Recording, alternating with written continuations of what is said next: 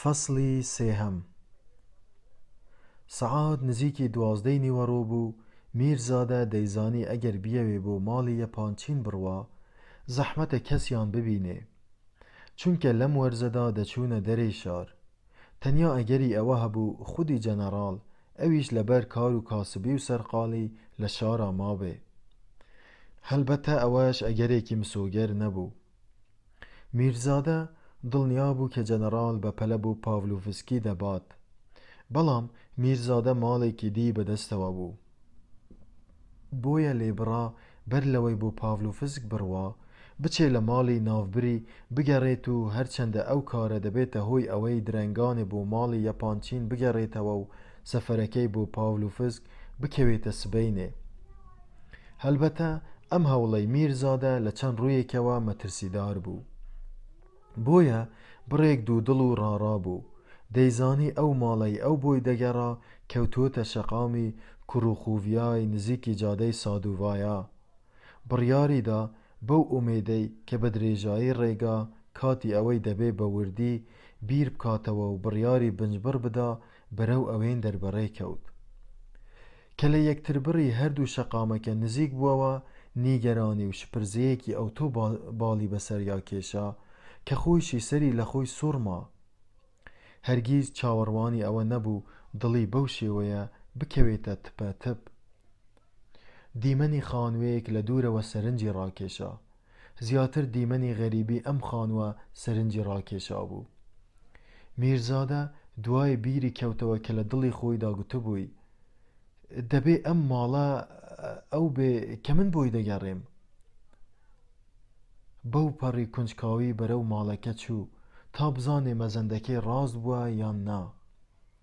بەخۆیشی نەیدەزانی بۆ حەزی دەکرد مەزەندەکەی ڕاست دەرنەچێ. پێی ناخۆش بوو مەزەندەکەی ڕاست دەربچێ. ئەم ماڵە ئەپارتمانێکی گەورە و تاریکی سێنهۆمی بوو. کەمترین هونەرکاری و جوانی تەلارکاری پێوە دیار نەبوو. ڕووکارەکەی سەوزێکی چڵکن بوو. ژمارەیەکی یەکجار کەم لە جۆرە خانوانەی کە دەگەڕێنەوە بۆ کۆتایی سەدەی ڕابردوو، مەبەست لە سەدەی 18 تا ئێستا لە پترزبۆرگدا ئەو شارەی کە لە گۆڕانکاری خێرای بەسەردادێ ماون. هەموو ئەو خانوانە خانووی مکوم و بتەون. دیوارەکانیان ئەستورە. پەنجەرەکانیان زۆر گەورەیە و لە دیوی دەرەوەڕا کەتیبەی شیشیان بۆ کراوە. نهۆمی خوارەوە زیاتر بۆ دووکانی سەرافی تەرخان کرابوون کە خاوەنەکانیان بە شێوەیەکی گشتی ئەندامی فیرقەی سکۆپێتس بوون. ئەم دووکاندارانە لە قاتی سەرۆی دووکانەکانیان بەکرێ دادەنیشتن. ئەم خانوانە چ لە دەرەوە و چ لە ناوەوە زۆر قەبز بوون. پیاو کە تەماشایان دەکا هەز دەکا سارد و سڕن، داخراون، پڕڕازن، بەبێ ئەوەی بتوانێ هۆی سەرهەڵدانی ئەو هەستە لێک بداتەوە. هەلبەتە شێوەی تەلارکاری و یەکانگیری هێڵی گشتیەکانی ئەم خانوانە جۆرە ڕاز و نهێنیەکیان لەخۆ گرتووە. زۆربەی ئاکنجیانی ئەم خانوانە مەگەر بە دەگمەن دەنا هەمویان هەر بازرگان و سەوداگەرن. میرزادە کە گەیشتە بەر دەرگای حەوشە تابلۆی قەت دیوارەکەی خوێندەوە. ماڵی ڕووگوژین بۆرژوای فەخری بە میرات. میرزادە بەسەر دوودڵیەکی خۆیدا زاڵ بوو. دەرگایەکی شوشەداری دەلەکدا وە ژوور کەوت. دەرگاکە بە تەقەتەق لە دوایەوە داخرا. بە قاڵدرمەکاندا بۆ نهۆمی یەکەم سەرکەوت. قاڵدرمەکان بە بەردی گەورە و قایم دروستکرابوون. لە نێو تاریکی دیوارەکاندا کە بۆیەیەکی سووری مات کرابوون نقوم بوو. میرزادە دەیزانی کە هەموو نهۆمی یەکەمی ئەم خانوە تەنگ و تاریکە، بەدەست ڕووگوژین و دایک و براکەیەوەیە. خزمەتکارێک دەرگای بۆ کردەوە بێ ئەوەی ناوی بپرسێ بە نێو چەند ژوورێکدا بردی. یەکەم جار چوونە هۆڵی میوانەوە. دیوارەکانی مەرمەڕنا و ئەرزەکەی تەختە پۆش کرابوو. کەلوپەلەکانی ناوی قەرەباڵغ و ناقۆڵا مۆدی ساڵانی 20 سەدەی 19 بوون. ئەوسا بەناو چەند ژوورێکی یەک لە ناو یەکدا بەڕاڕەوێکی پێچاوپێشدا ڕەت بوون. بە دووسێ پلیکەکاندا سەرکەوتن، پاشان بە دووسێ پلەکانی دیدا دەگەڕان. ئەنجام گەیشتنە بەر دەرگایەک یارۆی خزمەتکار لە دەرگایدا. پارفیۆن سیمۆنۆڤیچ ڕووگوژین بەخۆی دەرگاکەی کردەوە کە چاوی بە میرزا دەکەوت حەپەسا. لە جێی خۆی وشک بوو، ڕەنگی زەرد هەڵگەڕا. لە چەند ساتێکی تیژ تێپەڕدا بوو بە پەیکەرێکی بەردینی بێگیان. نیگای پڕ ترسی بڕیە میرزادە، چاوی نەدەترووکان، بزەیەکی هەراسان نیشتە سەر لێوی. پێدەچوو هاتنی میرزادە بە مەحاڵ یان نیمچە پەرجوویەک بزانێ. بۆیە باوەڕی بە چاوی خۆی نەدەکرد. میرزادە ئەگەرچی وێنای ئەو جۆرە کاردانەوەیەی دەکرد سەری سۆڕما، بۆیە بە ناڕەحەتی گوتی: پارفیۆن، ڕەنگە لە ناوەختا هاتبووم و ناڕەحەتم کردبیت. ئەگەر وایە دەگەڕێمەوە. پارفیۆن ئەنجام وەخۆ هاتەوە گوتی: نا هەرگیز ناوەخت نییە، فەرموو وەرە ژوورێ. زۆر خۆیی و بە ناوی خۆیانەوە یەکتریان دەدواند، چونکە لە مۆسکۆ زۆر جار یەکتریان دیتبوو. پێکەوە دانیشتبوون و تەنانەت یادگار و بیرەوەریشیان کەوتبووە نێوان. بەڵام پتر لە 3 مانگ بوو کە یەکتریان نەبینی بوو. هێشتا ڕەنگە زەردی و شپرزەیی و سووکە پەشێوی و گرژیەک بە چارەی ڕووگوژینەوە دیار بوو.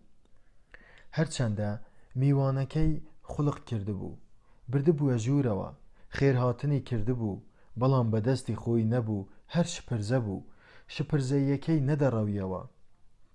لە کاتێکدا ڕووگوژین میرزادەی بۆ سەر کورسێکی کەنار مێزێک دەبرد، میرزادە بە ڕێکەوت ئاوڕی دایەوە کە نیگای سەیر و غەریب و شپرزەی ئەوی بینی لە جێی خۆی وشک بوو.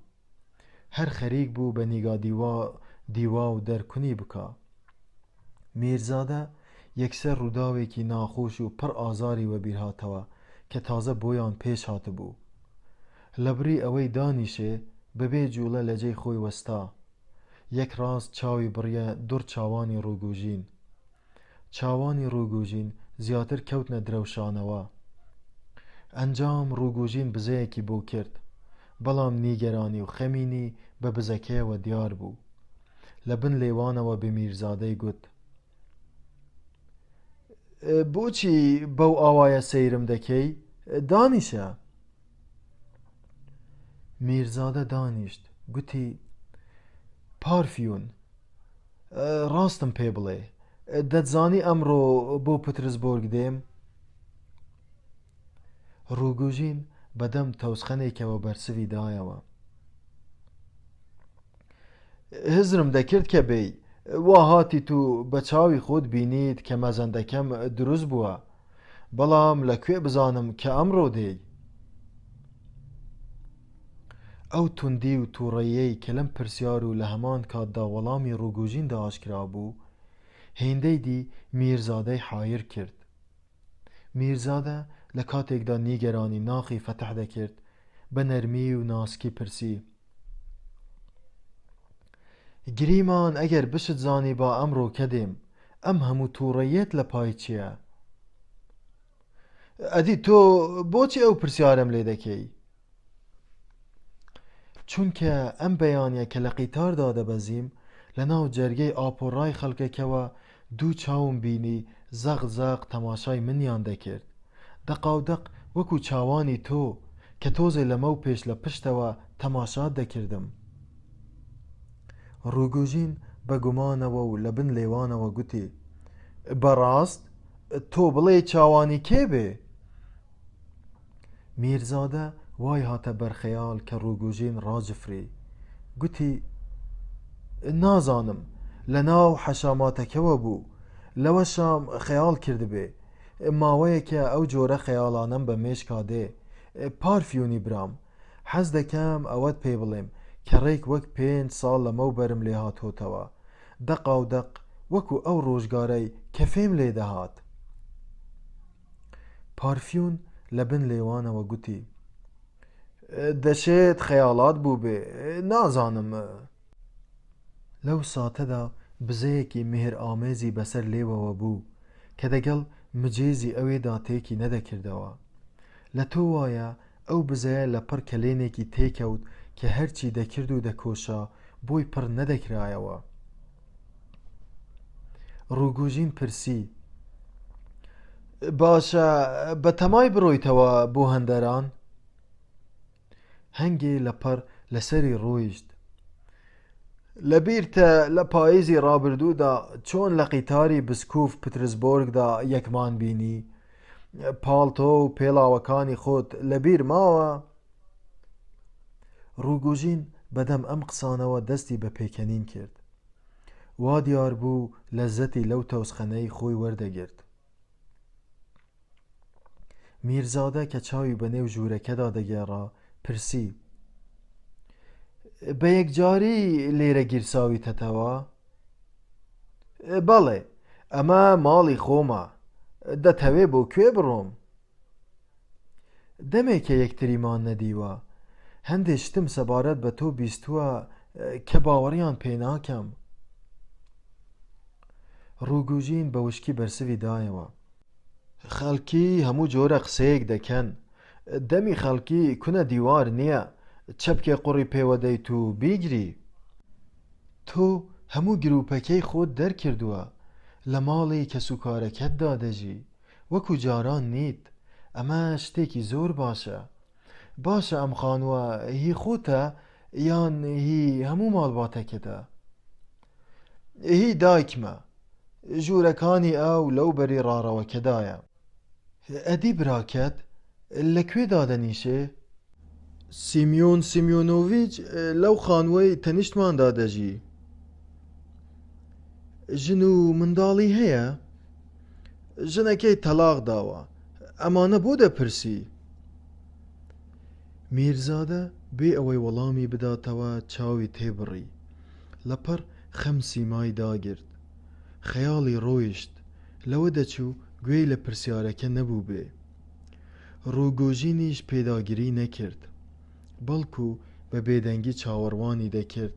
هەردووکیان بۆ ساتێ بێدەنگ بوون. میرزادە گوتی: ئێستا کە بۆ ئێرە دەهاتم لە دووری 100 مەترەوە بە مەزەندە ماڵەکەتم دۆزیەوە. چۆن؟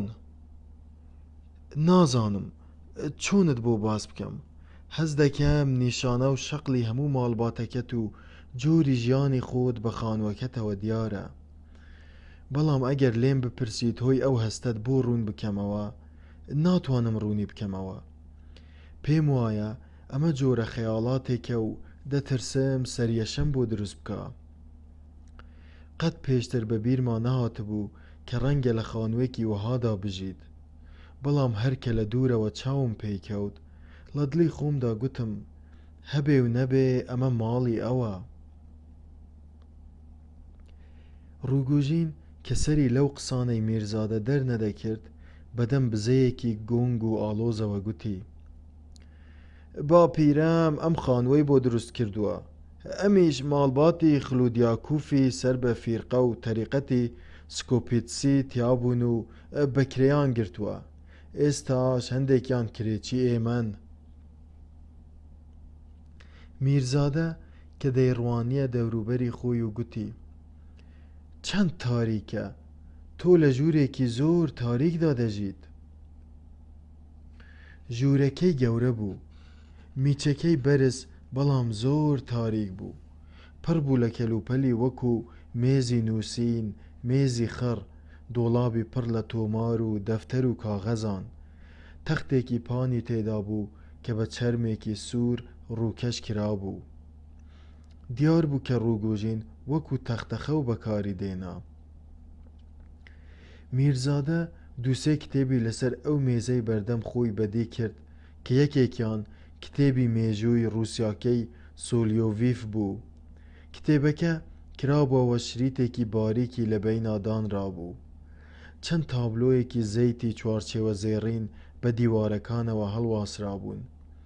تابلۆکان ئەوەندە تاریک و دووکەڵاوی بوون کە پیا و وێنەکانی بۆ جیان نەدەکرایەوە. یەکێک لە تابلۆکان کە سەرنجی میرزادەی ڕاکێشا وێنەی پیاوێک بوو بە قەوارەی ئاسایی، وێنەی پیاوێکی نزیکەی 50 ساڵ بوو کە پاڵتۆیەکی دەست درووی فەرەنگی لەبەرا بوو، دوو مێداڵ بە گەردنیا هاتبوونە خوارەوە، تەنکە ڕدێنێکی ماش و برنجی هەبوو، دەموچاوی چرچ و لۆچ و ڕەنگ و ڕووی زەردەڵە و سیسەڵە، نیگای پڕ گومان و ڕاز ئامێز و خەمین بوو. میرزادە پرسی: ئەمە وێنەی باوکتە؟ ڕووگوژین بەدەم زەردەخەنەیەکی تاڵەوە وەکو ئەوەی خۆی بۆ تانە و تەشەرێکی ناخۆش دەرهەق بە بابی ڕەحمەتی ئامادە بکا، گوتی: بەڵێ، خۆیەتی.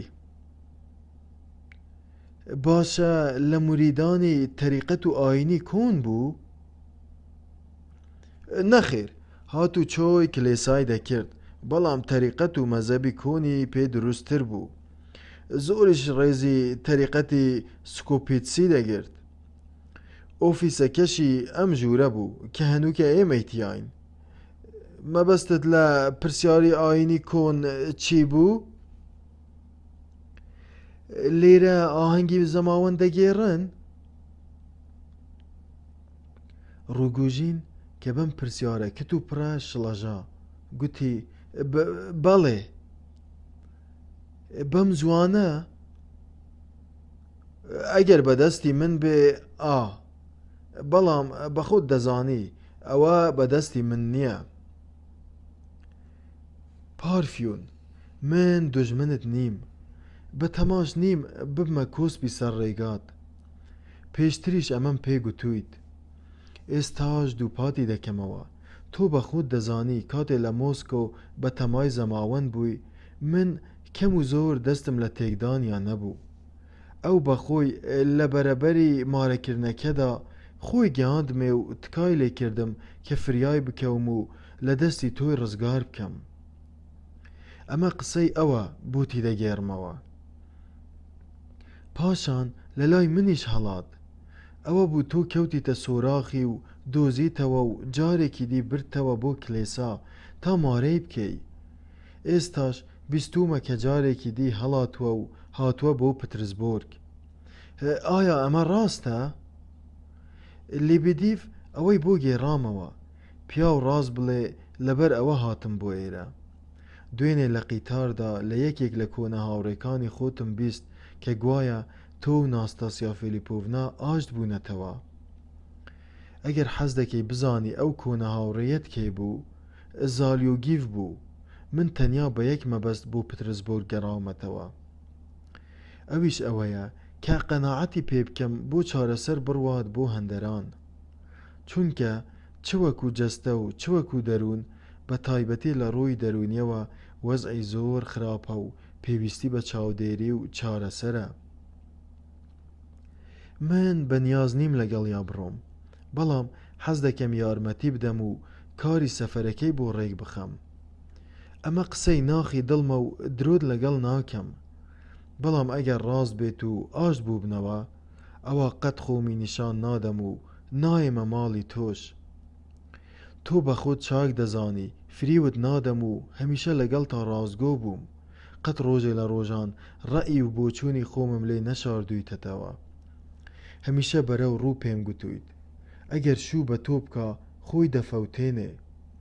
تۆش دووچاری عاقیبەتێکی ئەوەندە خراپ دەبی کە هەزار خۆزگەت بە و زۆرم پێخۆش دەبێ ئەگەر دووبارە لێک دی جیا ببنەوە.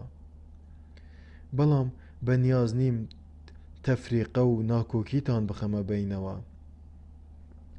لەو ڕووەوە خەیاڵت تەخت بێ، هەر بەدگومانیەک سەبارەت بە من لە مێشکی خۆت دەربکە. بە خۆتیش باش دەزانی قەت ڕۆژێ لە ڕۆژان من ڕەقیب و خەنیمی ڕاستەقینەی تۆ نەبووم. تەنانەت ئەو کاتانەش کە هەڵات و پەنای بۆ من هێنا، دەبینم پێم پێدەکەنی، گاڵتەت پێم دێ. دەزانم بۆ پێدەکەنی. ئێمە لەوێن دەر بە جیا دەژیاین، هەر یەکەمان لە وێلایەکی جیا دەژیاین. بێگومان لەمە ئاگاداری. من پێشتر بۆم باس کردووی کە خۆشم دەوێ، بەڵام خۆشەویستی بەزەیی نەک خۆشەویستی ئەڤینداری. پێم وایە دەبێ ئەم خاڵە زیاتر ڕوون بکەمەوە. ئەوسا گوتت کە لە مەبەستم تێدەگەی، وانییە؟ ئایا بەڕاستت بوو؟ بەڕاستی لێم تێگەیشتوویت؟ نیگا تەژی نەفرەتن، جا بۆیە بۆ ئێرە هاتووم تا دڵنیات بکەم و ئاسوودە ببی، چونکە تۆشم بەلاوە ئازیزە. پارڤیون، باوەڕ بکە زۆرم خۆش دەوێی، هەنووکە ئیدی دەڕۆم و هەرگیز نایێمەوە. دەی بەدوعا. میرزادە بە قەستی ڕۆیشتن هەستا. پارڤیون بە دەنگی نزم و پڕ سۆزەوە بێ ئەوەی لە جێی خۆی هەستێ و هێشتا هەر سەری ناوبە ناو دەستی ڕاستی گوتی: مەڕۆ، تۆزێکی دیکەش بمێنەوە، زۆر لە مێژە نەمدیوی. میرزادە دانیشتەوە. هەردووکیان بێدەنگ بوون. ئەوجا ڕووگوژین گوتی: لیون نیکۆلۆیاڤیچ، کاتێ لێم دووربی لەبەر چاو نەبی، زۆر ڕقم لێت دەبێتەوە.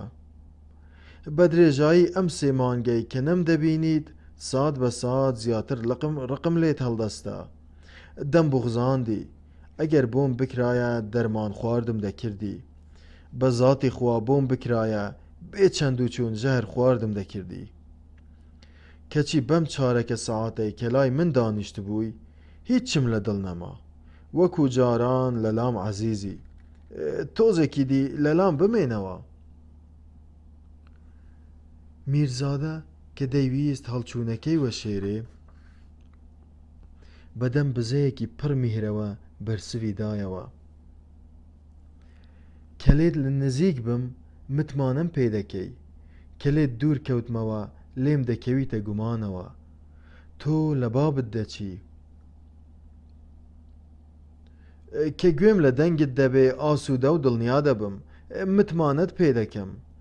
من زۆر چاک دەزانم کە ناشێ خەڵکانی وەکو من دەگەڵ تۆدا بەراورد بکرێ. بەڕاستی من هاوتای تۆ نیم. میرزادە لە کاتێکدا دەیڕوانیە ڕووگوژین بەسەر سامی گوتی: بۆچی ئەو ڕستەی دواییت گوت؟ بۆچی دیسان تووڕە بووی؟ ڕووگوژین بەرسوی دایەوە. ئێمە لێرەدا هاوڕێگیان، کەس هیچ بە کڵاومان ناپێوێ، کەس پرسمان پێ ناکات، کاروبارەکان بەبێ پرسی ئێمە ڕێک دەخرێن. ڕووگوژین بۆ ساتێک بێدەنگ بوو. ئەوجا بە ئەسپایی لەسەری ڕۆیشت. هەر یەکەمان بە شێوازی تایبەتی خۆی خۆشەویستی دەکا، یانی لە یەکدی جیاوازین، لە هەموو شتێکدا لێکدی جیاوازین. بۆ نمونە تۆ دەڵێی وەکو بەزەیی خۆشت دەوێ، بەڵام من پیاو ڕاست بڕوا یەک تۆسقال بەزەیم پێیدا نایەتەوە. سوور دەزانم کە ئەویش زۆری ڕق لە منە. شەو نییە خەونی پێوە نەبینم. لەو خەونانەمدا هەمیشە لەگەڵ کەسێکی دیدایە و گاڵتە بە من دەکا. جا برای ئازیز، ئەمە لە واقیعیش داوایە. قەولی داوە شوو بە من بکە، بەڵام زەڕەیەک لە بیری مندا نییە. حیسابی ئەو پێڵاوەشم بۆ ناکا کە فڕێ دەدا. باوەڕ دەکەی 5 دانە ڕۆژە نەمدیتووە، چونکە زاد ناکەم بچم بۆ ماڵەکەی، چونکە دڵنیام دەڵێ بۆچی هاتوویت. هەر لە ئێستاوە چەندین جار تەریقی کردوومەتەوە، شەرمەزاری کردووم. تەریقی کردوویتەتەوە؟ مەبەستت چییە؟ گوایە نازانی، لەوە دەچێ خۆت لە گێلی بدەی، مەگەر لە کلێسادا کە لە دەمەدەمی مارە بڕیندا هەڵ نەهات تا دەگەڵ تۆدا بڕەوێ، تۆ خۆت تۆزێ لەمە و پێش دانت بەمە دانا. سەیرە، یانی باوەڕم پێ ناکەی کە پێت دەڵێ من ئەدی لە مۆسکۆ بەگەڵ یارۆی ئەفسەر زمتی و ژینکۆڤ نەکەوت و سووک و ڕسوای نەکردم. هەنووکە دڵنیام کە بە ئانقەست دوای ئەوەی بەخۆی بەرواری مارە بڕینەکەی دیاری کرد دەستی بەو کارە کرد. میرزادە گوتی مەحاڵە. ڕووگوژین بە قەناعەتی تەواوەتیەوە گوتی من دڵنیام لەمە، تۆ پێت وایە کاری وا لەو ناوەشێتەوە؟ ئەم قسەیە بۆ یەکێکی دی بکە گیانە، ئەو ڕەفتارە لەگەڵ تۆدا ناکات و بە ناپەسەندی دەزانێ. قەناعەتم بەمە هەیە، بەڵام لەگەڵ مندا وایە و ئەولاتریش. هەر بە بەشەریشم نازانێ، هیچ حیسابێکم بۆ ناکا.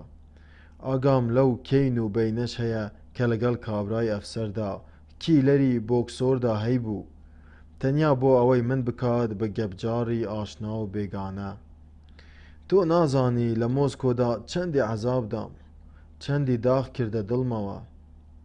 ئەدی پارە بۆ ناڵێی، مەگەر هەرخوا بزانێ چەندم بۆ خەرج کردووە. میرزادە بە شپرزەی و پەرێشانی گوتی کەوایە چۆن دەتوانی زەماوەندی لەگەڵ بکەی؟ ڕووگوژین لە هەوڵەوە وەڵامی نەدایەوە.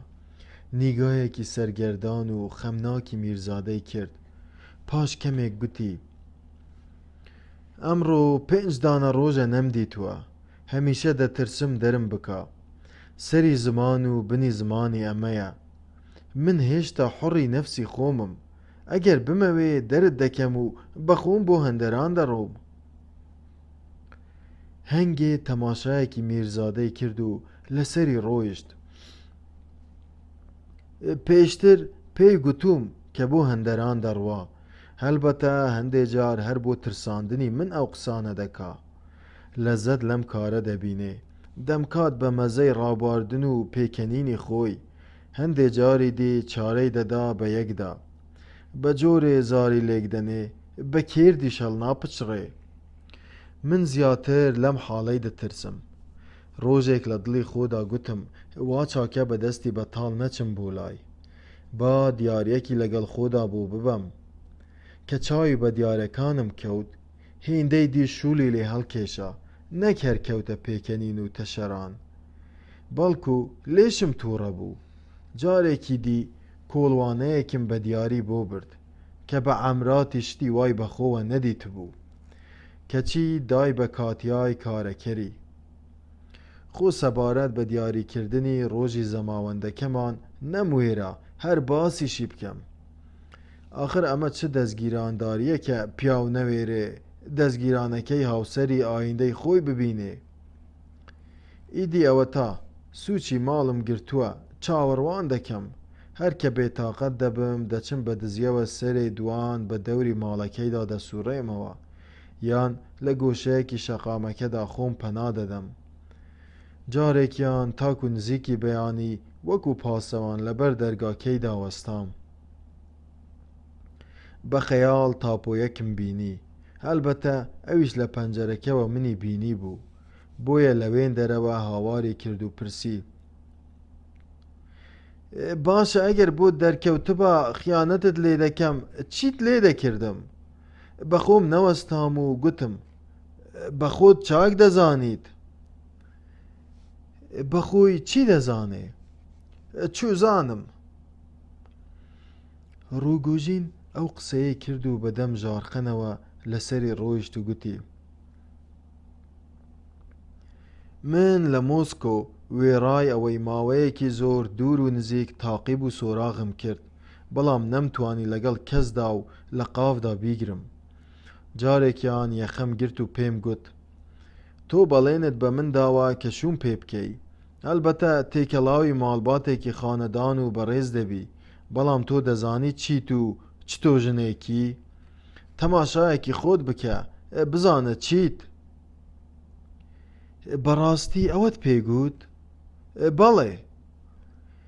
ئەدی ئەو چی گوت؟ گوتی من لە ئێستا بەدواوە بە نۆکەریشت قبوڵ ناکەم، چ جای بە مێرد. وەڵامم دایەوە منیش لێرە ناجوڵێم، بە ئامان و زامان لێرە ناڕۆم. گوتی منیش کیلەرت بۆ بانگ دەکەم تا دەرت بکا. منیش کەوتمە گیانی، بگرە کوێت دێشێ ئازای گیانیم شین و مۆر کردەوە. میرزادە بە هەڵچوونەوە گوتی: مەحاڵە، باوەڕ ناکەم. ڕووگوژین بە ئەسپایی بەڵام بە چاوانی ئەبلەقەوە گوتی: باوەڕ بکە تا توانیم لێمدا، بەڵام چیم بەسەر هات. 36 دانە سەعاتی ڕێک، یانی ڕۆژ و تاقێکی تەواو نەخەوم لێکەوت، نەنانم خوارد، نە ئاوم خواردەوە و لەو ژوورە نەجوڵام، لە بەردەمیا چۆکم دادا. گوتم ئامادەم لێرەدا بمرم، بتۆپم، بەڵام تا نەمبووری لێرە ناڕۆم. ئەگەر دەرم بکەی خۆم بە ئاوێدا دەدەم، خۆ دەخنکێنم، ئاخر من بەبێ تۆ دەکەمە چی؟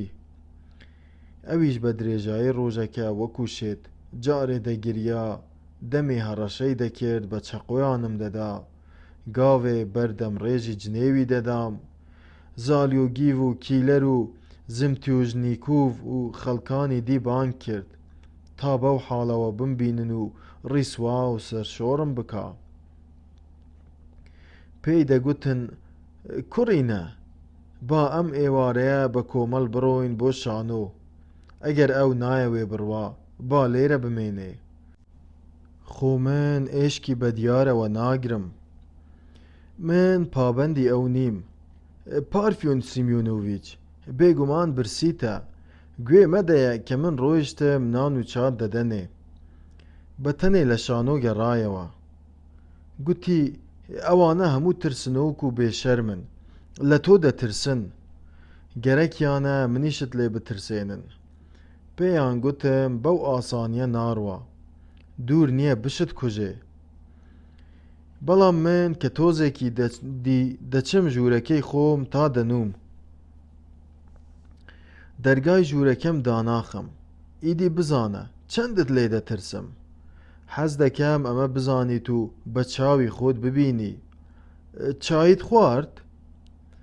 گوتم نا، ناخۆم. گوتی: زۆر چاکە، دەتەوێ خۆت بنوێنی، کەیفی خۆتە، بەڵام ئەم ڕەفتارت لێ نایەت. و دەقا و دەق هەمان کاری کرد، دەرگاکەی بە کلیل قفڵ نەدا. بەیانی کە لە ژوورەکەی هاتە دەرەوە، دەستی بە پێکەنین کرد. گوتی: چییە، شێت بوویت؟ دەتەوێ خۆت لە برسا بکوژی؟ گوتم: بمبورە. گوتی: نەدەتبورم و نەشوت پێ دەکەم، ئەمە قسەی بەر و دوامە. بە درێژایی شەو لەسەر ئەم کورسیە بێدار بوویت؟ گوتم: بەڵێ، بۆ نیو نەختیش نەخەوتم. ناستاسیا گوتی: پێتەوە دیارە، یانی هەنووکەش خەیاڵی چا خواردنت نییە؟ گوتم: هیچم ناوێ، تەنیا ئەوە نەبێ کەم بمبەخشی.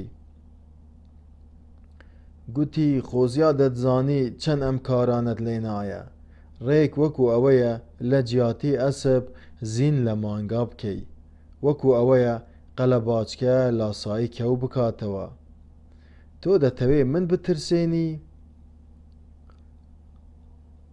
من چ باکم بەوەیە تۆ برسیبی یان تێر، بەقەت نوکە دەرجێکیش کارم تێ ناکات.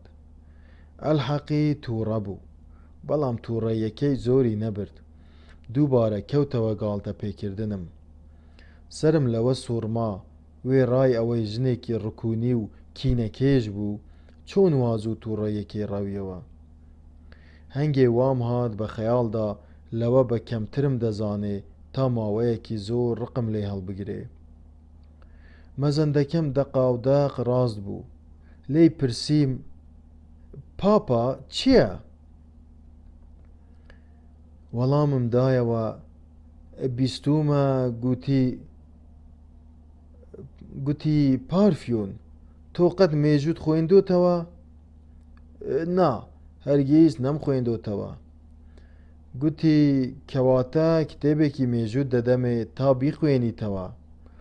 ڕۆژگارێک پاپایەک لە ئیمپراتۆرێک تووڕە دەبێ.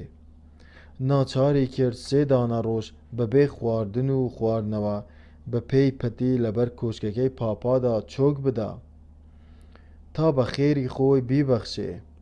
بە خەیاڵ و مەزەندەی تۆ، ئیمپراتۆر لە ماوەی ئەو 3 ڕۆژەدا بەدەم چۆکدادانەوە بیری لە چی کردوتەوە و چ بەڵێنێکی بەخۆی داوە.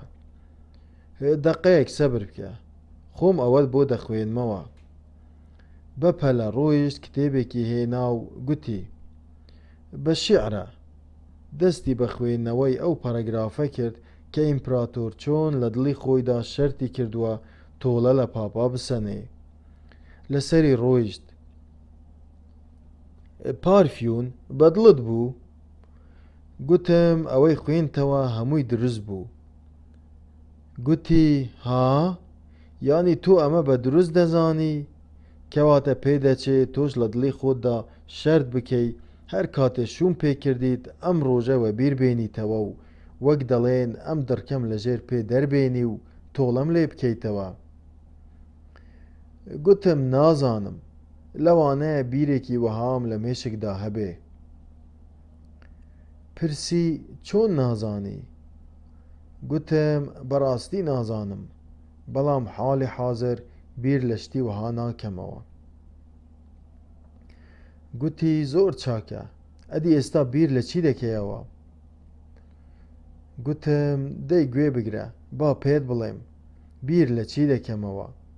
کاڵ دەستیت و بەلامدا تێدەپەڕی لە دواوە نیگات دەکەم کە گوێم لە خشەخشی جلەکانت دەبێ دڵم دادەخورپێت کە لە ژوورەکە دەردەچی هەر هەموو قسەکانت وەکو خۆیان دەنگت وەکو خۆی لە گوێمدا دەزرینگێتەوە، لە یادگەمدا دەنگ دەدەنەوە.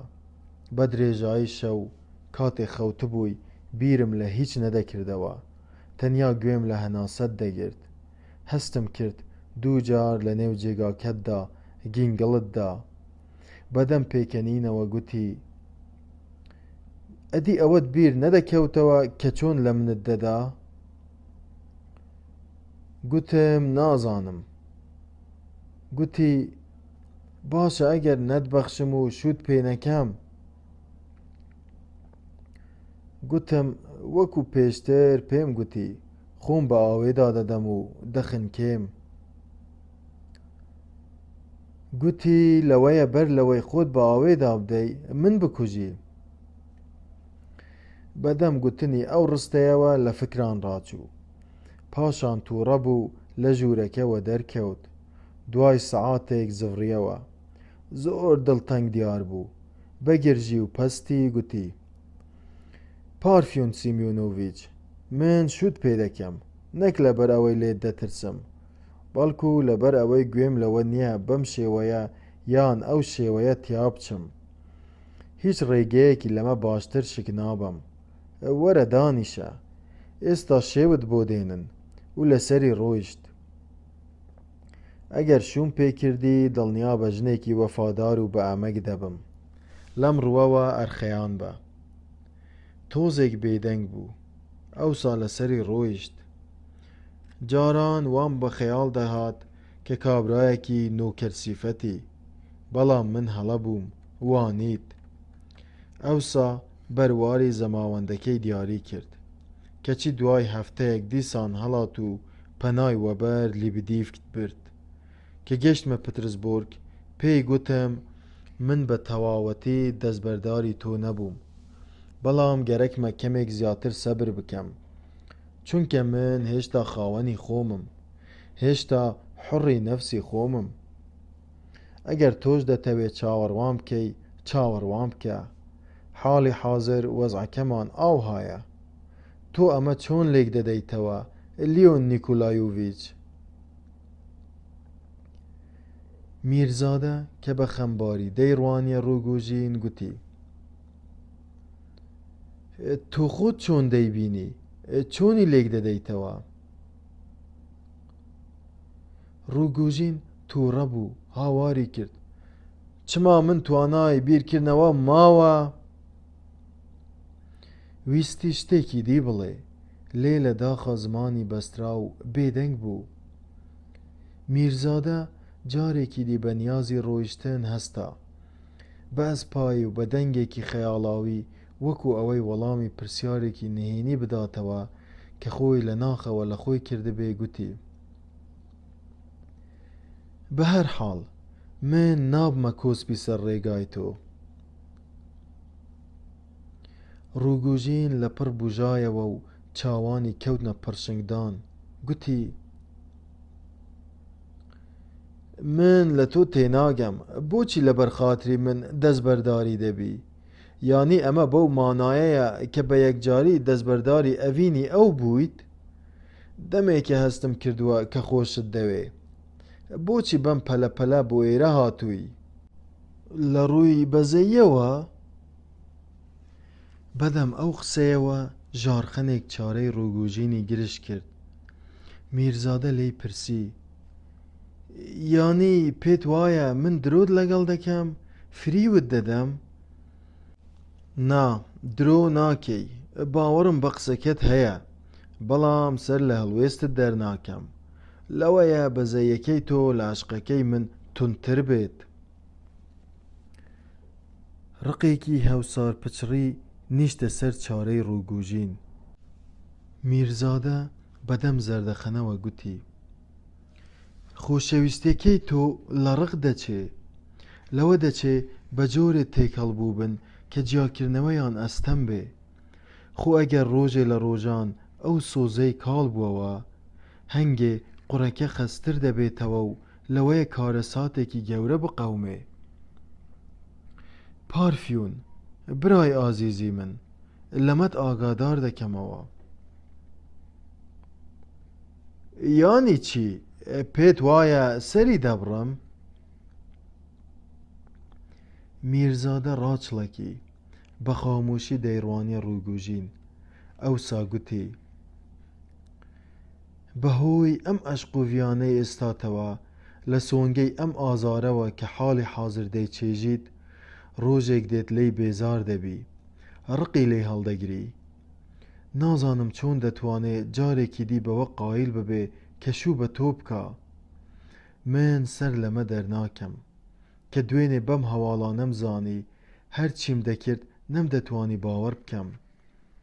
بەڕاستی خەمبار بووم. ئەخر بۆچی دوو جاران تۆی سووک و شەرمەزار کرد لەسەری مارە بڕیندا جێی هێشتی؟ ئەمە مانای وایە کە لە شتێک ترساوە. باشە هەنووکە بۆچی دیسان بای داوەتەوە سەر تۆ؟ چ خاسیەتێکی لە تۆدا بەدی کردووە؟ تەماحی لە پارەکەتە؟ ئەمە گرینمانەیەکی نابەجێیە، بە تایبەتی کە تاکو ئێستا بەشێکی زۆری سەرمەت و سەروەت و سامانەکەت خەرج کردووە، تۆ بڵێی مەبەستی تەنیا شوکردن بێت و بەس؟ خۆ زۆر بە ئاسانی دەتوانێت مێردێکی لە تۆ باشتر پەیدا بکە. هەر مێردێکی دی بۆ ئەو لە تۆ باشترە، چونکە تۆ لەگینە سەری ببڕی. لەوەشە بەخۆی زۆر بە باشی ئاگاداری ئەو بابەتە بێ. تۆ بڵێی بەهۆی ئەوەوە مەیلی تۆی هەبێ کە لە ڕادەبەدەر خۆشت دەوێ؟ بەڵێ، لەوەیە لەبەر ئەمە بێ. بیستومە هەندێ ژن هەن کوشتەی ئەو جۆرە عەشق و ڤیانەن، بەڵام میرزادە بێدەنگ بوو، لە فکران ڕاچوو.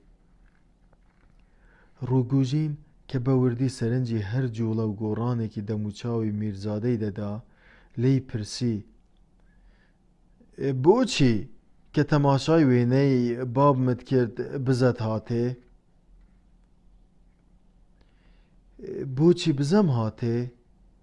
لەبەر ئەوەیە وام وێنا دەکرد کە ئەگەر ئەم عەشق و ڤیانە پڕ ئازارە نەبوایە، زۆر زوو وەکو بابت لێدەهات، لەم خانوەدا لەگەڵ ژنێکی گوێڕایەڵ و بێدەنگدا دەژیایت.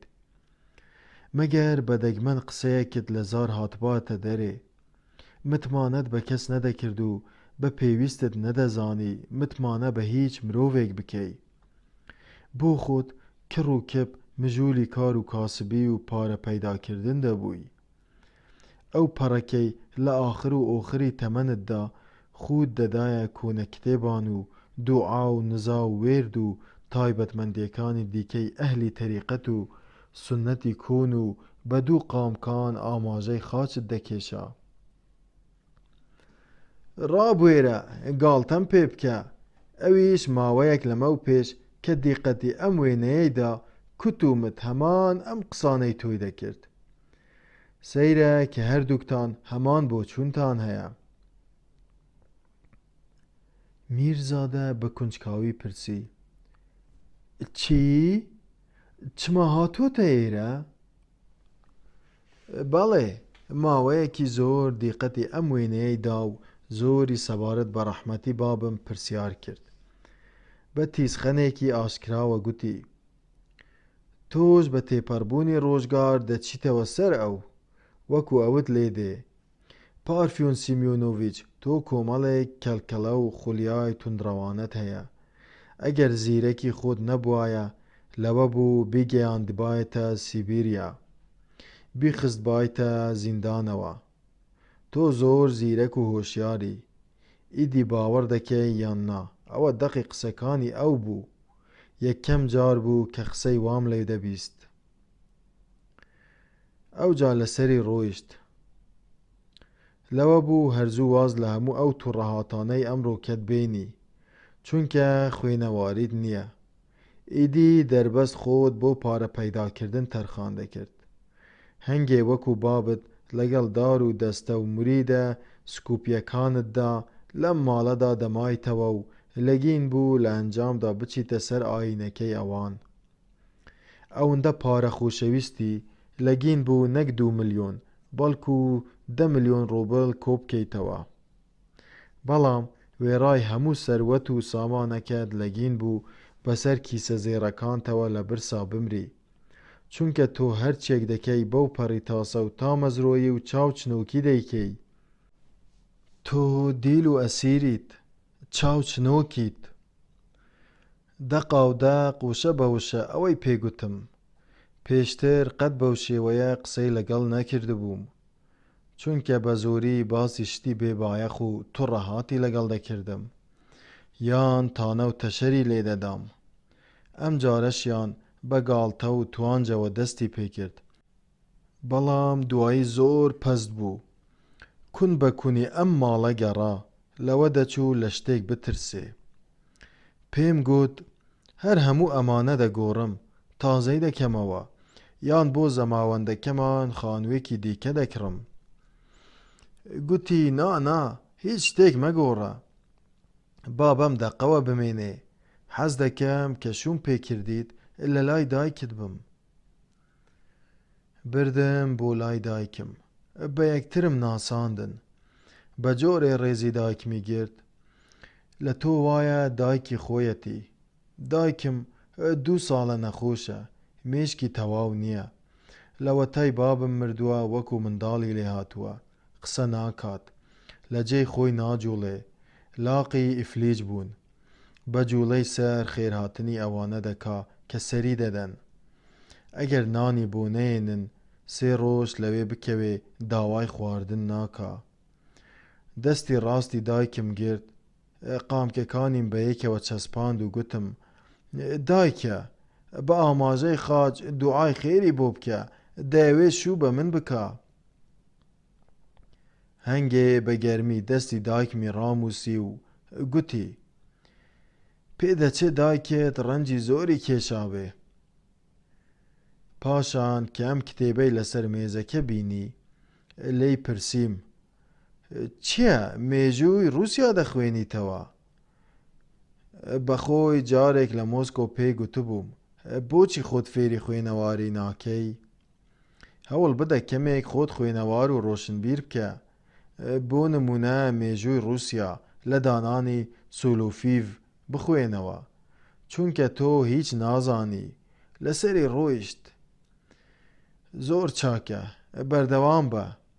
ئەگەر ڕازی بیت، لیستێکی ئەو کتێبانت بۆ ئامادە دەکەم کە پێویستە لە سەرەتاوە بیان خوێنیتەوە. ڕازیت؟ قەت ڕۆژێک لە ڕۆژان بەو شێوەیە قسەی لەگەڵ مندا نەکردبوو. زۆرم پێسەیر بوو. حەپە سام.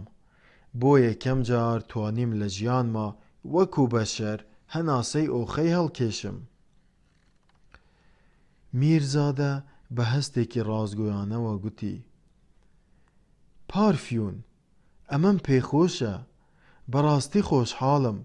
کێ چووزانێ، لەوەیە خوا پێکتان بێنێ و پێکەوە بەختەوەر بن.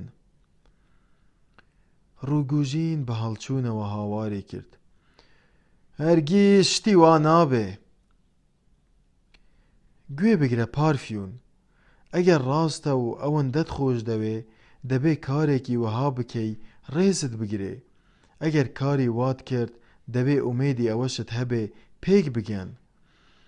من تۆزێ لەمە و پێش پێم گوتیت کە پێم سەیرە و بگرە ناڕەحەتم کە قایل بووە شوو بە تۆ بکە. هەرچەندە لە هۆی ئەم قایلبوونەی ناگەم، بەڵام بێگومان دەبێ هۆیەکی ماقوڵ و قەناعەتبەخش لە ئارادا بێ. ئەو لە عەشق و ڤیانی تۆ دڵنیایە. هەلبەتە قەناعەتی تەواویشی هەیە کە کۆمەڵێک سوخەتی باشیشت تایە. ئەمە جەوهەری مەسەلەکەیە و باوەڕ ناکەم جگەلەوە هیچی تر لە ئارادا بێ. ئەو قسەیە کە هەنووکە کردت خۆی لە خۆیدا نیشانە و بەڵگەی دروستی بۆ چوونەکەی منە.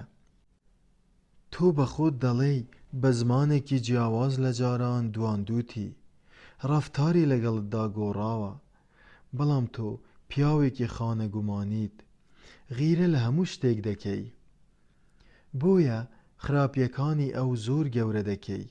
مەحاڵە بۆ چوونی ئەو دەرهەق بە تۆ بەو ڕادەیە خراپ بێ کە تۆ وێنای دەکەی.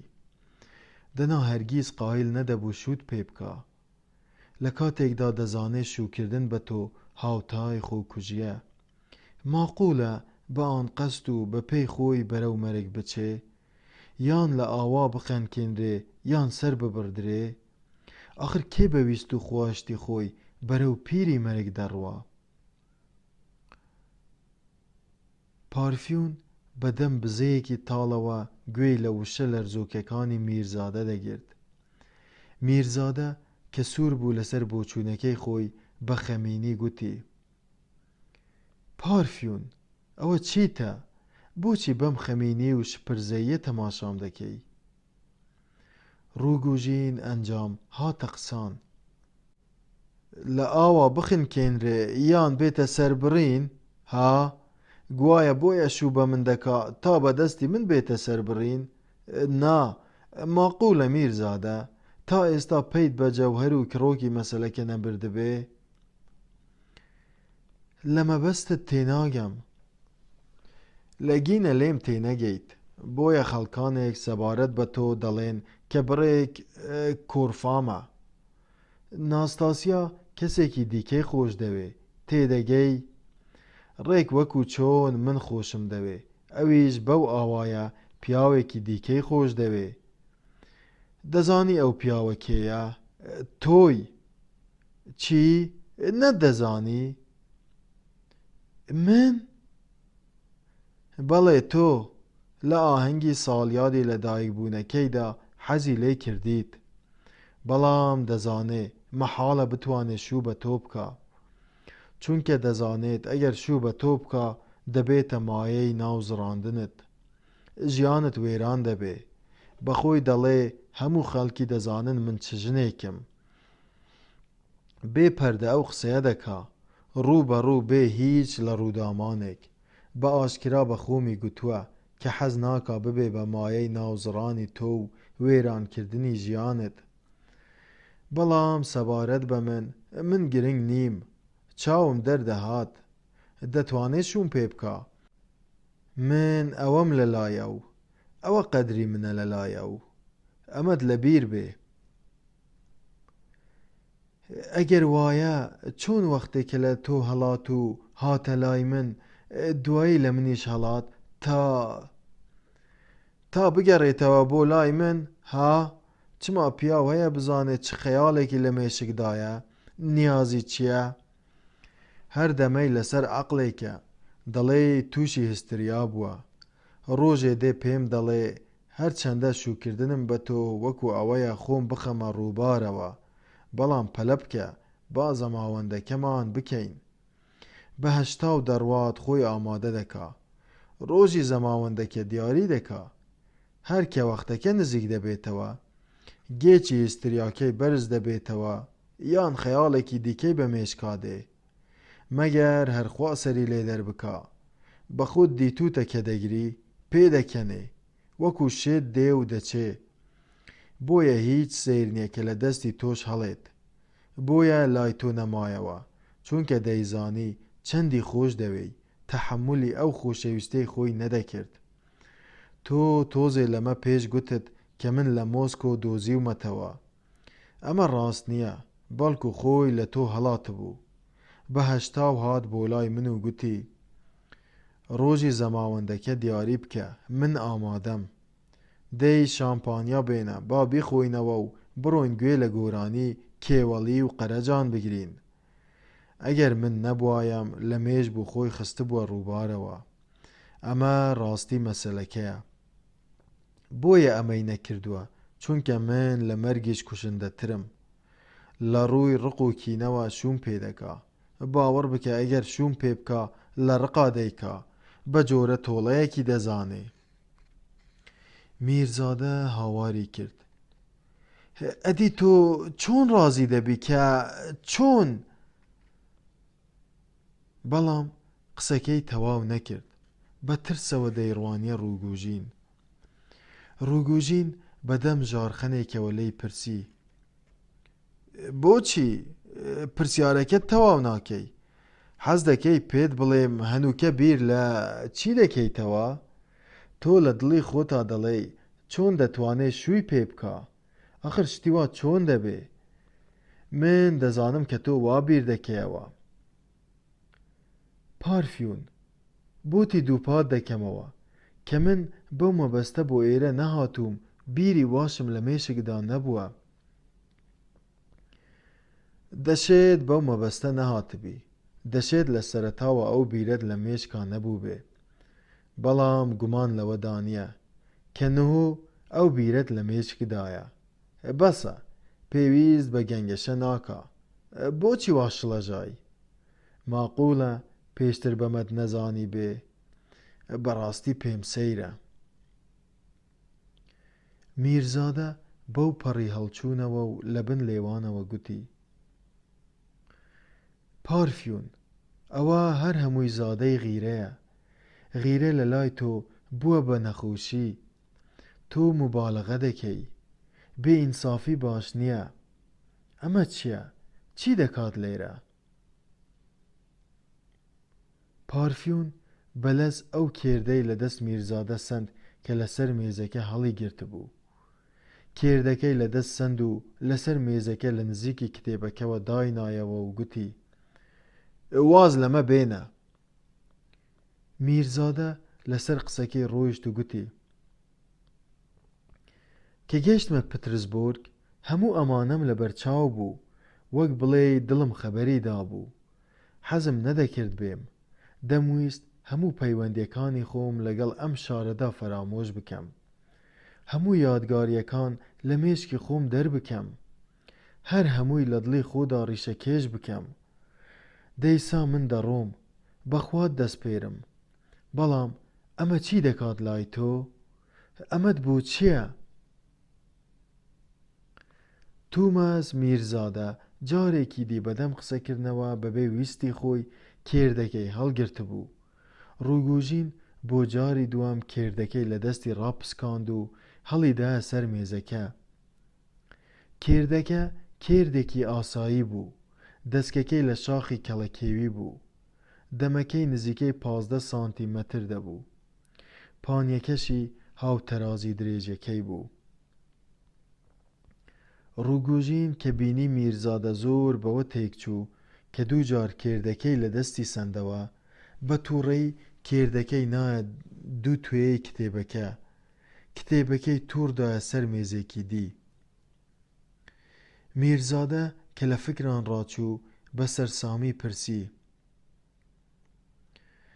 ئەم کێردە بۆ کاغەز بڕین بەکاردێنی؟ بەڵێ. بەڵام ئەم کێردە هی باغ بڕینە؟ بەڵێ وایە. چما ناکرێ بۆ کاغەز بڕینیش بەکار بێ؟ بەڵام ئەمە زۆر تازەیە. ڕووگوژین بەو پەڕی تووڕەیی کە لەگەڵ هەر وشەیەکی میرزادەدا تووڕەتر دەبوو هاواری کرد: چ قەیدیە؟ یانی ناتوانم ئەگەر حەز بکەم کێردێکی نوێ بکڕم؟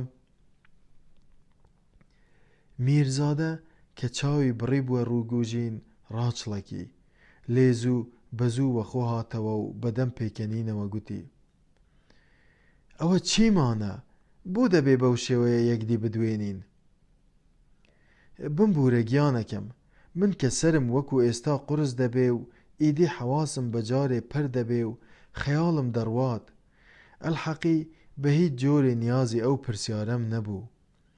خەیاڵم ڕۆیشت و ئەو پرسیارەم لەبیر چوو کە دەمویست بیکەم. بە هەر حاڵ بەخوات دەسپێرم. ڕووگوژین گوتی: لەم ڕێگەیەوە مەڕۆ. بیرم چووەوە. بەدوای مناوەرە، ڕێگاکەت پێ نیشان دەدەم.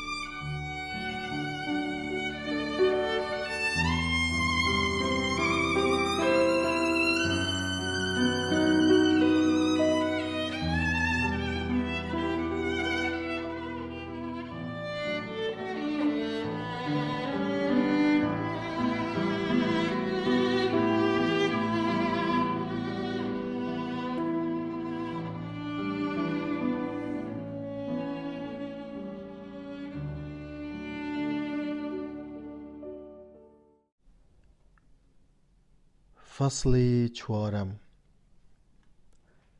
بە هەمان ئەو ژوورانەدا تێپەڕین کە میرزادە لێیانەوە هاتبووە ژوورەوە.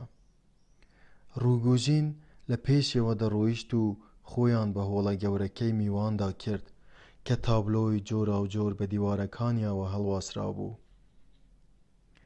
هەر هەمووی وێنە مەترانان و دیمەنێن سروشتی تێکەڵ و پێکەڵ بوون و پیا و سەری لێ دەرنەدەکردن.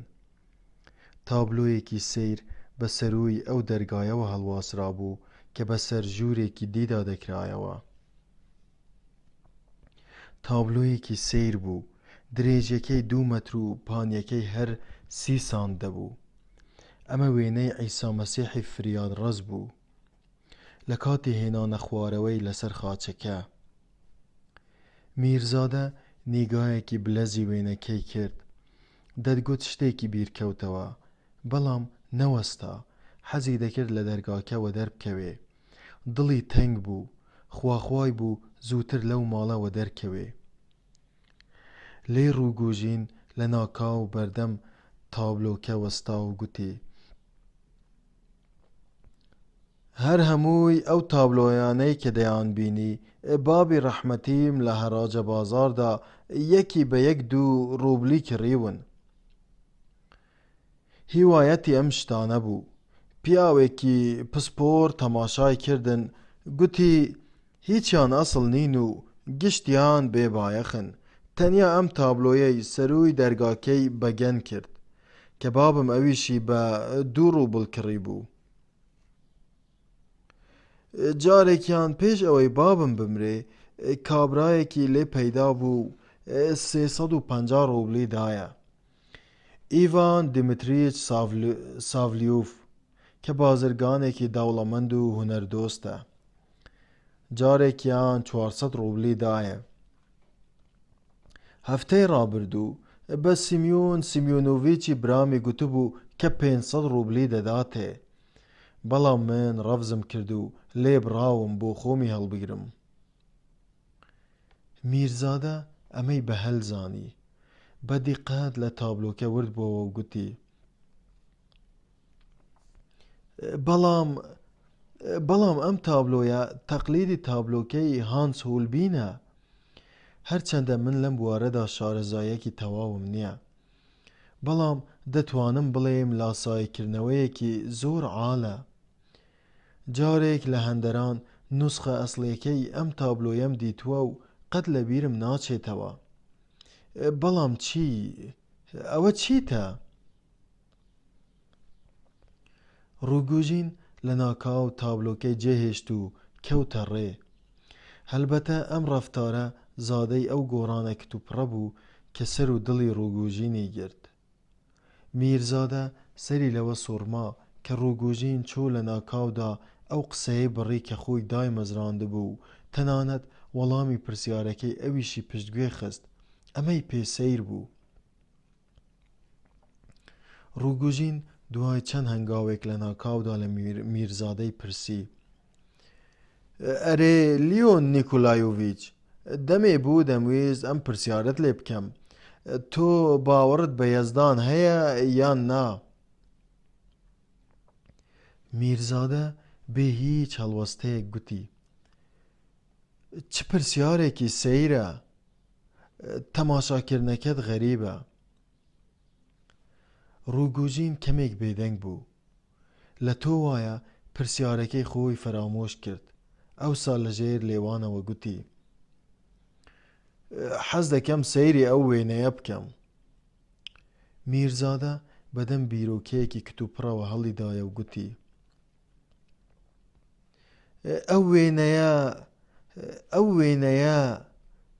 ئەو وێنەیە لە گینە باوەڕی هەندێک کەس سەلب بکە. ڕووگوژین بە شێوەیەکی چاوەڕوان نەکرا و قسەکەی میرزادەی سەلماند. ڕاستە، باوەڕی پیا و سەلب دەکا. هەنووکە گەشتبوونە بەر دەرگای دەرەوە. میرزادە لە پڕ وەستا و گوتی: چۆن؟ من گاڵتەم کرد کەچی تۆ قسەکەت زۆر بەهەندگرتووم. بۆچی پرسیت کە ئایا باوەڕم بە یەزدان هەیە یان نا؟ هەروە بێمەبەست لە مێژ بوو دەمویست ئەو پرسیارەت لێ بکەم. لەم ڕۆژگارەدا زۆر کەس هەن کە باوەڕیان بەخوا نییە. تۆ لە هەندەران ژیاوی، دنیا زیاتر دیتووە. ڕاستە، وەکو جارێک کابرایەکی مەست پێی گوتم گوایە ژمارەی ئەو کەسانەی لێرە واتە لە رووسیا باوەڕیان بەخوا نییە لە هەموو وڵاتێکی دی زیاترن. ئەو کابرا مەستە پێی گوتم خوانەناسی بۆ ئێمە ئاسانترە لە خەڵکی تر، چونکە ئێمە لەوان پێشکەوتووترین.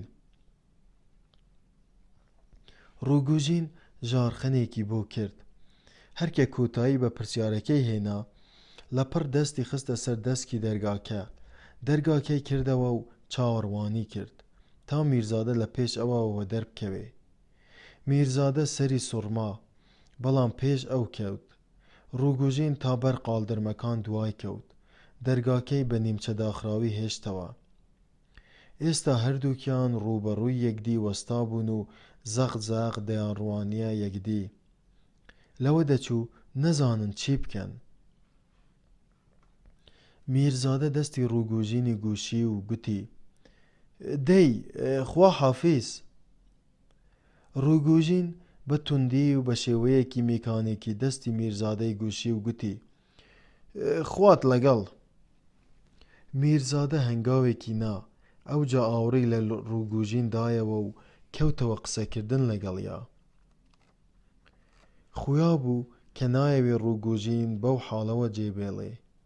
ئەمە جگەلەوەی کە یادەوەریەکی کتوپڕیشی بیر کەوتەوە. بۆیە ئاوڕێکی لێدایەوە و بەدەم پێکەنینەوە گوتی: سەبارەت بە باوار لە بیرمە هەفتەی ڕابردوو لە ماوەی 2 ڕۆژدا تووشی 4 گەنگەشەی جیاوازی لەو جۆرە بووم. بەیانیەک لە سەفەرێکما بە هێڵێکی تازەی خەتی شەمەندەفەر لە قیتارا بووم بە هاوڕێی سین ناوێک. 4 دانە سەعاتی ڕێک گەنگەشە و مناقەشەمان کرد. پێشتر زۆر شتم دەربارەی بیستبوو بۆم دەرکەوتبوو کە پیاوێکی خوانەناسە. بەڕاستی پیاوێکی ڕۆشنبیر و زانا بوو. زۆرم پێخۆش بوو کە دەرفەتی مناقشە و گەنگەشەم لەگەڵ ڕۆشنبیر و زانایەکی وا گەورەدا بۆ هەڵکەوتبوو. بە تایبەتی کە پیاوێکی بەڕێز و زۆر بە نەزاکەت بوو. بە جۆرە قسەی لەگەڵ مندا دەکرد وەکو ئەوەی لە زانست و پڕ زانیاریدا هاوتای خۆی بم. ئەم پیاوە باوەڕی بەخوا نەبوو، بەڵام ئەوەی بە درێژەی گەنگەشەکەمان مایەی سەرنج بوو، ئەوە بوو لە گەنگەشەکەماندا خۆی لە جەوهەری مەسەلەکە نەدەدا. لەوەش سەیرتر ئەوە بوو هەموو ئەو خوانە ناسانەی پێشتر دیتبوو من، یان ئەو کتێبانەی لەو بارەیەوە خوێندبوونەوە لەوە دەچوون خۆ لە قەرەی جەوهەری مەسەلەکە نەدەن، تەنیا بە دەوری ڕواڵەتی مەسەلەکەدا دەسوڕانەوە. ویستم ئەم سەرنجەی خۆم بە هاوسەفەرەکەم بگەیەنم، بەڵام لەوە دەچوو نەمتوانی بێ بۆی ڕوون بکەمەوە، یان نەمتوانی بێ مەبەستەکەمی لێ بگەیەنم، چونکە کەم و زۆر لێم حاڵی نەبوو. هەمان ئێوارە لە میوانخانەیەکی چکۆڵەی شارۆچکەیەک لامدا، باسی ئەوە بوو کە دوێ شەو لە هەمان میوانخانەدا تاوانێک ڕوویدا بوو. دەیانگێڕایەوە گوایە دوو دێهاتی میان ساڵ ڕێک و پێک دۆستی کۆنی یەکدی دوای ئەوەی پێکەوە نان و چان خواردبوو، ژوورێکیان بەکرێ گرتبوو و چوو بوون بخەون. یەکێکیان 2 ڕۆژ بوو سەعاتێکی بەر باخەلی زیوی زنجیر زەردی مرواری داری بە هاوڕێکەی بینی بوو. پێشتر ئەم سەعاتەی بە هاوڕێکەی نەبینی بوو. ئەم پیاوە نەک هەردز نەبوو، بەڵکو پیاوێکی زۆر سەرڕاست و دەستپاک و ئەمینیش بوو. لە چاو دێهاتی و جووتیارانی دیکەشدا هەژار و نەدار نەبوو، کەچی بە جۆرێ تەماحی چوو ئەم سەعاتە کە خۆی پێی نەدەگیرە. هەر کە بینی هاوڕێکەی پشتی کردە ئەو، هەڵی کێشە چەقۆ و لە پشتەوە و بە پارێزەوە بۆی چوو. قەراری خۆی دا، چاوی بڕیە ئاسمان و هێمای خاچی کێشە لە بن لێوانەوە و بە کوڵ کەوتە دوعا و نزا. خودایە بمبورە، خودایە بە مەسیحم ببەخشە. هەنگێ هاوڕێکەی وەکو بەرەخ گۆشا گۆش سەر بڕی و سەعاتەکەی نایە تەنکەی باخەڵی. ڕووگوژین لە قاقای پێکەنینێکی ئەو تۆیدا لە تۆ وایە تووشی هستریا بووە. ئەم پێکەنینەی لەکوێ و ئەو پەستەی تۆزێ لەوە پێشێ لەکوێ؟ بەڕاستی سیر بوو، بە دەنگێکی لەرزۆک و بەدەم پێکەنینەوە گوتی: خۆشە، یەکێک لە بنی باوەڕی بە خودا نییە و یەکێکی دی ئەوەندە بەدینە کە بەدەم دوعا و نزاوە خەڵکی سەردەبڕێ. نا میرزادە، نا براکەم، ئەمە شتێک نییە لە هیچە دروست بکرێ.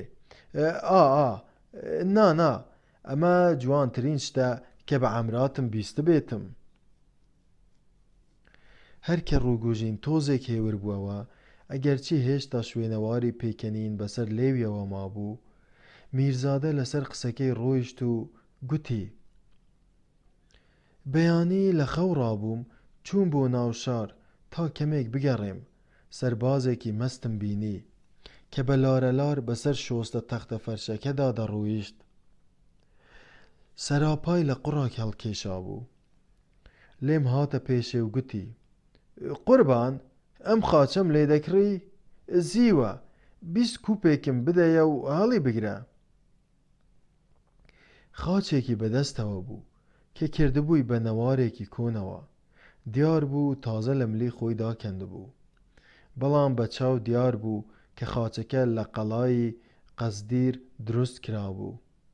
خاچێکی گەورەی هەشتکوڵە بوو کە لەسەر شێوازی ڕۆمی ڕۆژهەڵاتی بێزەنتی دروست کرابوو. دراوێکی 20 کوپیکم لە بەرکم دەرهێنا و دام بە یارۆی سەرخۆش. هەر لەوێ خاچەکەم لەملم کرد، بەسەر و سیمایدا بۆم دەرکەوت کە زۆر خۆشحاڵە بەوەی ڕێبوارێکی ساویلکەی خەڵەتاندووە. یەکسەر ڕۆی تا بە پارەی خاچەکەی مەشروب بخواتەوە. هەلبەتە هیچ گومانێک لەوەدا نەبوو. هەر شتێکم لە ڕووسیادا دەبینی کارێکی زۆری لە دڵ و دەروونم دەکرد. پێشان هیچم دەربارەی وڵاتەکەم رووسیا نەدەزانی، چونکە لەو پەڕی غەفڵەتدا گەورە بووم و ژیا بووم. خۆ لە ماوەی ئەو 5 ساڵەشدا کە لە هەندەران بووم، تەنیا هەندێک یادەوەری خەیاڵیم دەربارەی رووسیا لەلا بوو. بەدەم ڕێکردنەوە لە دڵی خۆدا دەمگوت نابێ پەلە بکەم و ئەم مەسیح فرۆشە مەحکوم بکەم، مەگەر هەر خوا بزانێ دڵی لاوازی ئەو مەست و سەرخۆشانە چی تایە.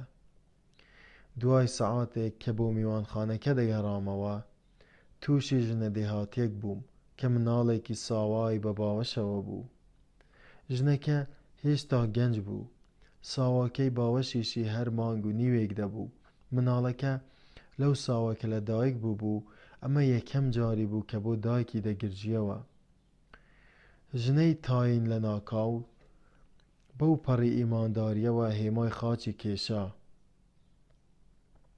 لێم پرسی، ئەوسا هەمیشە پرسیارم لە خەڵکی دەکرد، بۆچی ئاماژەی خاچت کێشا؟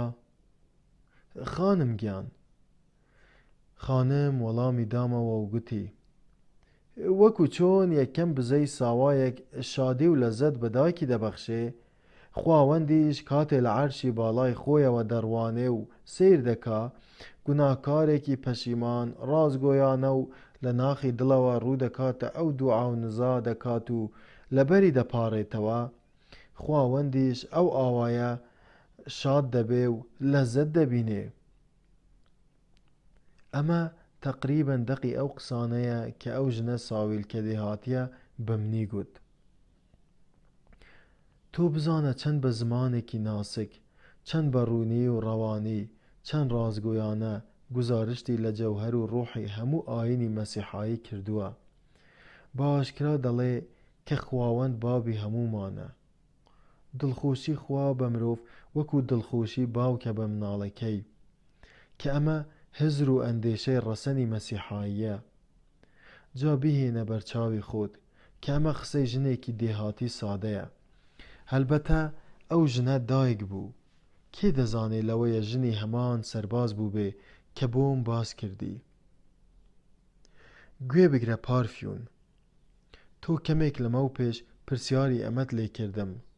فەرموو، ئەمە وەڵامی منە. جەوهەر و کڕۆکی هەستی ئاینی لە گشت بیرکردنەوەیەک لە هەموو کارێکی خراپ، لە گشت تاوانکاری و هەموو ڕێچکە و ڕێبازێکی خوانەناسی بەدەرە. ئەم هەست و سۆزە ڕاز و نهێنیەکی تێدایە کە قەت بە بەڵگە و بۆچوونی خوانەناسان نایەتە کەشفکردن و هەتایش هەر بەو جۆرە و بەسەر موری دەمێنێتەوە. من گەیشتومەتە ئەو قەناعەتە. یەکێک لەو قەناعەتانەی کە دوای گەڕانەوەم بۆ رووسیا لام پەیدا بووە، ئەمەیە پارفیون زۆر کار هەیە دەبێ بکرێ. باوەڕ بکە زۆر کار هەیە دەبێ لە وڵاتەکەماندا لە رووسیادا بکرێ. بیری خۆتی بێنەوە کە وەختێ لە مۆسکۆ بووین چۆن دیدار و گفتوگۆمان دەکرد. من هەرگیز حەزم نەدەکرد بۆ ئێرە بگەڕێمەوە. هەرگیز وێنام نەدەکرد تۆ لێرە ببینم و بەم شێوەیە ڕوبەڕووی یەکتر ببینەوە. بە هەر حاڵ ئەوەی چوو خدا حافیز، ئەس پاردەی یەزدان بیت. میرزادە ئەوەی گوت و وەرچەرخا و بە قاڵدرمەکاندا داگەڕا کە گەیشتە حەوشۆکەکەی ژێر قاڵدرمەکان. پارفیون لە سرێ ڕا گازی کرد. لیۆن نیکولایۆڤیچ، ئێستا ئەو خاچەت پێیە کە لەسەر بازەکەت کڕی؟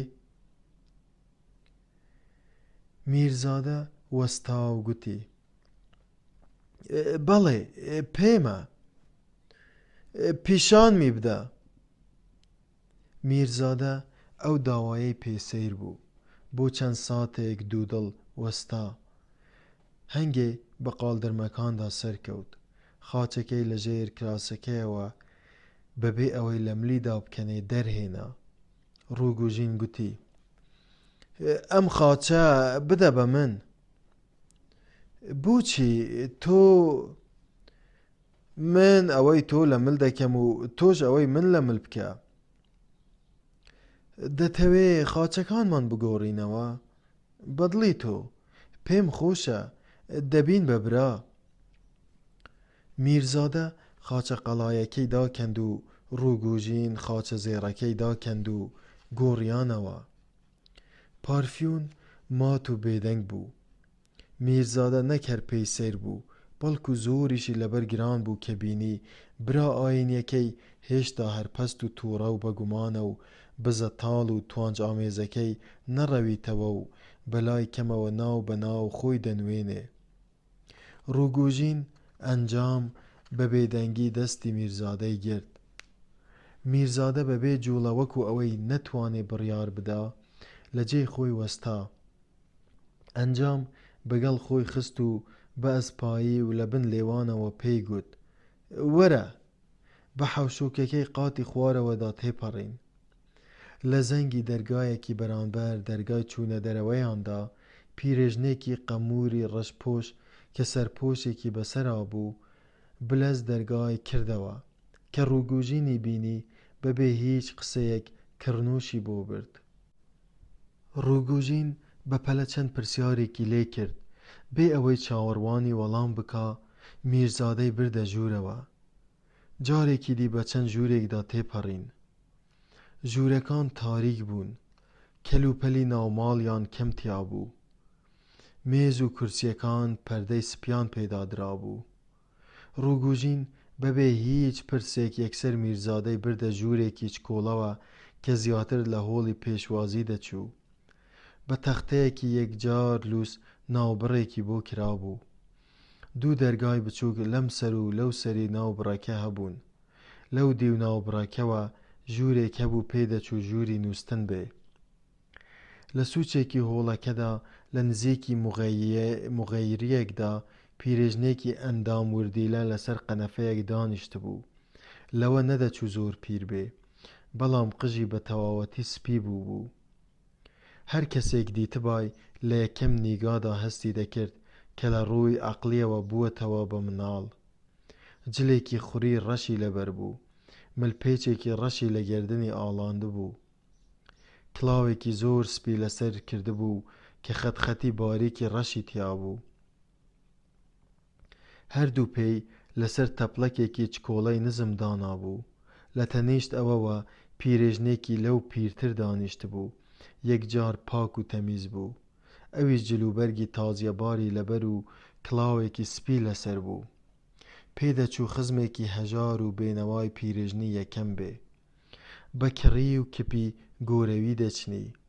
وا دەهاتە بەرچاو کە ئەم دوو بژنە هەروە بێدەنگ بن و قەت زار هەڵنەیێنن. پیرێژنی یەکەم کە ڕووگوژین و میرزادەی بینی بەڕوویانەوە پێکەنی. چەند جارێک بە نیشانەی خێرهاتن سەری ڕێزی بۆ دانەواندن. ڕووگوژین دەستی ڕاموسی و ئەوسا گوتی: دایکە، ئەم پیاوە هاوڕێی بەڕێزم میرزادە لیۆ نیکۆلایۆڤیچ میشکینە. خاچەکانمان گۆڕیوەتەوە. لە مۆسکۆدا بۆ من لە برایەکی ڕاستەقینە باشتر بوو. چاکەیەکی زۆری بەسەرمەوە هەیە. دایکە، وەکو کوڕێکی خۆت دوعای خێری بۆ بکە، پیرۆزی بکە. سەبر بکە دایکە، با من یارمەتیت بدەم. قامکەکانت بێنمەوە یەک تا بتوانی ئاماژەی خاج بکێشی. بەڵام پێش ئەوەی ڕووگوژین فریای بکەوێ، پیرێژن سێ قامکی جووت کردن و بەو پەڕی ئیمانداری و خواناسیەوە سێ جاری یەک لە دوای یەک ئاماژەی خاچی بە دەوری سەری میرزادەدا کێشا. ئەوسا جارێکی دیکە و بەو پەڕی میهر و سۆزەوە بەو پەڕی هێمنی سەری ڕێز و خۆشەویستی بۆ دانەواند. پارفیۆن گوتی: دەی لیۆ نیکۆلایۆڤیچ، با بڕۆین، هەر بۆ ئەمە تۆم بۆ ئێرە هێنا.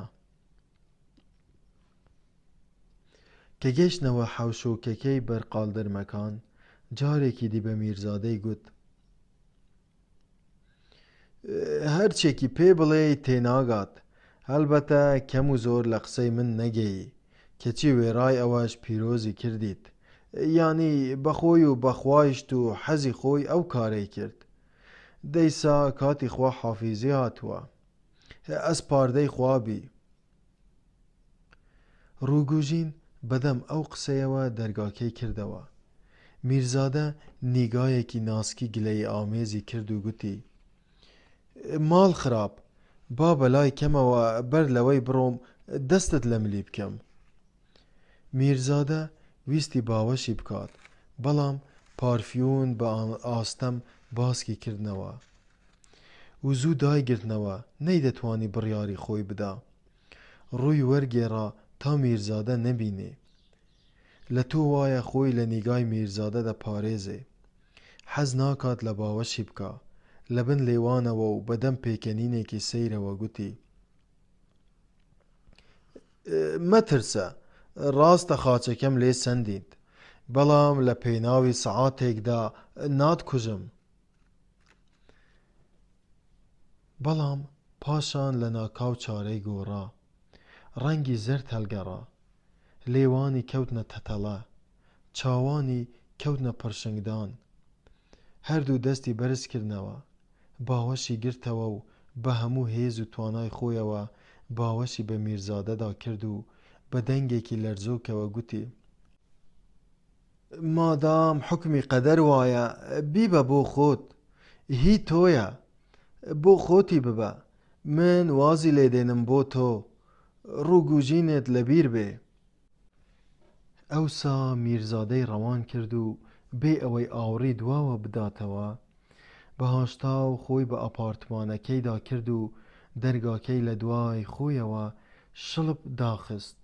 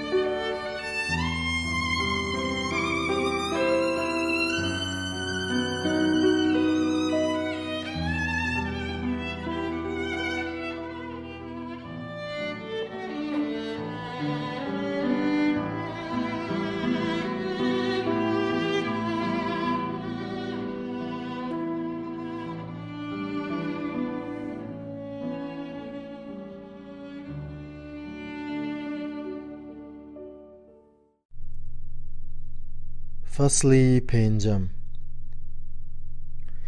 کات درەنگ بوو، نزیکی سەعات 2:30 بوو. میرزادە جەنەڕاڵ یەپانچینی لە ماڵەوە نەبینی. کارتەکەی بۆ دانا و لێ بڕا بڕوا بۆ میوانخانەی وسی تا لەوێ سۆراغی کولیا بکا. ئەگەر لەوێ بوو بیبینێ و ئەگەر چوو بووە دەرەوە نامەیەکی بۆ بەجێ بێڵێ. کاتێک گەیشتە میوانخانەکە پێیان گوت نیکۆلا ئاردالیۆنۆڤیچ لە بەیانی زووەوە دەرچووە و گوتوویەتی هەر کەسێک پرسیاری کرد پێی بڵێن ڕەنگە دەوروبەری سەعاتی 3 بگەڕێتەوە. ئەگەر تاو کاتە نەگەڕایەوە مانای وایە کە بە قیتار سەفەری پاڤلۆفسکی کردووە تا سەری خانم یەپانچین بدا و لەوێ شێو بخوا. میرزادە لێ بڕا کە لە میوانخانەکەدا چاوەڕوانی بکا و بە دەرفەتی زانی و داوای خواردنی کرد. بەڵام کولیا نە سەعات 3:30 و نە سەعات 4 نەگەڕایەوە. میرزادە لە میوانخانەکەوە دەرکەوت و بێ هیچ مەبەستێکی دیاری کرا و کەوتە گەشت و گەڕان. هەوای پترزبۆرگ هەندێ جار لە ڕۆژانی هەوڵی هاویندا زۆر خۆشە. دنیا ڕووناک و درەخشان و کپ و هێمنە. بەڕێکەوت ئەو ڕۆژە یەکێک بوو لەو ڕۆژە جوان و دەگمەنانە. میرزادە مدەتێک وێڵ و سەرگەردان سۆڕایەوە. زۆر شارەزای شار نەبوو. هەندێ جار لە چوارڕانەکان لە مەیدان و سەرپردەکان و لە هەنبەر هەندێک خان و ئەپارتماناندا هەڵوەستەیەکی دەکرد. لە ناکاو خۆی بە شیرینی فرۆشیەکدا کرد تا لاقەکانی کەمێک بحەسێنەوە.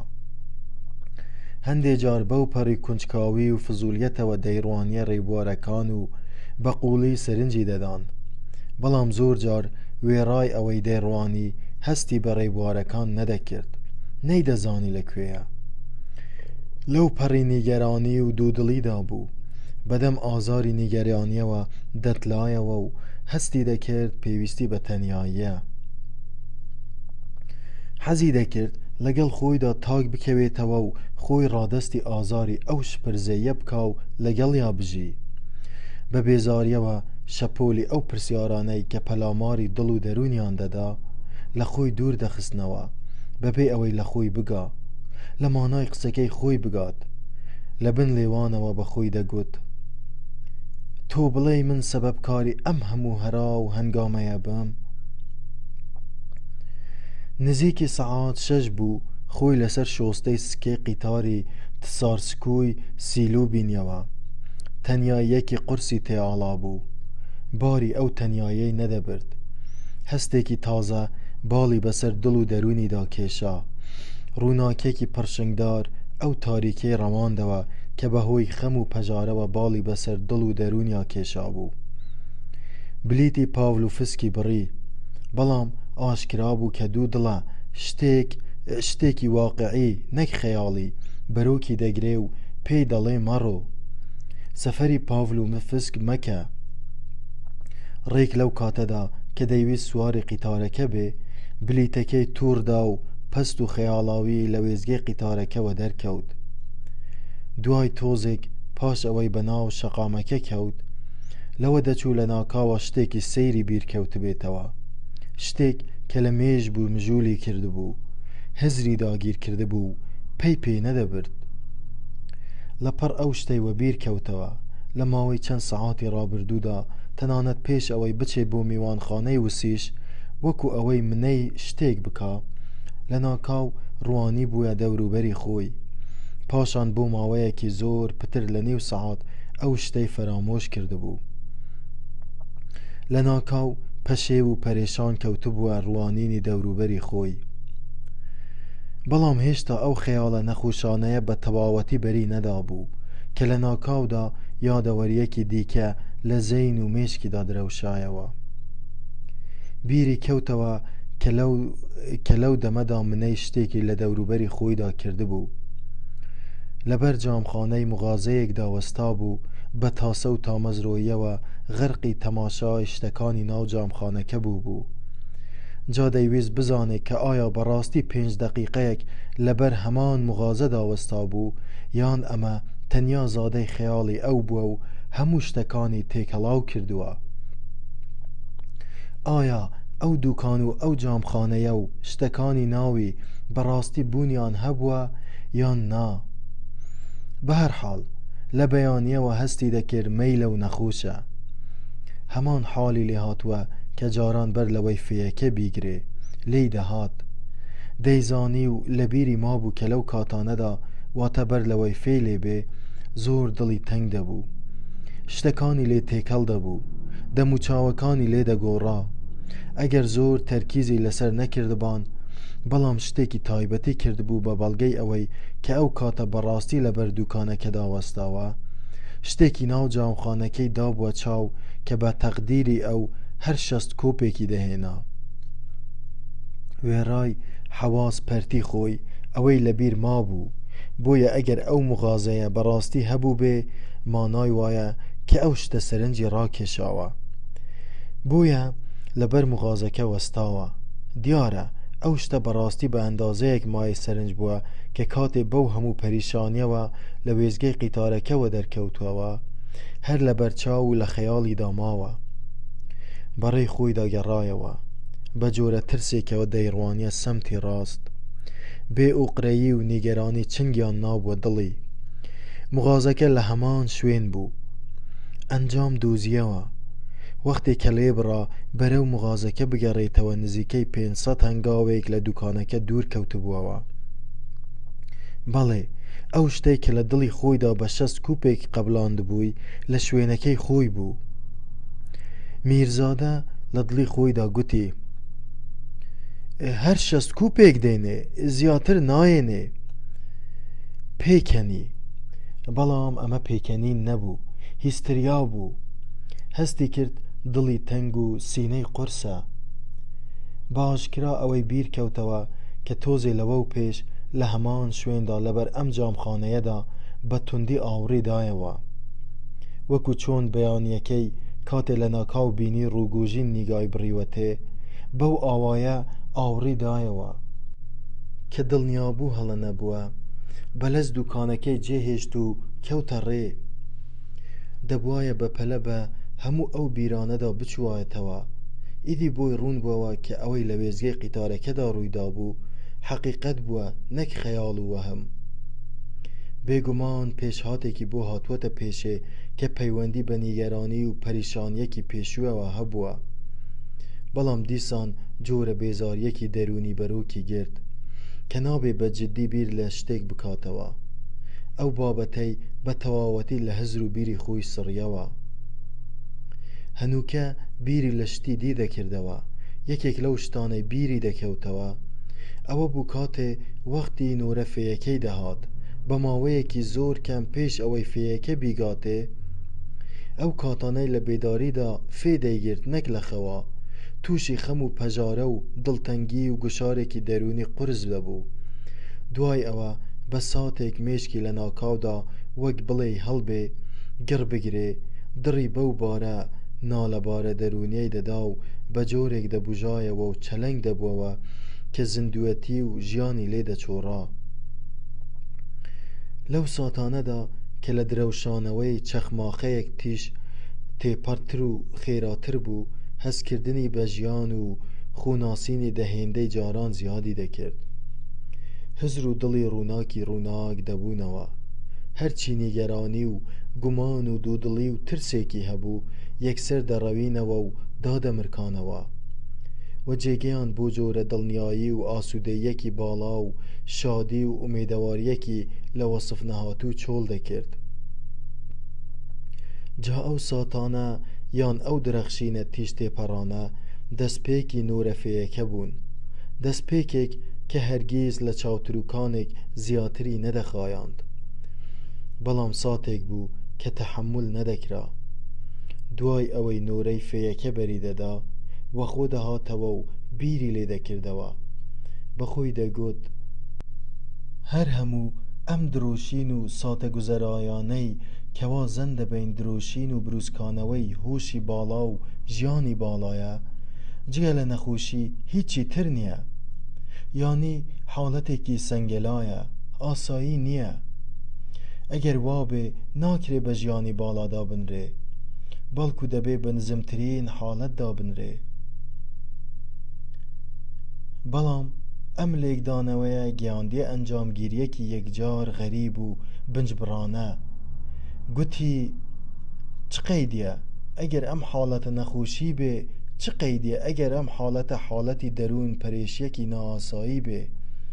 مادامەکی ئەنجامەکەی ئەوە بێ کاتێ پیاوە خۆ دێتەوە و ئەو ساتانەی وە بیر دەکەوێتەوە و لێی وردەبێتەوە، وەکو باڵاترین پلەی جوانی و هاوسەنگی و هاو ئاهەنگی دەیبینێ، مادامێکی سۆز و گودازێکی بێ وێنەی لەلا دروست دەکا، سۆز و گودازێکی پڕ لە کەماڵ، میانڕەوی، ئارامی و دڵنیایی، ئاوێتەبوون بە نوێژ و نزا، ئارامی خودایی، زادە و هەڵقوڵاوی بوون و ژیانی باڵا.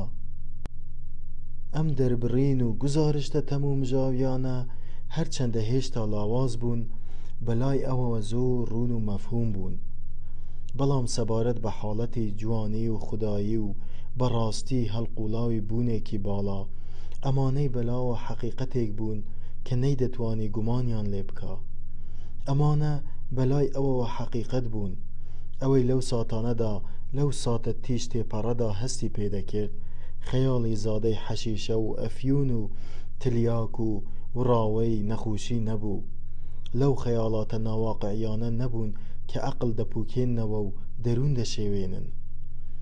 هەر کاتێ میرزادە فێیەکە بەری دەدا و وەخۆ دەهاتەوە، بە جۆش و خرۆشەوە حاڵەتەکەی تاوتوێ دەکرد. دەیگوت نا ئەو ساتانە ئەو پەڕی هەوڵە لە ڕای گەیشتن بە خود ئاگایی و ئەگەر قەرار بێ ئەو حاڵەتە لە یەک وشەدا چڕ بکرێتەوە، دەکرێ بگوترێ گزارشتی ڕاستەوخۆیە لە خودی هوشیاری. ئەگەر لەو ساتەدا واتە لەو دوا ساتەی بەر لە نورەفەیەکە دەرفەتی هەبوایە و بە ئاشکرا خۆی دواندبا، ئەوە دەیگوت بەڵێ پیاو ئامادەیە هەموو ژیانی خۆی لە قەبەلی ئەو ساتە بکات. قەناعەتی بەوە هەبوو کە ئەو ساتە بە تەنیا عومرێک دێنێ، هاوتای عومرێکە بۆ خۆی. هەلبەتە میرزادە زۆر گوێی لەلایەنی دیالکتیکی ئەنجامگیریەکەی خۆی نەبوو. فامکۆری و زەینکوێری و دەروون پەرێشی و تەنانەت گەمژەییشی بەزادەی بێچەند و چوونی ئەو ساتە باڵایانە دەزانی. خۆ ئەگەر کەسێک ویستبا گەنگەشەیەکی جددی ئەو بابەتەی لەگەڵ بکردبا، خۆی لێ دەبوارد. هەلبەتە داوەریەکی وی دەربارەی ئەو ساتە هەڵە بوو، بەڵام واقعیەتی خودی هەستەکە خۆی بەسەریا دەسەپاند و نیگەرانی دەکرد و کەمێک ئازاری دەدا. ئاخر چۆن دەیتوانی حیساب بۆ واقع نەکا و ئەو واقعە پشتگوێ بخا؟ چونکە ئەوەی لەو ڕوویدا بوو بەڕاستی ڕوویدا بوو، ئەویش لە هەمان ساتدا، هەمان ساتی شادیهێنی خەفەتبەردا بەخۆی گوتبوو ئەو ساتە بە تەمەنێکی تەواو دەچێ. میرزادە ڕۆژێک لە مۆسکۆ لە دیدارێکیدا لەگەڵ ڕووگوژیندا گوتبووی لەو ساتەدا مانای قسە نائاساییەکەی یوحەنام لەمە دووە هیچ زەمانێک نامێنێ. تا ڕادەیەک بۆی ڕوون ببووەوە، هەنگێ بەدەم بزەیەکەوە لەسەری ڕۆیی بوو. لەوەیە ئەم ساتە هەمان ئەو ساتە بێ کە بەشی ئەوەی نەکردبوو ئاوی ئەو گۆزەیەی کە محەممەد پێغەمبەر لە کاتی غەیببووندا قڵپی کردبووەوە بڕژێتە سەر ئەرز، بەڵام توانی لەو ساتەدا هەر هەموو ئاسمانەکان تێی بکە. بەڵێ میرزادە زۆر جار لە مۆسکۆدا ڕووگوژینی دەبینی و قسە و باسییان دەربارەی بابەتێن دیکەش دەکرد. میرزادە لە فکران ڕاچوو. ڕووگوژین تۆزێ لەمە و پێش بەدایکی گوت کە من لەمە و بەدوا لە جێی برای ئەوم. ڕووگوژین ئەمڕۆ بۆ یەکەم جار بەو زمانە هاتە گۆ. بەڵێ کاتێ لە پارکە هاوینە چۆڵەکەی شارە لەسەر تەختێک و لەژێر درەختێکدا دانیشت بوو، بیری لەو شتانە دەکردەوە. سەعات نزیکەی حەوتی ئێوارێ بوو، پارکەکە چۆڵ بوو، هەورێکی ڕەش بەری ڕۆژی گرتبوو، دنیا هەور و هەڵا بوو، لەوە دەچوو تۆف و زریانێک لە دوورەوە بێ. میرزادە لە دڵی تەنگی خۆیدا هەستی بە جۆرە چاڵاکی و ئاسوودەیەک دەکرد. هەر شتێکی دەرەکی دەبینی کۆمەڵێک یادەوەری لەلا زیندوو دەبووەوە و لەزەتی لەو حاڵە دەبینی. هەوڵی دەدا ئێستا فەرامۆش بکە، لە زەمانی ئێستا بڕەوێ هەڵێت. بەڵام هەرکە سەیری دەوروبەری خۆی دەکرد، جارێکی دی هەمان بیر و ئەندێشەی تاریک ئەو بیرەی پڕ بە دڵ حەزی دەکرد لە خۆی بتارێنێ سەر و دڵی دەگرتەوە. لە کتوپڕێکا بیری کەوتەوە کە تازە کاتێ لە میوانخانەیەکدا نانی دەخوارد، سەبارەت بە تاوانێکی سیر کە لە شارە بوو بە داستانی سەرزاران و وێردی سەر زمانی خەڵکی گفتوگۆی لەگەڵ گارسۆنی خواردنگەکەدا کردبوو. هەرکە ئەو بابەتەی بیرکەوتەوە جارێکی دیکە و لە ناکاوە تووشی حاڵەتێکی نائاسایی بوو. ئارەزوێکی یەکجار بەهێز لە کۆنتڕۆل نەهاتوو، وەسوەسە ئاسا لە ناکاو جڵە و ویست و ئیرادەی لەدەست سەند. لەسەر تەختەکە هەستا لە پارکەکەوە دەرکەوت. یەکسەر بەرەو ڕەخی دەستە ڕاست ملینا. تۆزێ لەوە و پێش کاتێ بەسەر خاک ڕێزەکەی ڕووباری نیڤادا ڕێی دەکرد، داوای لە ڕێبوارێک کردبوو کە ڕێگەی ئەو گەڕەکەی پترسبۆرگ ئەو گەڕەکەی ئەو دیوی ڕووبارەکەی پێنیشان بدا. کابرا پێی نیشاندا بوو، بەڵام میرزادە هەنگی نەچوو بوو ئەو گەڕەکە، چونکە زانی بووی چوونەکەی بێفایدەیە. لە مێژ بوو ئەدرەسەکەی وەرگرت بوو، دەیتوانی بە ئاسانی ماڵی ژنەکەی خزمی لیبیدیف بدۆزێتەوە. بەڵام نیمچە دڵنیا بوو کە خزمەکەی لیبیدیف لە ماڵەوە نابینێ. بێگومان دەبێ سەفەری پاڤلوفسکی کردبێ. دەناوە نەبوایە کولیا جوابێکی لە میوانخانەی وسی بۆ دادەنا، وەکو ڕێکەوتبوون. بۆیە میرزادە کە هەنووکە بۆ ئەوێن دەردەڕۆیشت بێگومان بە نیازی دیتنی ئەو ژنە نەدەڕۆیشت، بەڵکو شتێکی دیکە هانی دەدا کە بۆ ئەوێن دەربڕوە، کونجکاویەکی تاریک و بە ئازار هانی دەدا، بیرۆکەیەکی تازە و کتوپڕ دابووی لە کەللەی. بە هەر حاڵ بڕیاری خۆی دا، ئەوەندەی بەس بوو کە بزانێ بە چ سەمتێکدا بڕوا و بکەوێتە سەر ڕاستە ڕێگاکە تا بێخەم و سەر لە نوێ ملی ڕێگا بگرێ و بڕوا. هەرچەندی دەکرد و دەکۆشا نەی دەتوانی دەستبەرداری بیرۆکە کتوپڕەکەی ببێ، ئەمەی بە مەحاڵ دەزانی. بەدەم ڕێوە بەو پەڕی بێتاقەتی و بە ئازارەوە سەرنجی هەر شتێکی دەدا کە دەهاتە ڕێی.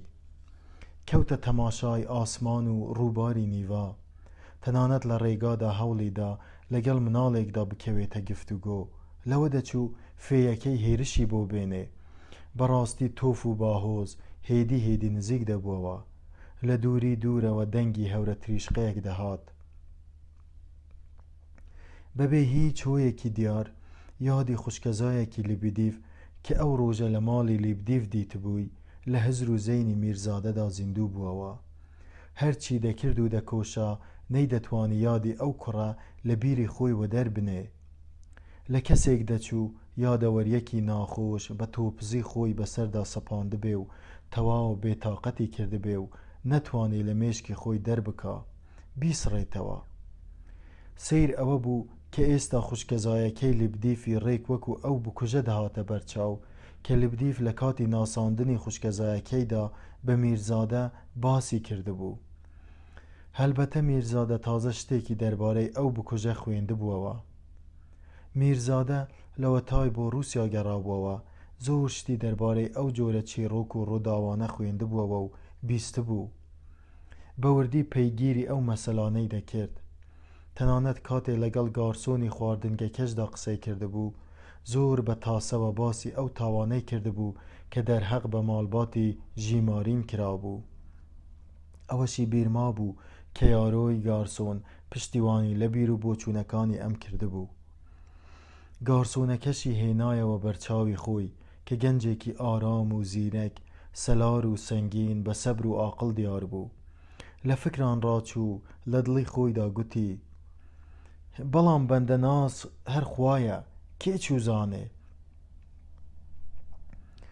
زۆر زەحمەتە پیاو لە جێیەکی تازەدا بتوانێ بە ئاسانی خەڵکی تازە بناسێت و پەی بە ناخیان بەرێ. بەڵام بۆچوونێکی ڕەشبینانەی لەمەڕ ڕۆحی ڕووسی لا دروست بوو. جا لە ماوەی ئەم 6 مانگەدا شتێکی سیر و نامۆی نەبینی بوو، شتانێ کە بۆوی یەکجار تازە بوون، قەت ڕۆژێ لە ڕۆژان نە بە خەیاڵی داهاتبوون و نە تەسەورشی دەکردن. کێ تاریکستانی دەرونی خەڵکی دی دەناسێ، دەتوانێت پەی بەرێتە ناو تاریکستانی دەرون و ڕۆحی خەڵکی دی، بە تایبەتی دەرون و ڕۆحی ڕووسی. ئەمە مەتەڵە بە کەم کەس هەڵدێ. ڕووگوژین یەکێکە لەو نمونانە. میرزادە ماوەیەکی زۆرە پەیوەندی نزیکی بە ڕووگوژینەوە هەیە، پەیوەندی برایانە، بەڵام ئاخ و ڕووگوژینی ناسیوە دەیناسێ؟ مەگەر هەرخوا بزانێ ئەم پەیوەندیە چەند ئاڵۆز، چەند ناهاو ئاهەنگ، چەند گۆنگ و پڕگلەیی و گازاندە و ئاژاوەیە. ئەدی خوشکەزاکەی لیبدیف بۆ ناڵێی تەحا کە گەنجێکی فشەکەر و دەنی تەبیعەت و شەلاتی بوو. ئەرێ ئەوە من چ دەڵێم؟ میرزادە ئەو پرسیارەی لە خۆ کرد. چما ئەو ماڵەی قەتل و عام کرد، ئەو 6 کەسەی بەجارێ کوشت؟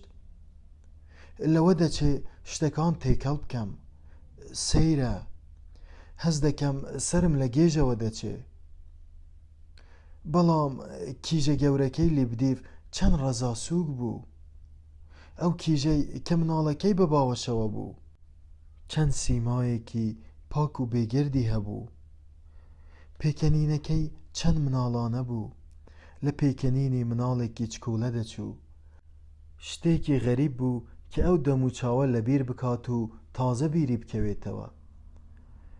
لیبدیف ئەگەرچی پێی بە عاردیدا دەکوتا تا بیان ترسێنێ پێدەچوو خۆشی بووێن زۆری خۆش بووێن بیان پەرستێ بەڵام ئەوەی چەند و چوونی هەڵنەدەگرت وەکو ڕۆژی ڕووناک عەیان بوو ئەوە بوو کە خوشکەزاکەشی زۆر خۆش دەویست.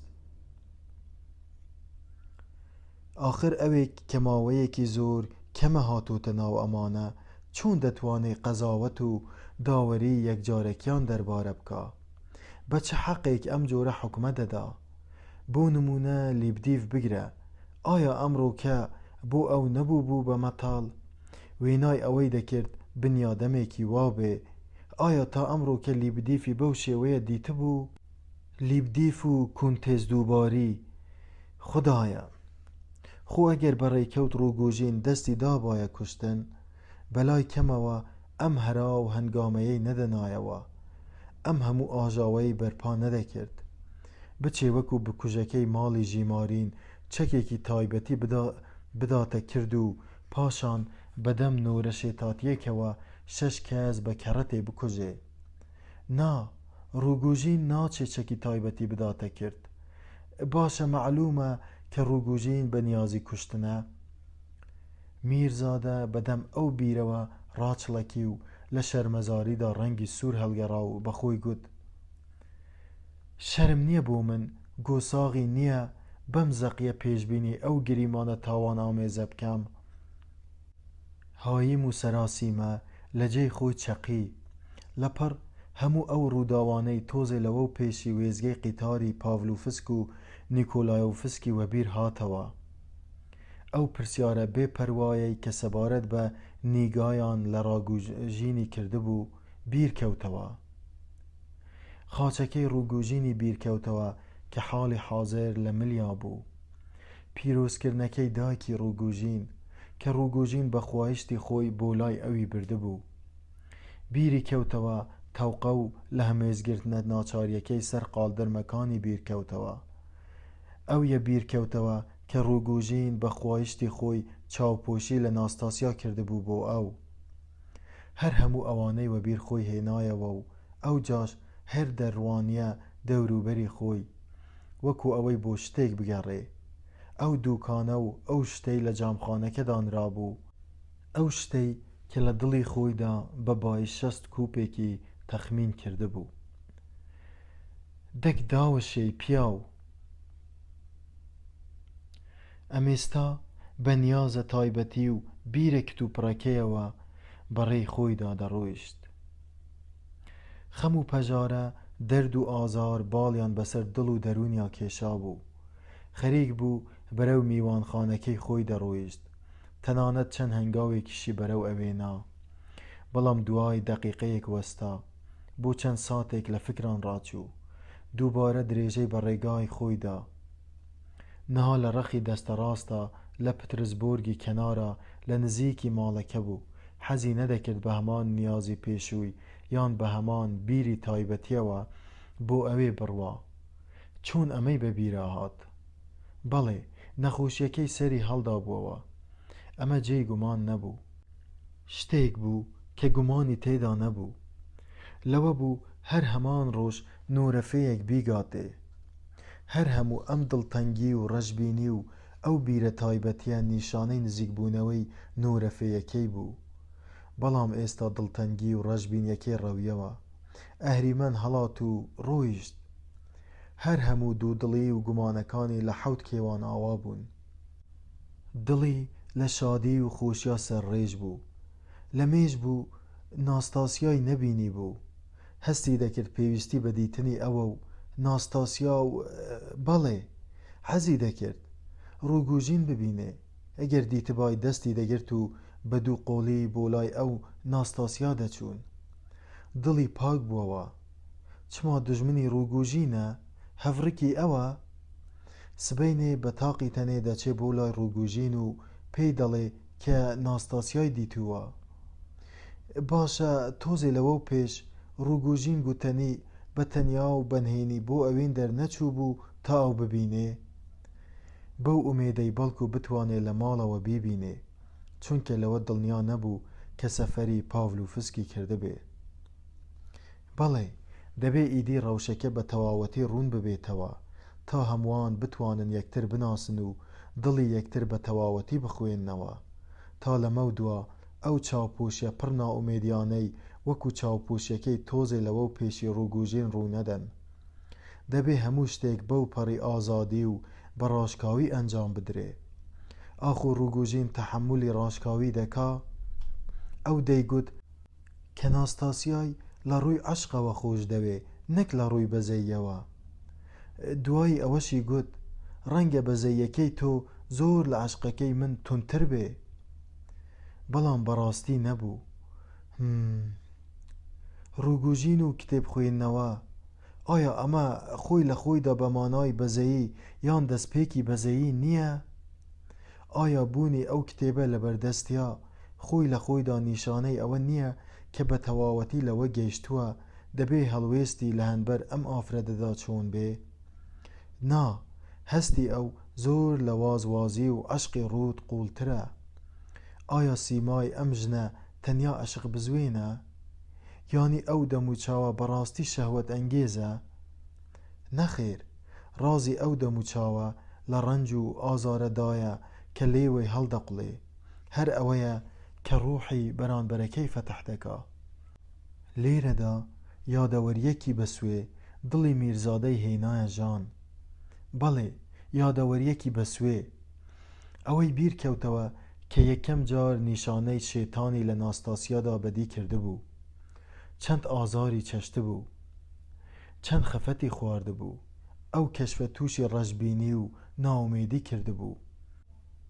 گلەیی ئەوەی لە خۆی دەکرد چۆن کاتێ لەو هەڵات و پەنای بۆ ڕووگوژین برد توانی بووی دەستی لێ بشوە. دەبوایە لە جیاتی ئەوەی چاوەڕوانی هەواڵی بێ دوای بکەوتایە. چۆن ڕووگوژین تاو کاتە نەیتوانی بوو نیشانانی شێتاتی لەودا بەدی بکە، بەڵام ڕووگوژین هەرچێکی لێ دەبینی دەیگێڕایەوە بۆ هۆی دیکە، بۆ ئەنگێزەی هەوا و هەوەسبازی، چونکە غیرەی لێ دەکرد. دیارە ئەوە نەک هەڵە بەڵکو گومڕاییشە. ڕووگوژین مەبەستی لەو پێشنیازەی تۆزێ لەوە و پێشێ چی بوو؟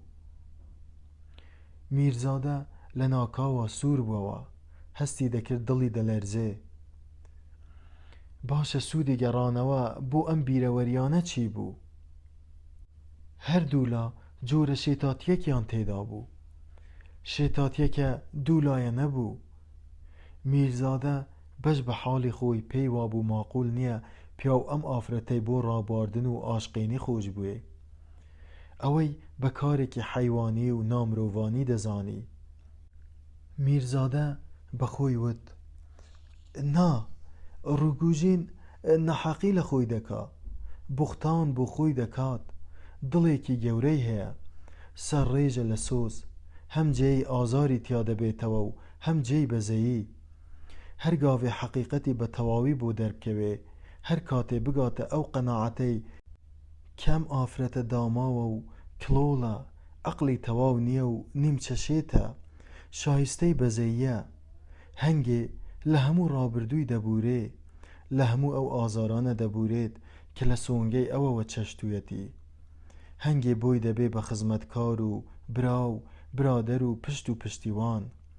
بەزەیی و شەفەقەت دەیهێنێتەوە سەر ڕاستە ڕێگا، بۆی دەبێ بە پەند و دەرس، چونکە بوونی مرۆڤ بەندە بە دلۆڤانی و بەزەییەوە.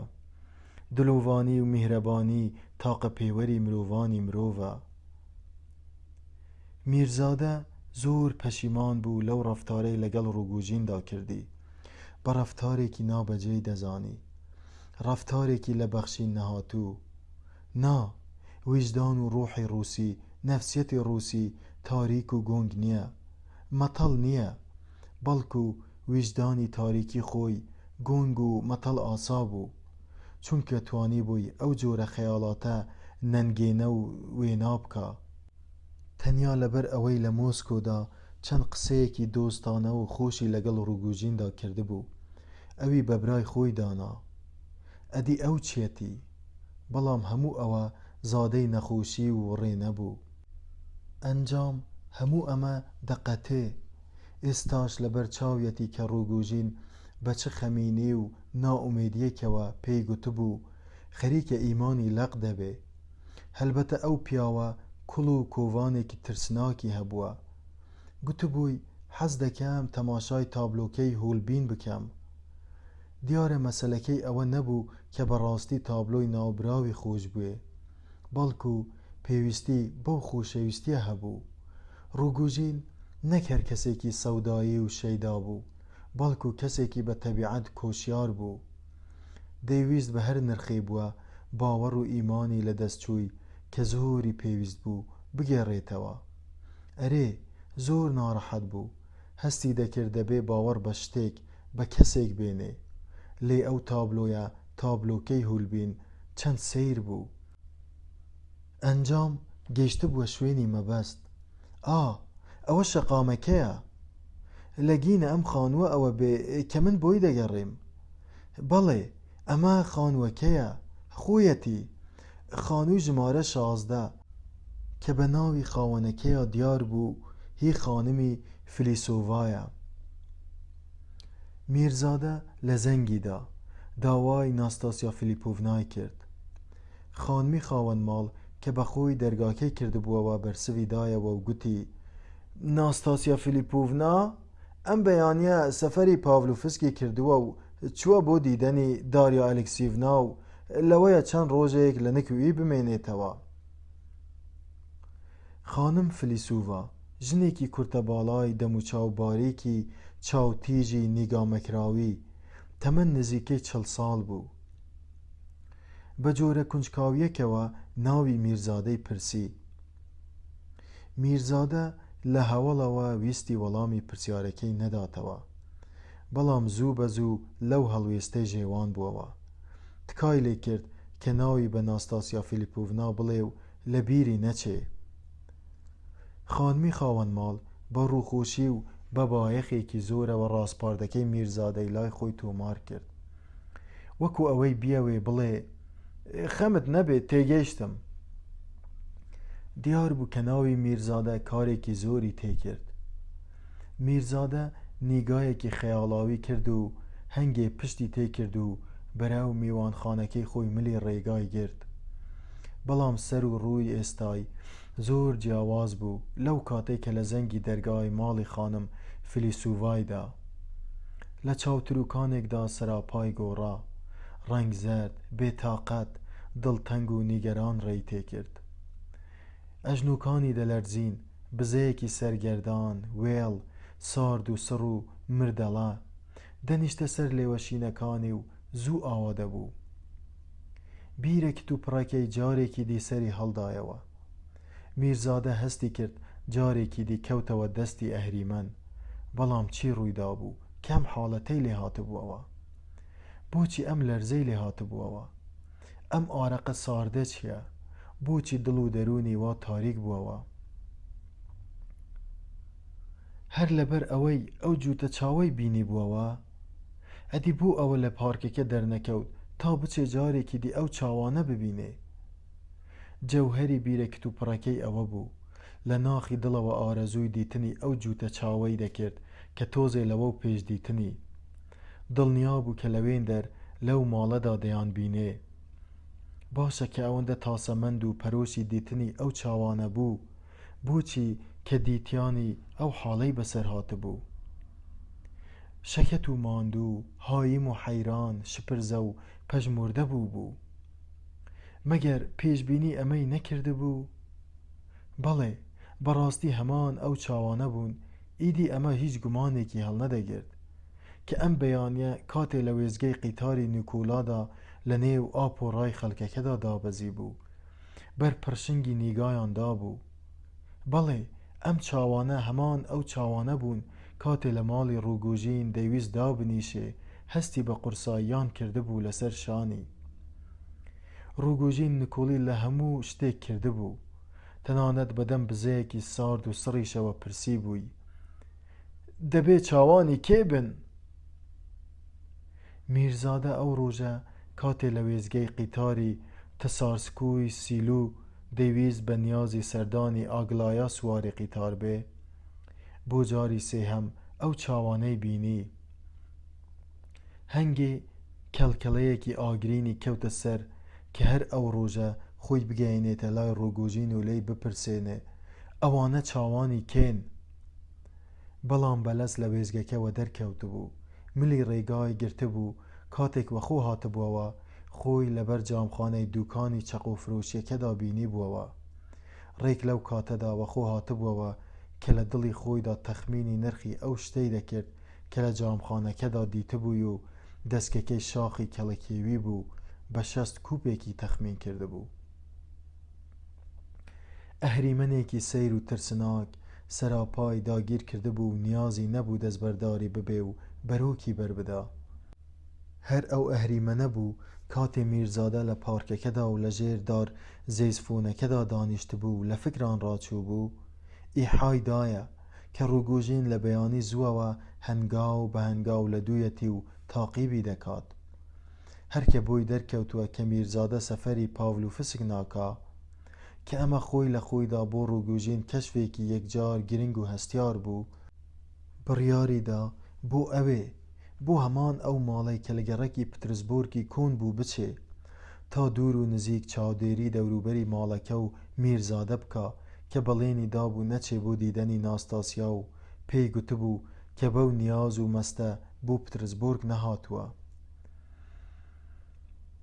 بەو جۆرە میرزادە ئاشوفتە حاڵ بەرەو ئەو ماڵە ڕۆیشت بوو، بۆیە هیچ سیر نەبوو ئەگەر ڕووگۆژین لەوێن دەرببینێ.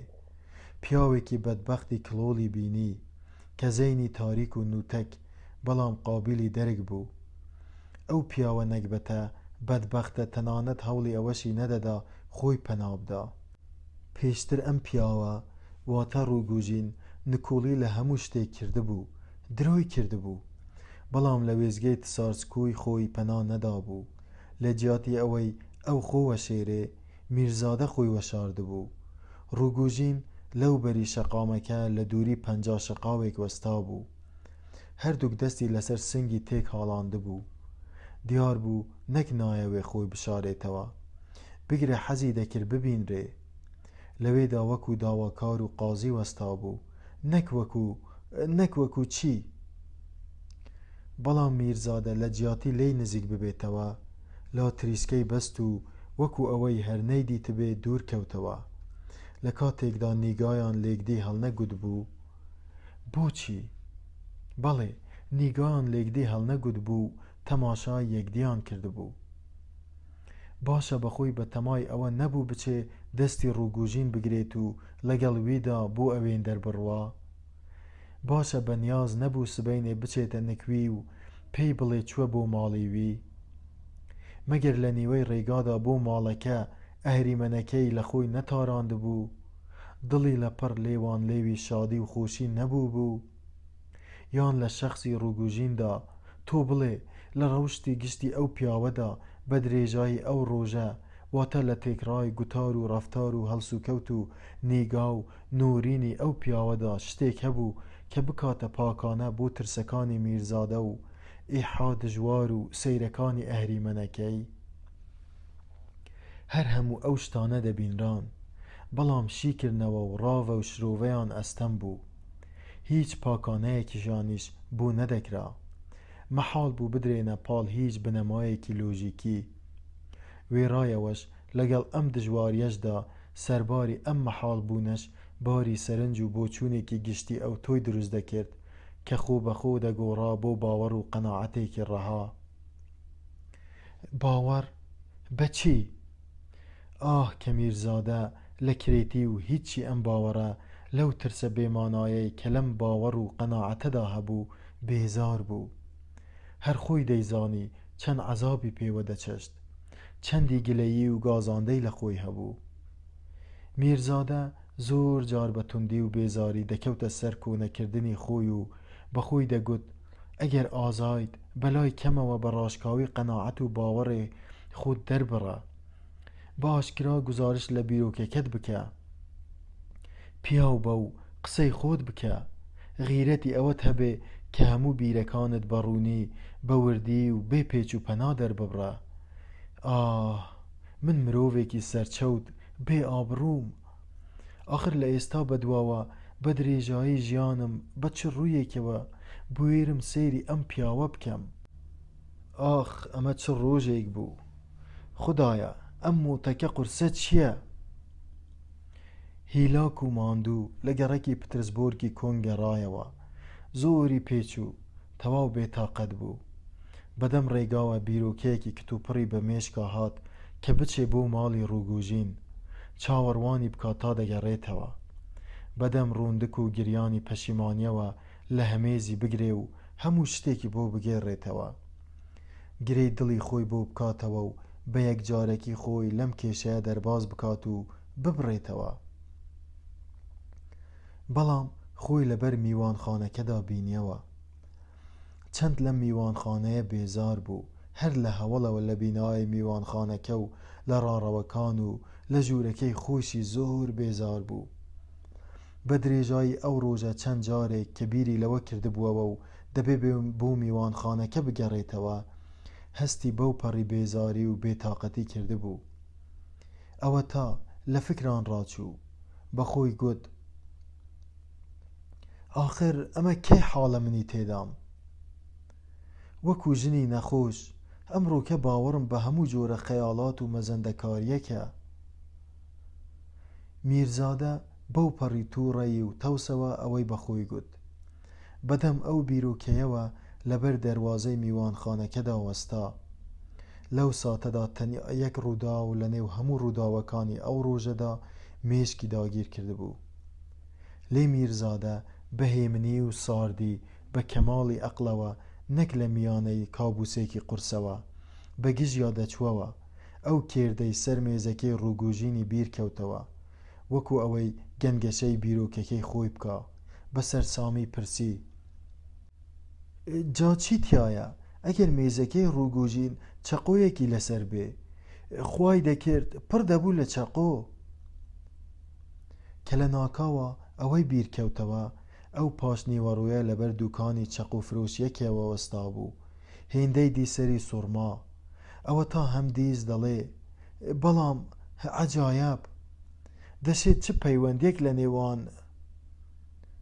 قسەکەی تەواو نەکرد، بەڵام شەپۆلێکی تازەی هەستکردن بە شەرمەزاری و تەریقی، بە نامرادی و ناومێدی دای بەسەریا و لە جێی خۆی لەبەر دەرگاکەدا ڕایگرت.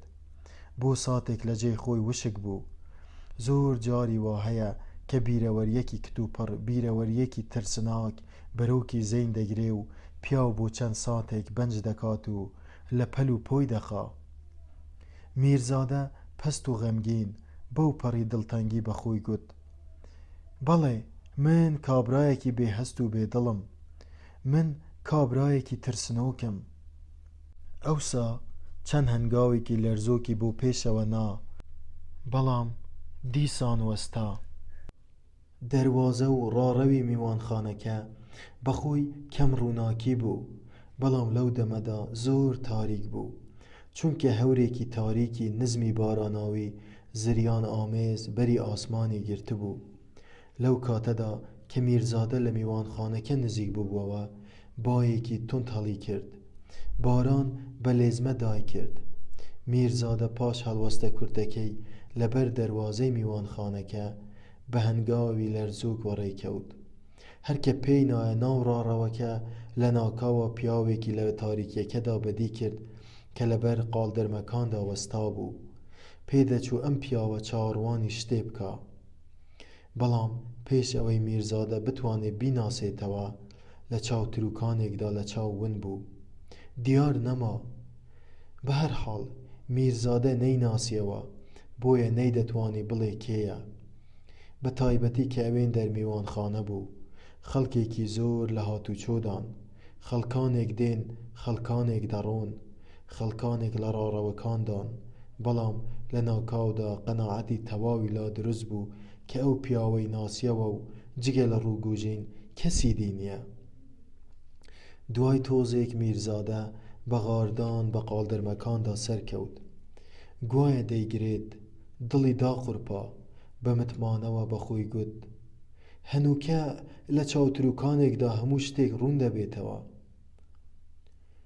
ئەو قاڵدرمەیە کە میرزادە پێیدا سەردەکەوت، دەچۆوە سەر ڕاڕەوەکانی هەردوو نهۆمی یەکەم و دووەم. قاڵدرمەیەکی بەردین بوو، وەکو قاڵدرمەی هەموو بیناکۆنەکان تاریک و باریک بوو، بە دەوری کۆڵەکەیەکی ئەستووردا پێچی دەخوارد. لەبەر یەکەم پلەی ئەم کۆڵەکەیەدا پانتایەک هەبوو درێژەکەر، هەر پێیەک و پانیەکەی هەر نیو پێدەبوو. بەڵام جێگەی کەسێکی تیادا بووەوە کە بە پێوە بوەستێ.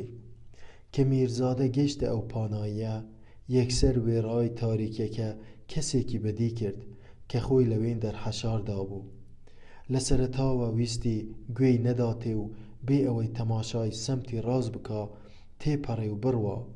بەڵام هێشتا یەک هەنگاوی نەنابوو کە بە خۆی نەوەستا و ئاوڕی پاشی دایەوە. هەنگێ هەردوو چاوی لەو جووتە چاوە هەڵن گوتن کە دوای نیوەڕۆ دیتبوونی.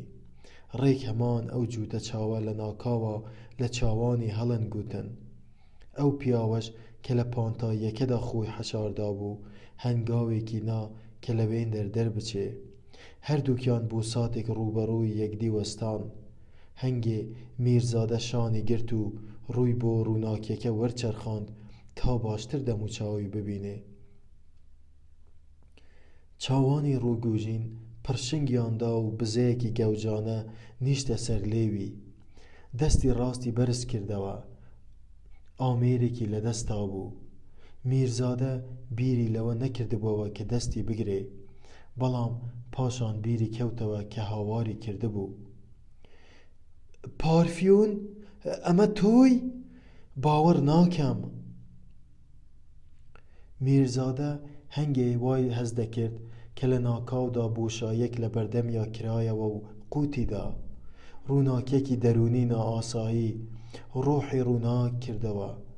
ئەم حاڵە لە نیو نەخت پتری نەخایاند. بەڵام میرزادە زۆر بەڕوونی دەنگدانەوەی یەکەمین هاواری ترسناکی خۆی لەبیر بوو. لەبیری بوو چۆن ئەو هاوارە لە سنگیەوە هەڵدەستا و بە هیچ کلۆجێ بۆی جڵەو نەدەکرا. پاش ئەوە لە چاوتروکانێکدا کوژایەوە، لە بێهۆشی و تاریکێکی خەستدا نقم بوو. ئەم حاڵە نۆرەفێ بوو، نۆرەفەیەک کە لە مێژ بوو لێی نەهات بوو. هەموو دەزانن کە نۆرەفێ زۆر کت و پڕە، لە ناکاوە لە نەخۆش دێ. لەم حاڵەدا دەموچاوی دەگۆڕێ، چاوانی دەشلەقێن، سەراپای گرژ دەبێ. هاوار و ناڵە ناڵێکی زۆر ترسناک کە لە تەسەور نایەت و لە هیچ دەنگێکی دی ناچێ. لە سینەیەوە دەردێ، ناڵە و هاوارێک کە زۆر جیاوازە لە هاوار و ناڵەی مرۆڤانی. مەحاڵە تەسەور بکەی کە ناڵەی ئەو بەلەنگازە بێچارە بێ. وا دێتە بەرخەیاڵ کە ئەوە هاوار و ناڵەی بوونەوەرێکی دیکە بێ کە لە ناخی یاڕۆی فێگرتوودا خۆی مەلازدا بێ. ئەمە بەلای کەمەوە بۆ چوونی گەلێک لەو کەسانەیە کە بە خۆیان گوێیان لەو جۆرە هاوار و ناڵە بووە. دیمەنی ئەو نەخۆشەی کە فێلێ هاتووە، ترسێکی ئەو تۆ دەخاتە دڵەوە کە پیا و بەرگەی ناگرێ. دەشێت ڕۆگوژین هەستی بەو ترسە کتوپەڕە کردبێ. دەشێت ئەو ترسە کتوپڕە و هەندێ هۆی دەرونی بە ئازاری دیکە بەنجیان کردبێ و بەو جۆرە میرزادە لە جەرزەبەی چەقۆکەی وی خەلەسابێ.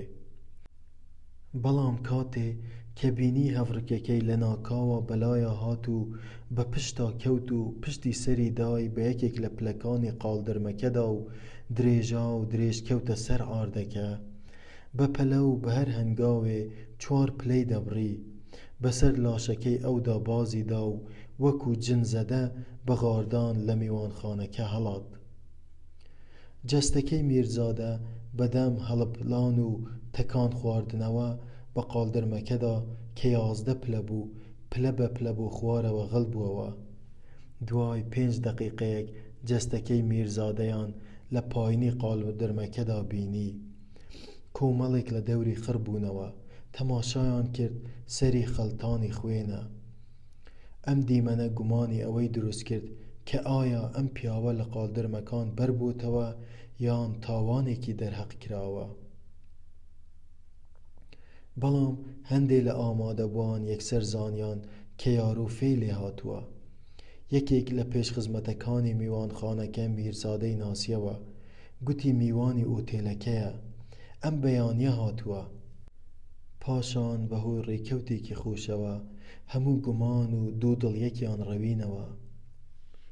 کولیا ئیڤولگین کە قەولی دابوو تا سەعات 4 بۆ میوانخانەی وسی بگەڕێتەوە ژێوان بووبووەوە و سەفەری پاڤلۆفسکی کردبوو، بەڵام لەبەر هۆیەکی لە ناکاو نەیتوانی بوو نانی ئێوارێ لەگەڵ ماڵباتی یەپانچیندا بخوا، بۆ پترسبۆرگ گەڕابووەوە و لە دەوروبەری سەعات 7 ئێوارەدا گەیشتبووەوە میوانخانەی وسی. نامەکەی میرزادەیان دابوویێ و بە نامەکەدا زانی بووی میرزادە لە شارایە. چووە بۆ ئەو ئەدرەسەی کە لە نامەکەیدا دیاری کردووە. کولیا کە بەمەی زانی چوو بوو کۆفی میوانخانەکە و بەدەم چاوەڕوانی میرزادەوە داوای چای کرد و بەدەم چا خواردنەوەوە گوێی لە ئاوازی ئۆرگۆنە میکانیەکێکە دەگرت، بەڵام بەڕێکەوت گوێی لە خەڵکانێک بوو کە باسی یەکێکیان دەکرد گوایە فێی لێ هاتووە و لە قاڵدرمەکان بەربووتەوە و سەری شکاوە. یەکسەر دڵی خەبەری دا کە هەبێ و نەبێ میرزادەیە. بلەس چوو بۆ شوێنی ڕووداوەکە. میرزادەی ناسیەوە. ئیدی میرزادە بۆ ژوورەکەی خۆی گوێزرایەوە و هەرچەندە بەخۆ هاتەوە، بەڵام تا ماوەیەکی تا ڕادەیەک زۆر وەکو پێویست ئاگای لە خۆ نەبوو.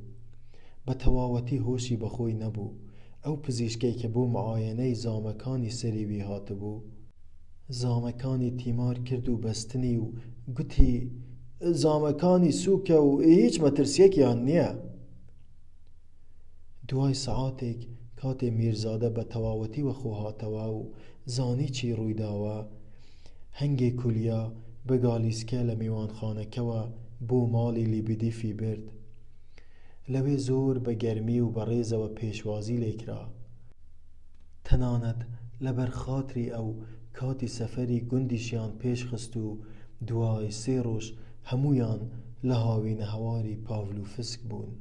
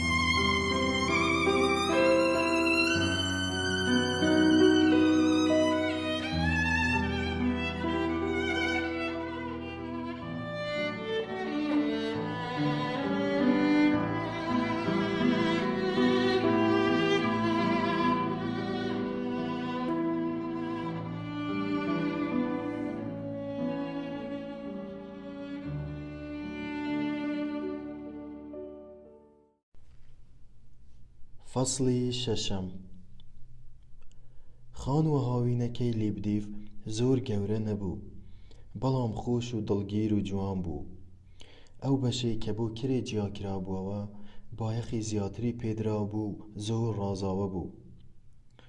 ئەو بانیژە بەرینەی سەمتی پێشەوەی خانووەکە کە دەیڕوانیە سەر جادەکە یەک پارچە ئینجانەی دارین بوو کە هەموویان بە بۆیەی کەسێک بۆیە کرابوون و پڕبوون لە شەتڵی نارنج و لیمۆ و یاسەمین کە بە دڵی لیبدیف جوانیەکی تایبەتی و دڵگیریان بە شوێنی بەو شوێنە بەخشی بوو. هەندێ لەم دەوەن و شەتڵانەی لەگەڵ خانووەکەدا کڕی بوو. ئەوەندە دیمەنی ئەم گوڵدان و شەتڵانەی بەدڵ بوو، ئەوەندە کەیفی پێیان دەهات کە لە نزیکترین دەرفەتدا کۆمەڵێکی دیکەی لە مەزادا لێ کڕین.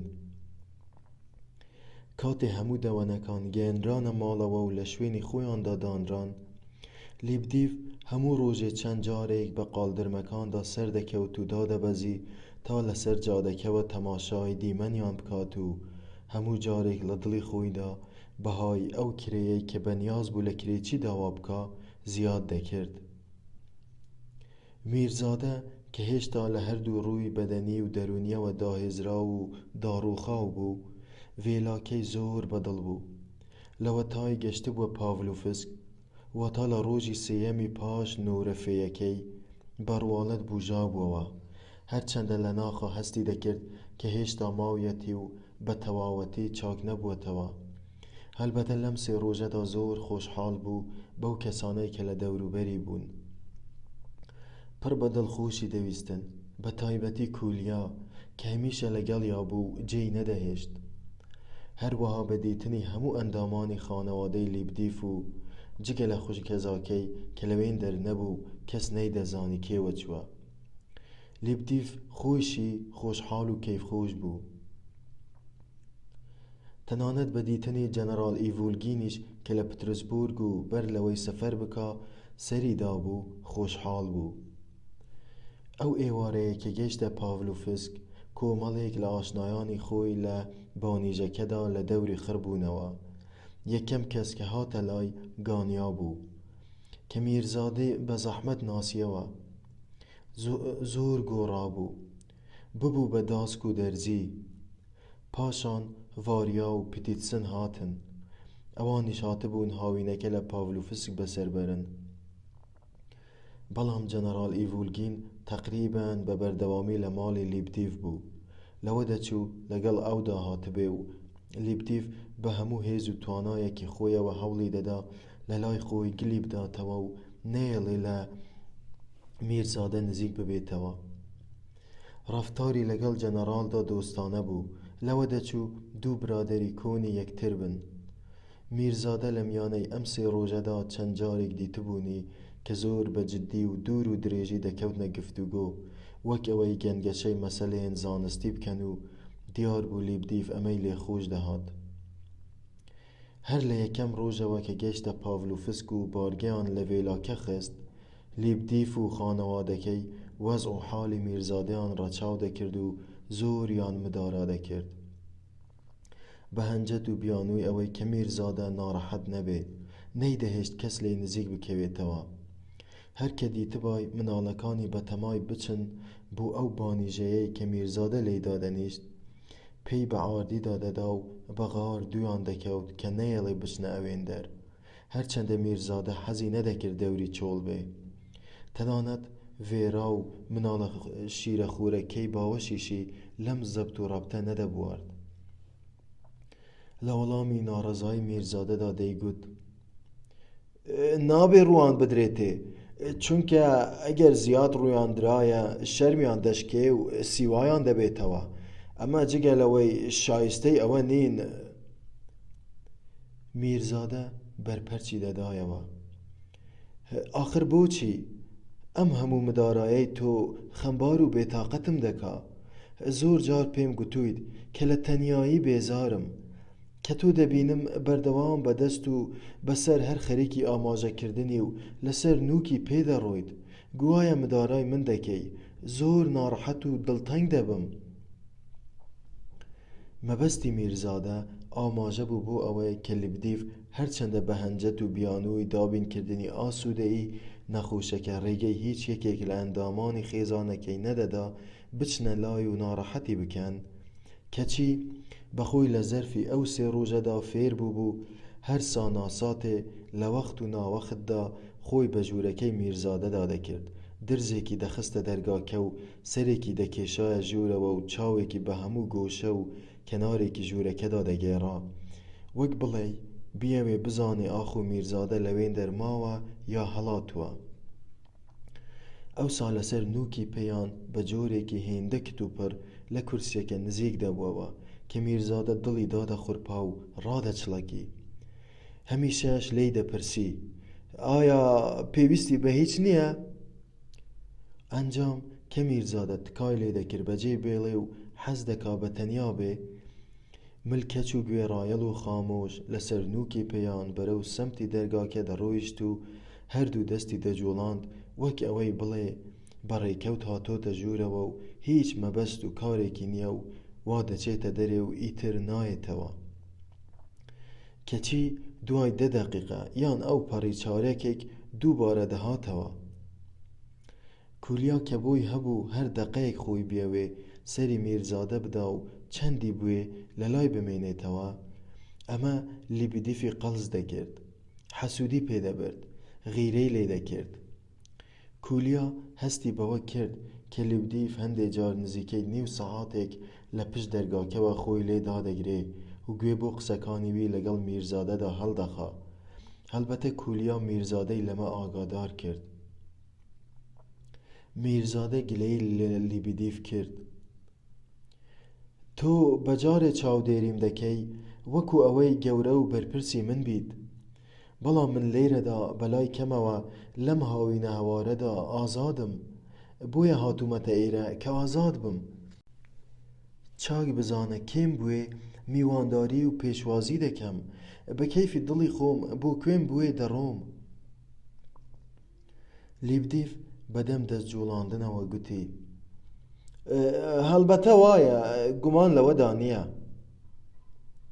میرزادە سەراپای بە نیگا دابێشت: ئەرێ لوکیان تیمۆنۆڤیچ لیبدیف، خەزێنەچ کۆڵەکەت بۆ ئێرە هێناوە ها ئەوەی لە دیوارەکەدا بوو لە سەرووی تەختەخەوەکەتەوە؟ نا، نەمهێناوە. چۆن؟ یانی لەوێ جێت هێشتووە؟ ناگوازرێتەوە مەگەر دیوارەکە تێک بدەی، لە دیوارەکەدا قایم کراوە. دیارە لێرە شێکێکی دیکەی وەکو ئەوەت هەیە؟ بەڵێ، ئەم خانووە یەکێکی لەو باشتری تایە، هەر بۆیەش ئەو خانووەم کڕی. باشە، ئەو کەسەی سەعاتێ لەوە پێش هاتبوو بۆ لام و تۆ ڕێت نەدابوو کێ بوو؟ جەنەرال بوو. بەڵێ دروستە، ڕێم نەدا بێتە ژوورەوە، ئێرە شوێنی ئەو نییە. میرزادە، من زۆر ڕێزی ئەو پیاوەم لایە، پیاوێکی گەورەیە. باوەڕ ناکەی کەسێ نەمرێ دەیبینی، بەڵام وێرای ئەوەش میرزادەی بەڕێز، حەق وایە ڕووی نەدەیتێ، نەیەڵی بێت بۆلات. دەتوانم بپرسم بۆچی؟ لیبدیف، تۆ بۆچی لەسەر نووکی پێیان ڕێدەکەیت و هەمیشە بە جۆرێ دەی بۆ لای من وەکو ئەوەی بتەوێ نهێنیەکم بە گوێدا بچپێنی؟ لیبدیف دەستێکی بە سنگی خۆیدا کێشا و زۆر بە نەرمی و کتوپڕ بەرسوی دایەوە. ئەوە لە بچووکی و بێقیمەتیمە، خۆم هەست بەمە دەکەم. بەڵێ، ئەمە ئەو پەڕی بچووکیە، بەڵام ئاخۆ جەنەرال بۆ تۆ نابێ بە بارگرانی، بە تایبەتی کە پیاوێکی زۆر میوان دۆستە. زۆر میوان دۆستە؟ مەبەستت لەم قسەیە چییە؟ بەڵێ، لە ڕادەبەدەر میوان دۆستە. ئەم پیاوە لەلایەکەوە بەنیازە لێرە لە ماڵەکەی مندا ئاکنجی ببێ. گریمان ئەمەمان قبول کرد، بەڵام هیچی پێ عیب نییە و لە ڕوودا نامێنێ. زۆر نابا خۆی لە کاروباری خێزانەکەم هەڵدەقورتێنێ، هەر لە ئێستاوە دەڵێ گوایە لەگەڵ مندا خزمە. پێشتر باسی چۆنیەتی ئەو خزمایەتیەمان لەگەڵ یەکدا کردووە و دەرکەوت کە لە ژن و ژنخوازیەوە خزمین.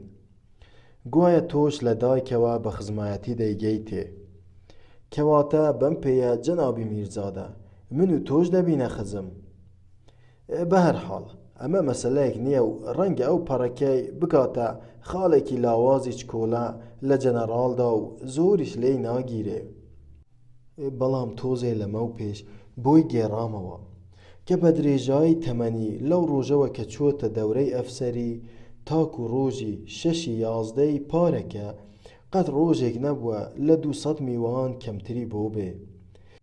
بە کورتیەکەی خوانەکەیان هەرگیز لە میوان چۆڵ نەبووە. جوونێ هەستاون، جوونێ دانیشتون، لە قاوڵتیەوە بۆ فراوین، لە فراوینەوە بۆ چایی و لە چاییەوە بۆ شێو. دەڵێ بە درێژایی 30 دانە ساڵی خشت ڕۆژێ 15 سەعاتی بەردەوام ئەمە حاڵی بووە. تەنانەت دەرفەتی ئەوەیان نەبووە پەردەی سەر خوانەکەش بگۆڕن. یەکێک ڕۆییوە و یەکێکی دی هاتووە.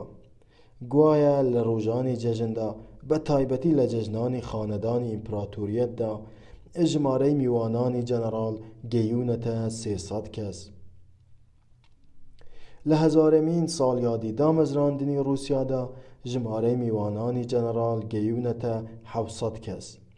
کێشەکەی لەمەدایە دیارە ئەم جۆرە چیرۆکانە نوقلانەی خێر نین، بۆیە زۆر ئەستەمە پیاو بتوانێت لە ماڵی خۆیدا داڵدەی ئەم جۆرە خەڵکە میوان دۆستە بدە. بۆیە لە دڵی خۆدا پرسیم ئاخۆ ئەم پیاوە میوان دۆستە بەم حاتەمیەتەی خۆیەوە چ بۆ تۆ چ بۆ منیش نابێ بە بەڵا؟ باشە خۆ بەڕواڵەت ئێوە بەینتان زۆر خۆش بوو، تۆ بڵێی من هەڵە بوو بم؟ من وڕینەکانی بەگاڵتە و شۆخی وەردەگرم، یانی برایانە تەماشای دەکەم.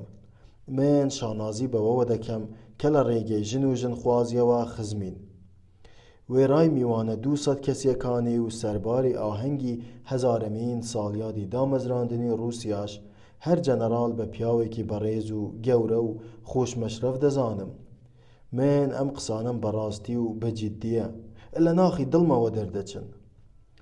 میرزادە تۆ بەخۆ تۆزێ لەمە و پێش پێت گوتم کە من بە جۆرێ دێم بۆ لای تۆ وەک ئەوەی بمەوێ نهێنیەکت بۆ بدرکێنم. جا ئەم جارەیان بەڕاستی ڕازێکم پێیە و گەرەکمە پێتی بڵێم. ئافرەتێک ڕای سپاردووم کە پێت بڵێم حەز دەکا بە دزیەوە بتبینێ. بۆچی بە دزیەوە؟ نا، ئەگەر پێویست بکات من بەخۆم و لەم ڕۆزووتر نییە دەچمە دیدەنی. لیبدیف بەدەم دەستجوڵاندن و سەر لە قاندنەوە گوتی نا ئەو بە هیچ جۆرێ ترسی لەو شتە نییە کە تۆ وێنای دەکەی. دەزانی ئەو ئەهریمەنە هەموو ڕۆژێ بۆ ئێرە دێت و لە ساغ و سەلامەتیت دەپرسێ. تۆ بە جۆرێ بە ئەهریمەن ناوی دەبەیت و وەسفی دەکەی کە من دەکەومە گومان و دوودڵیەوە. لیبدیف بلەز بەرسوی دایەوە. نا بە هیچ جۆرێ جێی گومان نییە. مەبەستم ئەوە بوو کە ترسی ئەم ئافرەتە لەو کەسە نییە، بەڵکو لە کەسێکی ترە، لە کەسێکی تەواو جیایە. میرزادە کە لەم چاوەڕاوی لیبدیف پەست و بێزار بوو پرسی ترسی لە کێیە؟ خێرا پێم بڵێ. لیبدیف بە پێکەنینەوە گوتی نهێنیەکە لەوەدایە. نهێنی کێ؟ نهێنی تۆ جەنابی میرزادە، تۆ بە خۆت ناتەوێت لە حوزوری جەناب تا سەبارەت بەم نهێنیە قسە بکەم. لیبدیف بەدەم ئەو قسەیەوە کە بینی هەستی کونجکاوی بەرانبەرەکەی و ڕژاندووە بە شادیەوە لەسەری ڕۆیشت. ئەو ئافرەتە لە ئاگلایا ئیڤانۆڤنا دەترسێ. میرزادە برۆی وێک هێنانەوە. دوای دەقیقەیەک بێدەنگی ئەو جاگوتی بە زاتی خوا لە ماڵەکەت دەڕۆم لیبدیف. کاڤری لە ئاردالیۆنۆڤیچ و پتیتسن لەکوێن؟ لە ماڵی تۆن؟ بۆ ئێرەشت هێنان؟ لیبدیف هەراسان و دەسەپاچە بەدەم دەستجوڵانەوە لەم دەرگاوە خۆی بەو دەرگادا دەکرد. بە ئەسپایی گوتی دێن جەنەڕالیش لە دوای ئەوان دێ. هەموو دەرگاکان دەخەمە سەر گازی پشت، کیژەکانیشم بۆ ئێرە گاز دەکەم، هەر ئێستا گشتیان گاز دەکەم. ڕێک لەم کاتەدا کولیا لە جادەکەوە هات و خۆی بە بانیژەکەدا کرد و گوتی لیزاڤیتا پرۆکۆڤنا و هەرسێ کیژەکەی لە دواون و بۆ ئێرە دێن. لیبدیف کە بەم هەواڵە زۆر قەڵس و ناڕەحەت بوو بەو پەڕیش پرزەی پرسی یانی دەبێ ڕێگەی پتیتسن و گاڤریلا ئاردالیۆنۆڤیچیش بدەم؟ دەبێ ڕێگەی جەنەڕالیش بدەم؟ میرزادە بەدەم پێکەنینەوە گوتی بۆنا کێ دێ بابێت؟ لیبدیف تۆ دڵنیابە کە هەوڵ ڕۆژەوە منت خراپ ناسیوە، هەمیشە هەر هەڵە بوویت، هیچ پێویستم بەوە نییە خۆم لە خەڵکی دوور بگرم. لیبدیف کە بینی میرزادە پێدەکەنێ وای بە مەسلەحەت زانی کە لاسایی بکاتەوە، بۆیە ئەویش دەستی بە پێکەنین کرد. بەڕواڵەت زۆر خۆشحاڵ دیار بوو هەرچەندە زۆریش پرزە و نیگەران بوو. هەواڵەکەی کولیا ڕاست دەرچوو. کولیا بوویە چەند هەنگاوێک پێش ماڵباتی یەپانچین کەوتبوو تا هەواڵی هاتنەکەیان ڕابگەیەنێ. بەو جۆرە میوانان لە یەک کاتدا لە دوو لاوە پەیدا بوون. ماڵباتی یەپانچین لە دەستی بانیژەکەوە و پتیتسن، گانیا و جەنەڕاڵ ئیڤولگین لە ناو خانووەکەوە. کولیا ماڵباتی یەپانچینی لە نەخۆشیەکەی میرزادە و هاتنی بۆ پاڤلۆڤسک ئاگادار کردبووەوە. خانم یەپانچین تا ئەو کاتە زۆر شپرزە و نیگەران بوو. جەنەڕاڵی مێردی پێرێکە کارتەکەی میرزادەی گەیاندبوونێ. ئیدی لیزاڤیتا پڕۆکۆڤنا بەوەدا دڵنیا بوو کە میرزادە بە مەبەستی سەردانیان دێت بۆ پاڤلۆڤسک.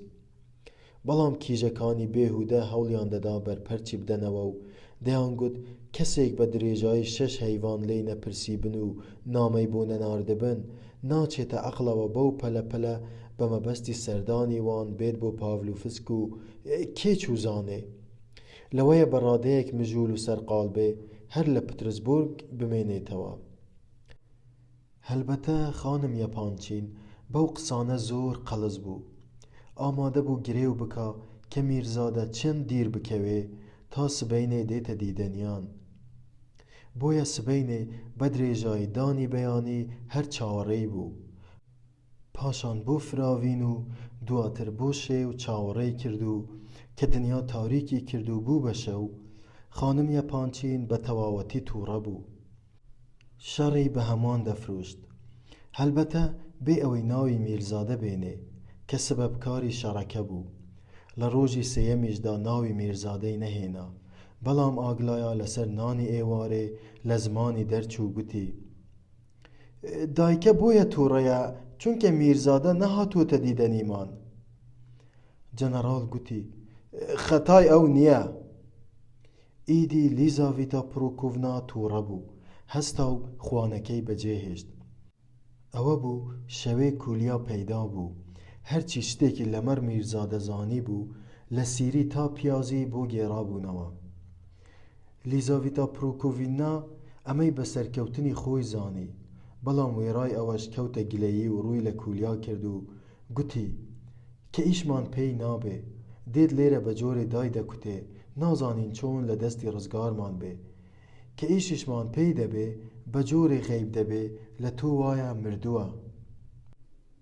کولیا لەم قسەی خانم یەپانچین نازانین چۆن لە دەستی ڕزگارمان بێ تووڕە بوو، بەڵام جڵەوی خۆی گرت و لێبڕا جارێ وەڵامی نەداتەوە.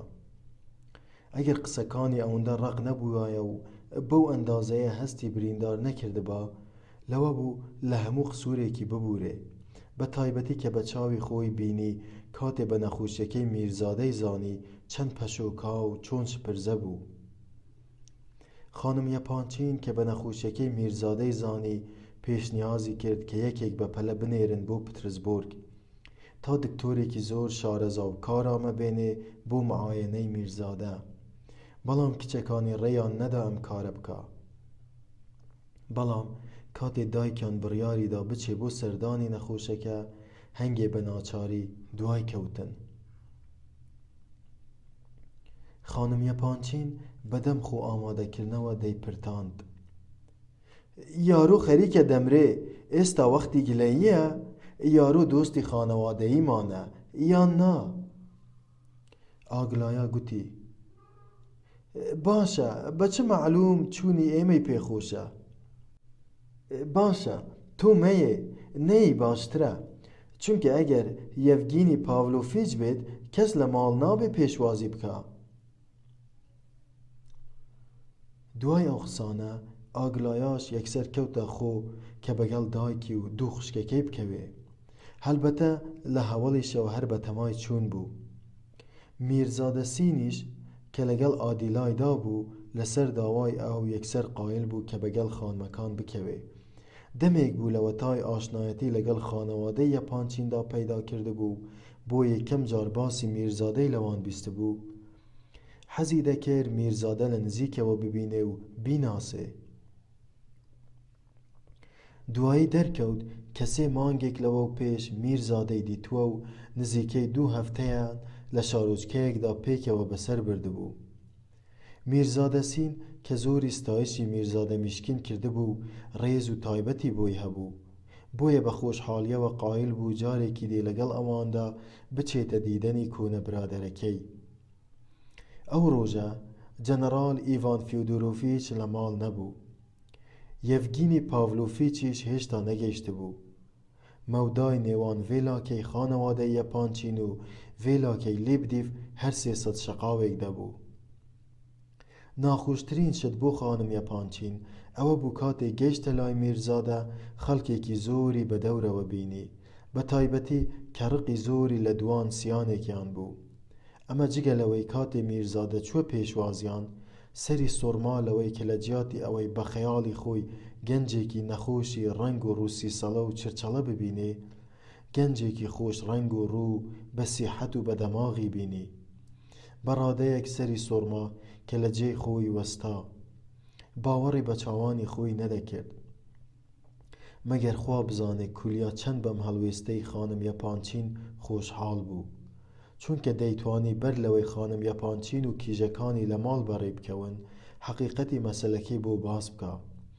بەڵام بە ئان قەست ئەو کارەی نەکردبوو، چونکە دەیزانی کاتێ خانم یەپانچین دۆستە ئازیزەکەی بەو پەڕی ساغ و سەلامەتی دەبینێ چۆن تووڕە دەبێت و پێکەنینەکەیان دەردەچێ. کولیا هەر بەوەندەوە نەوەستا، بەڵکو بەبێ پەروا نەخشە و پێشبینیەکەی خۆی گێڕایەوە تا هێندەی دی لیزاڤیتا پڕۆکۆڤیڤنا تووڕە بکا. هەرچەندە کولیا بەینی لەگەڵ خانم یەپانچینیشدا خۆش بوو، بەڵام زۆری حەز دەکرد سەر بکاتە سەری و تووڕەی بکا. میرزادە کورسیەکی هێنا و فەرمووی لە خانم یەپانچین کرد کە لەسەری دابنیشێ.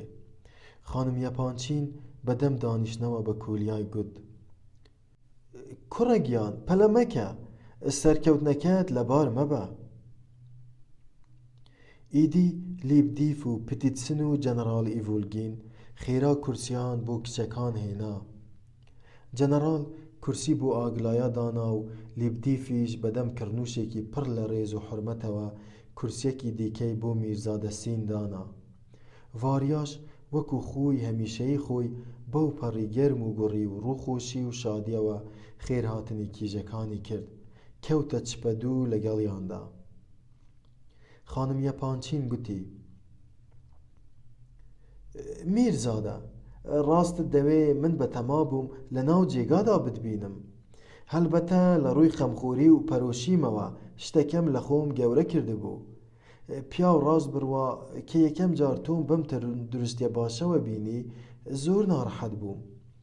بەڵام باوەڕم پێ بکە تەنیا 1 دەقیقە وا بووم. هەر بایی ئەوەی بیر بکەمەوە ئیدی ناڕەحەتێکەم ڕەویەوە. من هەمیشە کە بیر دەکەمەوە ئاقلانەتر قسان دەکەم و ماقولتر ڕەفتار دەکەم. پێم وایە تۆش وەکو من وای، هەمان حاڵی منت هەیە. باوەڕ بکە ئەگەر کوڕێکی نەخۆشم هەبا بە چاکبوونەوەی هێندەی چاکبوونەوەی تۆ خۆشحاڵ نەدەبووم. بەڕاستی شەرمە ئەگەر باوەڕم پێ نەکەی، بەڵام ئەم کوڕیژگە ناڕەسەنە سوحبەتی لەوەش خراپترم لەگەڵ دەکا. داوی لەوەش خراپترم بۆ دەنێتەوە لەوە دەچێ تۆ گرتبێتە ژێر پەڕووباڵی خۆت. جا تۆ بە شایەت بە و لە بیرت بێ کە بەم زوانە لێی زویر دەبم و چش لەو دۆستایەتیە. کولیا هاواری کرد و گوتی: باشە من گوناحم چییە؟ چەندم بێ گوتیت کە میرزادە تەقریبەن چاک بووتەوە.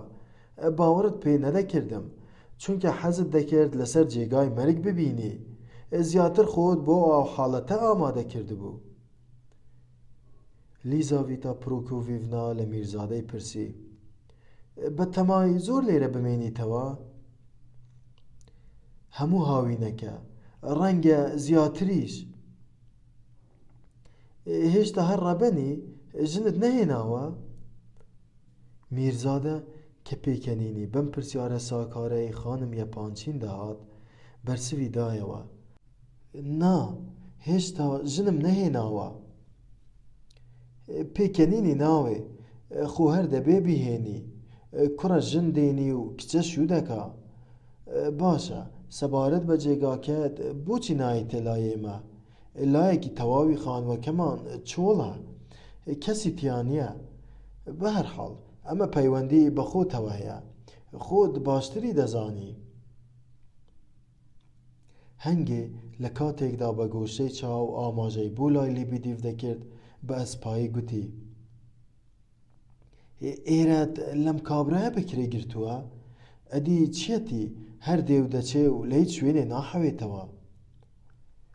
لەو دەمەدا ڤیرا کە وەکو هەمیشە مناڵێکی بە باوەشەوە بوو لە ژوورەکانەوە دەرکەوت و هاتە بەر هەیوانەکە. لیبدیف کە بەینی کورسیەکاندا دەسوڕایەوە و بەخۆشی نەیدەزانی چی دەکا، بەنیازی ڕۆیشتنیش نەبوو، لە ناکاو شاڵاوی بۆ ڤیرای کیژی برد و بەدەست کەوتە ئاماژە کە لە هەیوانەکەوە دەربکەوێ. بە جۆرێ ئاگای لە خۆ نەما بوو کە تەنانەت پای کوتا بە ئاردیدا. خانم یەپانچین لە ناکاودا پرسی: چییە شێتە؟ نا، بەڵام خانم یەپانچین قسەکەی بە میرزادە بڕی و چاوێکی بە ئامادەبواندا گێڕا و گوتی: دەبێ سەرخۆش بێ، بەڕاستی دەوروبەرەکەت ناچنە دڵەوە، پیا و خۆزیات پێ ناخوازێ. ئەدی ئەم کچە جوانە کێیە؟ ئەمە ڤیرا لوکیانوفنایە، کیژی لیبدیفە.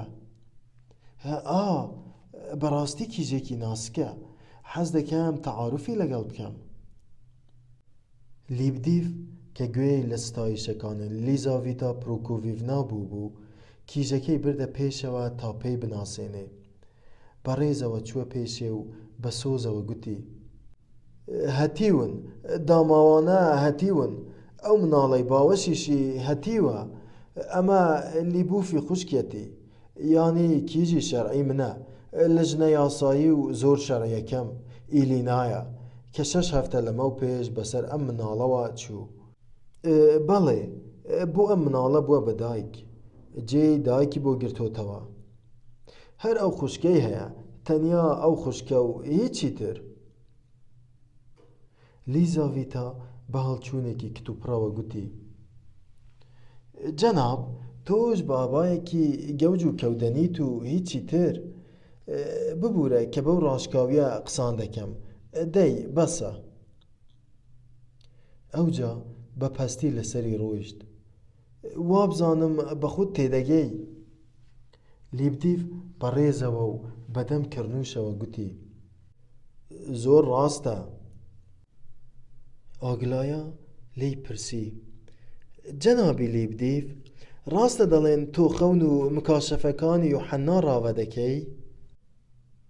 زۆر ڕاستە، پتر لە 14 ساڵە خەریکی ئەوەم. ناوم بیستوویت، پێم وایە ڕۆژنامان لەسەریان نووسیویت. لیبدیف کە لە کەیفان لە پێستی خۆی نەدەهێوری کەوتە قسان: نا، ئەوەی لە ڕۆژناماندا باسکراوە شرۆڤەکارێکی دیکە بوو، مردووە و من جێی ئەوم گرتۆتەوە. باشە، دەشێ وەکو دراوسەیەک لوتف بفەرموویت و ڕۆژێک بێی چەند پەرەگرافێکی خەونەکانی یوحەنام بۆ ڕاوە بکەی؟ بەڕاستی من هیچیان لێ حاڵی نابم. جەنەرال ئیڤولگین کە لە تەنیشت ئاگلایەوە ڕوونیشت بوو خواخوای بوو دەرفەتێکی بۆ هەڵکەوێ و بەشداری گفتوگۆیەکان بکە. لە ناکاودا هاتە قسان و گوتی: ئاگلایە ئیڤانۆڤنا، من بە ئەرکی خۆمی دەزانم ئاگادارت بکەمەوە کە هەر هەموو ئەمە تەڵەکە بازیە و لە گیرفانی خۆیەوە دەریدێنێ. باوەڕم پێ بکە. جەنەرال ئیڤولگین لەسەر قسەکانی ڕۆیشت و گوتی: هەلبەتە ژیانی گوندی و هاوینە هەواران خۆشی و سەرگەرمی خۆی دەوێ. بۆ نمونە بانکردنی مێمڵێکی وەکو ئەمە بۆ ماڵەوە کە خەونەکانی یوحەنا ڕاوە بکە یەکێکە لەو سەرگەرمیانە، یەکێکە لەو کەلکەڵانە. ڕەنگە کەلکەڵەیەکی عاقلانەش بێ، بەڵام من ئەوە چییە؟ بۆ بەو جۆرە سەیرم دەکەی؟ بە یارمەتیت با خۆمت پێ بناسێنم. من جەنەرال ئیڤولگینم، ئاگلا ئیڤانۆڤنا، من بە مناڵی لە باوەشم گرتوویت.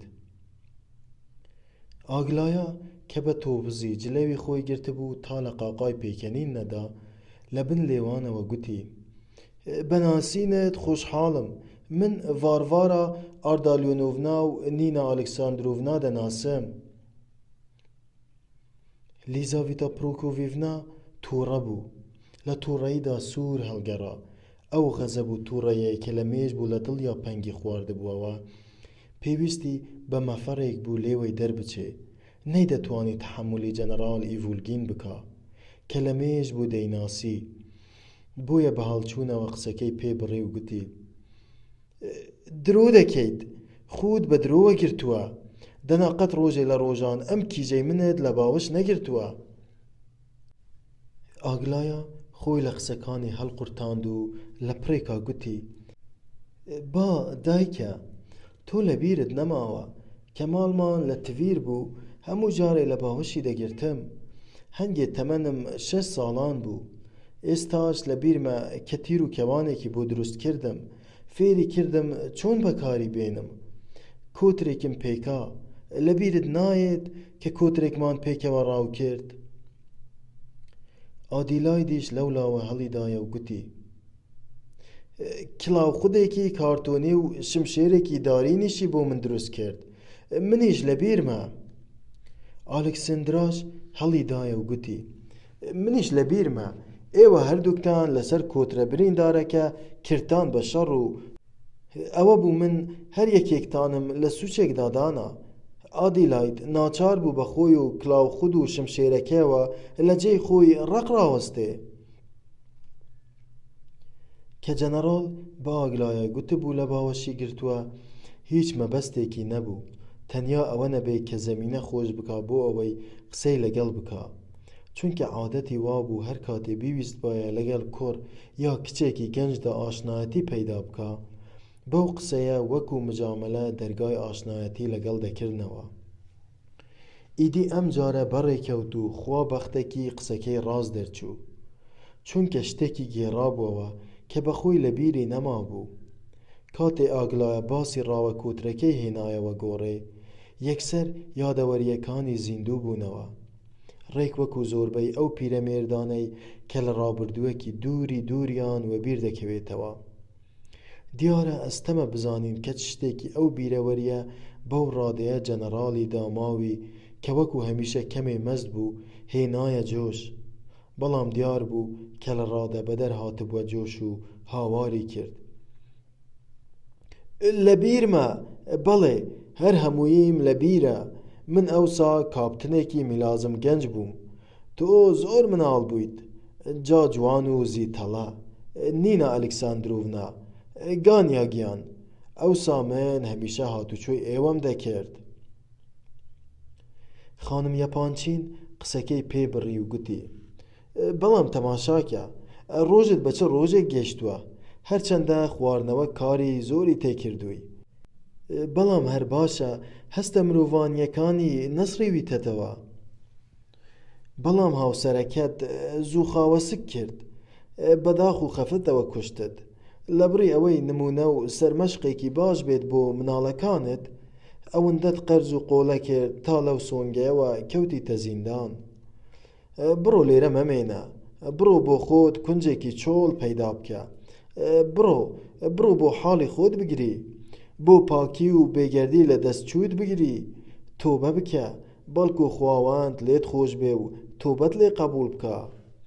دەی هەستە بڕۆ، بەڕاستمە گاڵتە ناکەم، خێرا بڕۆ، تا زووە پەشیمانی خۆت دەربڕە، هیچ شتێک وەکو پەشیمانی لە ڕابردوو بۆ مرۆڤ باش نییە، پاکت دەکاتەوە.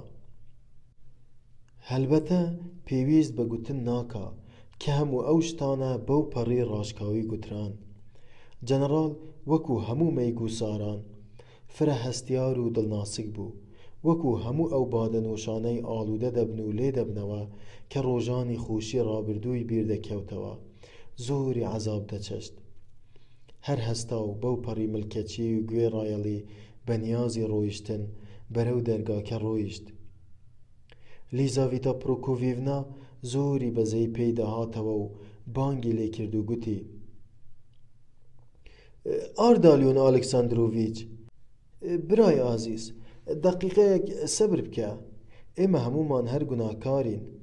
هەر کاتێ هەستت کرد کە ویجدانت تۆزێ ئاسوودە بووە و کەمێک هێوریوە، وەرە دیدەنیم تا کەمێک باسی ڕابردوو بکەین. بە چ مەعلوم من 50 ئەوەندەی تۆ و زیاتریش گوناهکار نیم؟ کە بینی خەریکە دەگەڕێتەوە، بە نیگەرانیەوە لەسەری ڕۆیشت. جارێ خوا حافیزت بێ، بڕۆ، تۆ ئیشت لێرە نییە.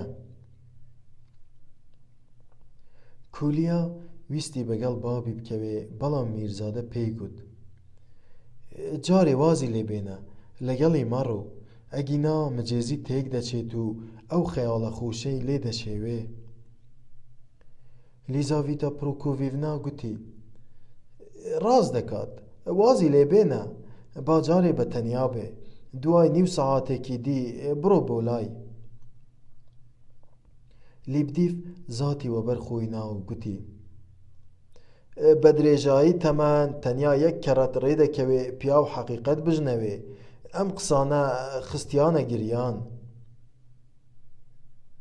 لیزاڤیتا پرۆکۆڤیڤنا لە دەمی دایەوە و گوتی: ئەگەر ئەوەی دەربارەی تۆ دەگوترێ ڕاست بێ، تۆش هیچت لەو زیاتر نییە، تۆش لەو باشتر نیت. بەرەبەرە ڕەئی و هەڵوێستی میوانەکانی دەوری میرزادە بەرانبە یەکدی دەردەکەوت. میرزادە هەستی بەوە دەکرد کە خانەوادەی یەپانچین، یانی خانم یەپانچین و کیژەکانی زۆر دڵسۆزانە و ڕازگۆیانە بە خەمی ئەوەون، بۆیە دەرفەتی هێنا و بەو پەڕی ڕازگۆیی پێی گوتن کە بەر لەوەی ئەوان بێن وێڕای نەخۆشی خۆی و درەنگی کاتەکەش هەر تەما بووە ئەو ڕۆژە بچێتە دیدەنیان. لیزاڤیتا پرۆکۆڤیڤنا نیگایەکی پڕ حەقارەتی میوانەکانی دیکەی کرد و بەرسوی دایەوە کە ئێستاش نەچوە بچێ. پتیتسن وەکو خۆی هەمیشەی و ئاسنگیری خۆی یەکسەر هەستا و بە ئومێدەوە لیبدیفیش چاوی لێ بکا بۆ vێلاکەی لیبدیف ڕۆیشت. بەڵام لیبدیف ئەوەندەی پێگوت کە تۆ بڕۆ وا منیش هاتم. ڤاریا کە دەگەڵ کیژەکاندا سەرگەرمی گفتوگۆ بوو هەر لەوێ مایەوە. ئەو و گانیا ڕۆیشتنەکەی جەنەڕالیان پێخۆش بوو.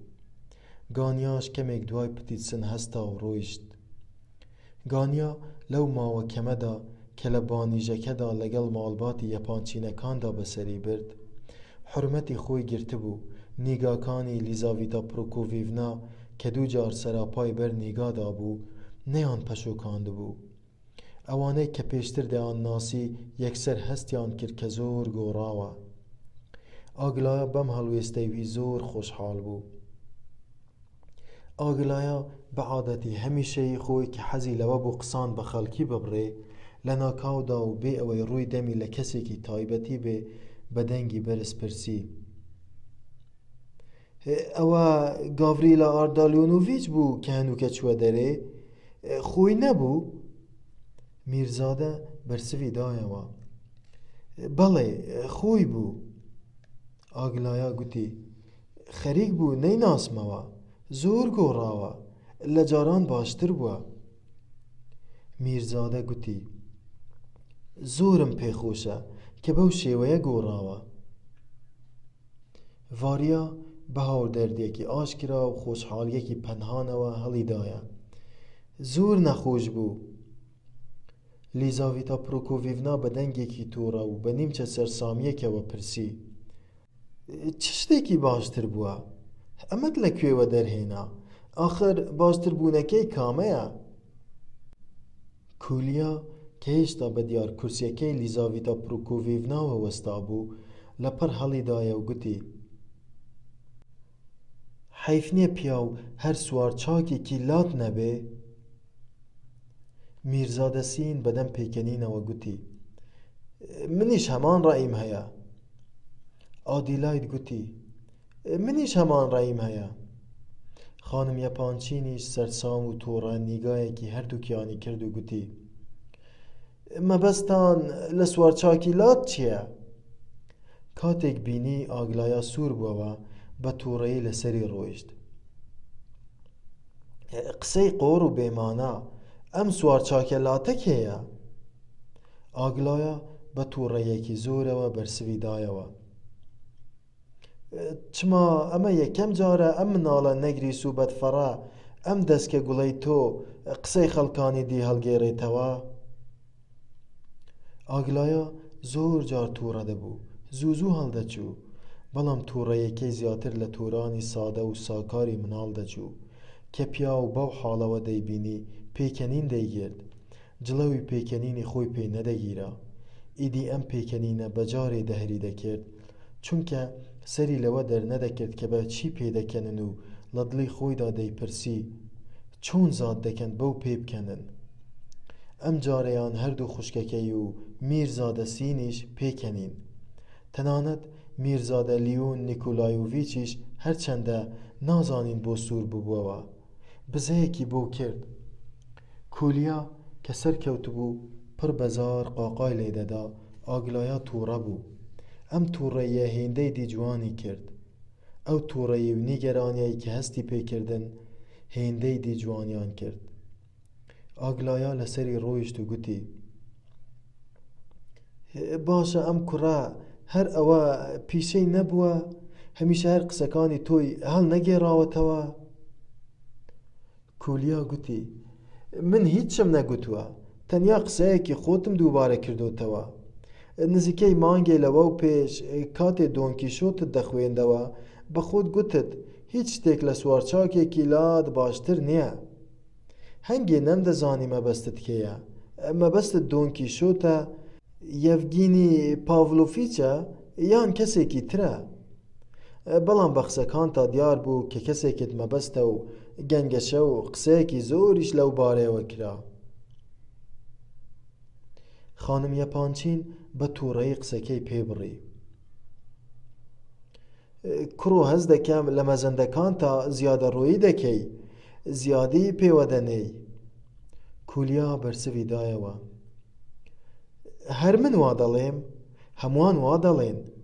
تۆزێ لەمە و پێش میرزادە سین و ئادیلایت ئیڤانۆڤنا و خەڵکانێکی دیکەش گوتیان کە لە ئەنگری سوارچاکی لاتن، کەواتە ئەم سوارچاکە هەیە. من پێم وایە ئەگەر ئادیلایت ئیڤانۆڤنا زوو پاشەکشەی نەکردبا لە مێژ بوو دەمزانی ئەو سوارچاکە لاتە کێیە. ئادیلایت بە پێکەنینەوە پرسی: خەتای من چییە؟ خەتای تۆ ئەمەیە کە قبوولت نەکرد پۆرترێتێکی ئەومان بۆ بکێشێ. هەرچەندە ئاگلایە ئیڤانۆڤنا تکای لێ کردی کە ئەو کارە بکەیت و تەنانەت هەموو تەفسیلاتێکی وێنەکەی وەکو لای خۆی تەسەوڕی کردبوو بۆ شرۆڤە کردی. بیرت نایێت؟ بەڵام تۆ نەتویست. ئاخر کاری وا چۆن دەکرێت؟ وێنەی کێم بکێشایە؟ ئەو سوارچاکە لاتەی کە بۆ من باس کرا پیاوێک بوو، کەس چارەی نەبینی بوو. شەو و ڕۆژ کلااوخودی لەسەر بوو. دەبوا چ چارە و سیمایەکی بدەمێ. چیم وێنە بکێشایە؟ کلااوخود؟ دەمامکی پۆڵاین؟ وێنەی کەسێکی بێدەم و چاوم بکێشایە؟ خانم یەپانچین بە بێزاریەوە گوتی: ئەوە باسی چی دەکەن؟ هیچ تێناگەم. ئەم کلااوخود و دەمامکە پۆڵایی نەچێ کە باسی دەکەن. بە سیمایدا دیار بوو کە دەزانێ مەبەست لەم سوارچاکە لاتە کێیە. پێدەچوو دەمێک بێ لە خەیاڵی خۆیدا دیاری کردبێ. ئەوەی خانم یەپانچینی پەس دەکرد ئەو پەشۆکانە ئاشکرایە بوو کە بە سیمای میرزادە لیون نیکولایۆڤیچەوە دیار بوو. بە جۆرێ دەم و چاوی سوور هەڵگەڕا بوو لە تۆ وایە مناڵێکی 10 ساڵانە. خانم یەپانچین درێژەی دایێ: ئەم گەوجە گەوج و شۆخی بازیە کەی دەبڕێتەوە؟ چیرۆکی ئەم سوارچاکە لاتەم بۆ باز دەکەن یان نا؟ یانی ئەوەندە نهێنیەکی گەورەیە کە باس نەکرێ؟ هەموو بەجارێ لە قاقای پێکەنینیاندا. میرزادە سین کە بە ئاشکرا حەزی دەکرد بابەتەکە بگۆڕێ هەڵی دایە و گوتی: مەسەلەکە شیعرێکی ڕووسی ئەنتیکەیە و هیچی دی. شیعرێکە نەسەری هەیە و نەبن. دەربارەی بابایەکی سوارچاکی لاتە. نزیکەی مانگێ لەوە و پێش ئێوارەیەک دوای شێو بەدەم گفتوگۆ پێکەنینەوە لە بابەتێک دەگەڕاین کە ئادیلایت بیکا بە تابلۆیەک. تۆ بە خۆت دەزانی لە کۆنەوە دۆزینەوەی بابەت بۆ تابلۆکانی ئادیلایت بووە بە ئەرکی خانەوادە. یەکێکمان لە بیرم نەماوە کێ بوو پێشنیازی کرد کە ئەم سوارچاکە لاتە بکا بە تابلۆ و وێنەی بکێشێ. کولیا هاواری کرد. بیرۆکەی ئاگلایا ئیڤانۆڤنا بوو. میرزادەسین لەسەری ڕۆیشت و گوتی: دەبێت، بەڵام من لە بیرم نەماوە. ئیدی هەندێک گاڵتەیان بە بابەتەکە دەهات و هەندێکی دی گوتیان هیچ شتێک لەمە باشتر نییە. بابەتە، ئەمما بابەت، بەڵام دەبێ گونجاوترین دەموچاوی بۆ بێتە هەڵبواردن. ئیدی هەموو کەوتینە بیرکردنەوە تا بزانین لە نێو دەموچاوی ئاشنا و دۆستەکانی خۆماندا دەموچاوی کێ لەم بابەتە دێ. بەڵام هەرچی بیرمان کردەوە و سەرمان هێنا و سەرمان برد لەسەر دەموچاوی هیچ کەسێک نەگیرساینەوە. ئەمە حاڵ و حکایەتێکە بوو. ئیدی نازانم بۆچی نیکۆلا ئاردالیۆنۆڤیچ لەم کاتەدا ئەو بابەتەی وەبیر هاتۆتەوە. ئەو بابەتە بۆ ئەو کاتە خۆش بوو، بەڵام ئێستا نە تامی هەیە و نە بایەخ. لیزاڤیتا پرۆکۆڤیڤنا بە تووڕەیی گوتی: چونکە ژێرا و ژێر مانای ناخۆشی تایە، قسەیەکی بەنێش و ئێشە. ئاگلایا کە زەوقی هاتبووە تایم و بە تەواوەتی بەسەر خۆیدا زاڵ بوو لە ناکاوە بە شێوەیەکی چاوەڕوان نەکرا و زۆر بە جددی گوتی: هەرگیز شتی وان نییە، بە پێچەوانەوە ئەو پەڕی ڕێز و حورمەتی تایە. بە گوێرەی هەندێک قەرینە و نیشانان لەوە دەچوو بە بڵاوبوونەوەی زیاتری ئەم چیرۆکە خۆشحاڵ بێ. کەستی کرد و بینی نیگەرانی میرزادە سات بە سات زیاتر دەبێ بەجارێ هاتە زەوق لە کەیفان لە پێستی خۆی نەدەهێوری. هەوڵ جار وەکو شێت پێدەکەن و پاشان باسی ئەو پەڕی ڕێز و حورمەت دەکەن. ئەمە شێتاتیە یان ڕێز و حورمەت؟ دەی پێم بڵێ چۆن لە ناکاودا ئەمەت بەبیردا هات؟ پێم بڵێ ئەم ڕێز و حورمەتت لەکوێوە بۆ هات؟ ئاگلایە بە هەمان سەنگینی وی قارەوە بەرسوی پرسیارە تند و تیژەکەی دایەوە و گوتی: کە باسی ڕێز و حورمەت دەکەم لەبەر ئەوەیە ئەم قەسیدەیە باسی پیاوێک دەکا کە باوەڕی بە یەک ئایدیال هەیە و کوێرانە هەموو ژیانی لە قەبەڵی ئەو ئایدیال و ئارمانجە کردووە. کەشتی وا لەم سەردەمەی ئێمەدا یان لە بنی نییە یان ئەگەر هەبێ یەکجار کەمە. لە قەسیدەکەدا دیار نییە کە ئایدیالی سوارچاکەلاتەکە چییە. ئایدیالەکەی دیاری نەکراوە، بەڵام بە ئاشکرا دیارە کە تەجەلی خەیاڵی خاڵیسە و جوانی ڕووتە. تەنانەت ئەم سوارچاکە شەیدا دڵە، لە جیاتی دەسماڵ تەسبیحێک لە ملی خۆیدا ئاڵێنێ. ڕاستە ئەم شیعرە ڕەمزێکی هەندێک گۆنگ و نامەفهومی تایە کە بریتیە لە حرفێن ئەلیف، میم، با کە لەسەر قەلغانەکەی نەخشێنراوە. کولیا بۆی ڕاست کردەوە و گوتی: ئەلیف، میم، دال. ئاگلایە بە تەشەرەوە گوتی: من حەز دەکەم بڵێم ئەلیف، میم، با و ژێوانیش نابمەوە. بە هەرحاڵ یاروی سوارچاکی لات بەلایەوە گرنگ نییە دلبەرەکەی خانمەکەی سیتە کێیە، چی دەکات، چ کارەیە. گرنگ ئەوەیە بەگەنی کردووە و هەڵی بژاردووە. دڵبەندی جوانیە پاک و خاڵیسەکەیەتی و هەتایە کڕنووشی بۆ دەبا. دەیپەرستێ شکۆی عەشقی ئەم سوارچاکەلاتە لەوەدا بوو کە ئەگەر ئەم دڵبەرەی ئەو دواتر تەنانەت دەست بداتە دزیش ئەو هەر بەڕەوانی لێ دەکرد. باوەڕی پێی لەق نەدەبوو شەڕە شمشێری لەسەر جوانیە خاڵیسەکەی دەکرد. لەوە دەچێ شاعیر ویستبێتی لە وێنەیەکی دەگمەن و ئاوارتەدا چەمکی قوڵ و بەرین و پاکی عەشقی سوارچاکی و ئەفلاتونی بەرجەستە بکا. بەڵام ئەم ئایدیالە لە لای سوارچاکەلاتەکە نەک هەر دەگاتە لووتکە، بەڵکو دەگاتە خەڵوەت نشینی و چلەکێشان. هەلبەتە دەبێ دان بەوەدا بنین کە ئەم هەست و سۆزە کە خۆی لە خۆیدا سەبر و حەوسلەیەکی زۆری دەوێ، ورەیەکی بەرزی دەوێ، گاڵتە نییە، گاڵتەی پێناکرێ، هەستێکی قوڵ و مایەی ستایشە. با بشوبهێتە سەر دۆن کیشۆتیش.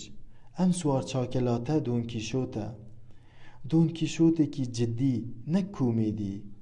من لە سەرەتاوە لێی نەدەگەیشتم، نەک بیر و هزری ئەوم بۆ دەرنەک نەدەکرا، بەڵکو گاڵتەشم پێی دەهات. بەڵام هەنوو کە سوار چاکەلاتەکەم خۆش دەوێ، ڕێزی بوێری و هەڵوێستەکانی دەگرم.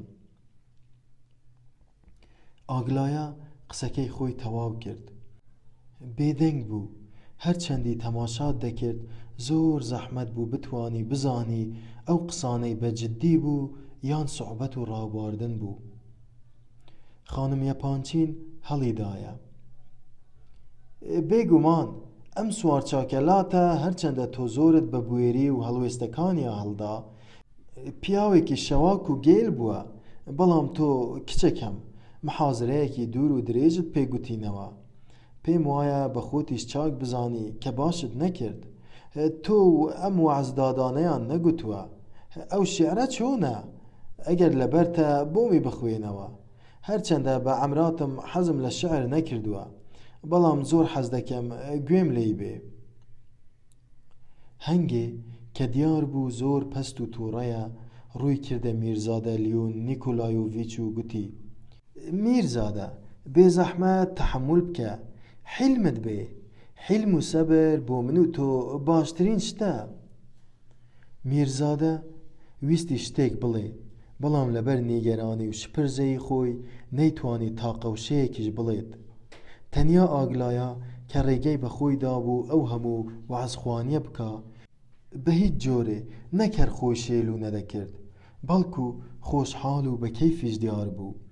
لەپڕ لە جێی خۆی هەستا، ڕێک بە هەمان ویقار و سەنگ و ڕەنگی پێشوەوە، وەکو ئەوەی پێشوەختە خۆی بۆ خوێندنەوەی ئەو شیعرانە ئامادە کردبێت و چاوەڕوانی یەکێک بێت تەکلیفی لێ بکە، ڕێک خۆی گەیاندە ناوەڕاستی بانیژەکە. لەبەردەم میرزادەدا کە هێشتا لەسەر کورسیەکەی خۆی دانیشت بوو، ڕاوەستا، هەموو بە سەرسامی تەماشایان کرد. میرزادە سین هەردوو خوشکەکەی ئاگلایە دایکی و هەموو ئامادە بووان لەم پڕکێشیە منداڵانەیەی ئەو کە تۆزێک لە حەد دەرچوو بوو نیگەران بوون، بەڵام بە ئاشکرا دیار بوو کە ئاگلایە لەم ڕەفتار و زەمینە سازیەی خۆی بۆ خوێندنەوەی شیعرەکە ڕازی و خۆشحاڵ بوو. لیزاڤیتا پرۆکۆڤیڤنا بەنیاز بوو ڕێی لێ بگرێ و بیگەڕێنێتەوە سەر جێگاکەی خۆی، بەڵام دەقا و داق لەم دەمەدا کە ئاگلایە خەریک بوو دەست بە خوێندنەوەی شیعرەکە بکە، دوو میوانی تازە کە بە دەنگی بەرز قسانیان دەکرد لە جادەکەوە سەرکەوتن و خۆیان بە بانیژەکەدا کرد. میوانەکان جەنەرال ئیڤان فیۆدۆرۆڤیچ یەپانچین بوو لەگەڵ کوڕێکی گەنجدا. هاتنی ئەوان جۆرە سەرسامیەکی لای ئامادە بووان دروست کرد.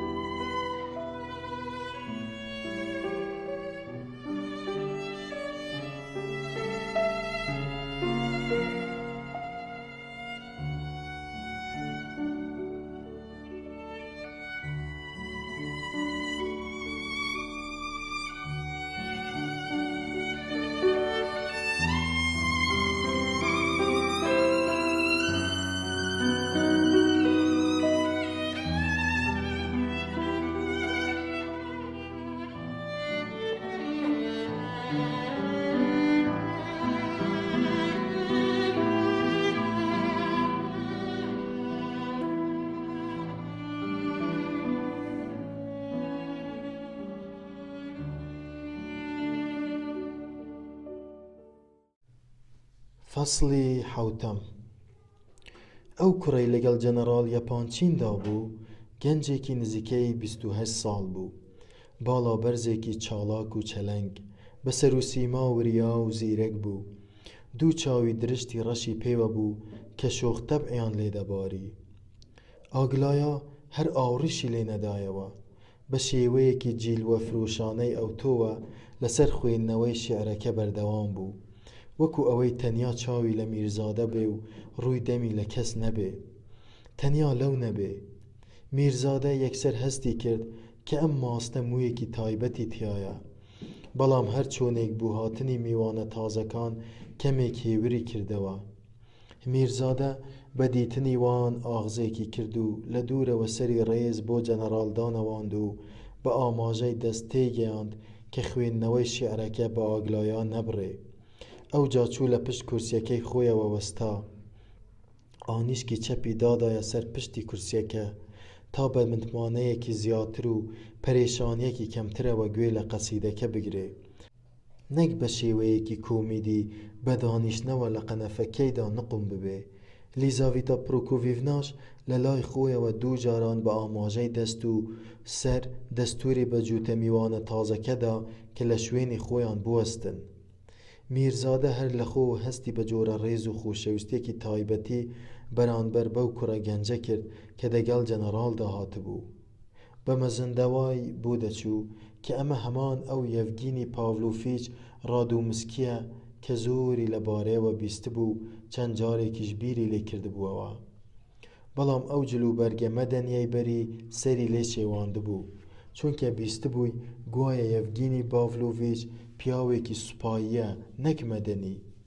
بە درێژایی ماوەی شیعر خوێندنەوەکە بزەیەکی تەوس ئامێز ناو بەناو بەسەر لێویەوە هەڵدەهات و زوو ئاوادە بوو کە لەوە دەچوو ئەوی شتێک لەمەڕ چیرۆک و سەربردەی سوارچاکەلاتەکە بزانێ.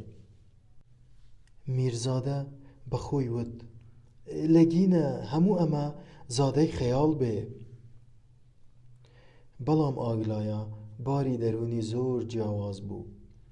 ئەو خۆنوێنەی کە لە دەستپێکی خوێندنەوەی چامەکەوە نیشانیدا نەما، گۆڕا، بوو بە سۆزێکی مەنگ و ئاوێتەی مانای بەیتە شیعرەکان بوو.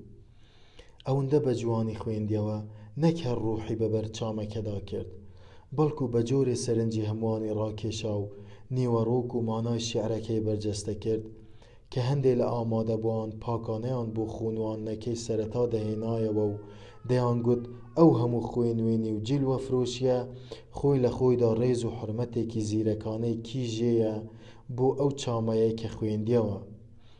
چاوانی درەوشانەوە دوو جار سووکە تەزوێکی پێواری نەدیار حەماسەت ئامێز ڕووە دڵڕفێن و جوانەکەی ڕووناک کردەوە. ئەمەش ئەو بەیتانەیە کە خوێندنیەوە: ڕۆژێ لە ڕۆژان سوارچاکێکی هەژار، کڕ و کپ و سادە و بێدەنگ، سیما خەمین و ڕەنگ زەرد، بەڵام ڕوح پاک و دلاوەر خەونێکی بینی، زۆر کاری لە دڵ و دەرونی کرد. ئیدی لەو ڕۆژەوە تەمەشای ژنانی تەرک کرد، تا مردیش زاری لە زاری ژن نەگەڕا.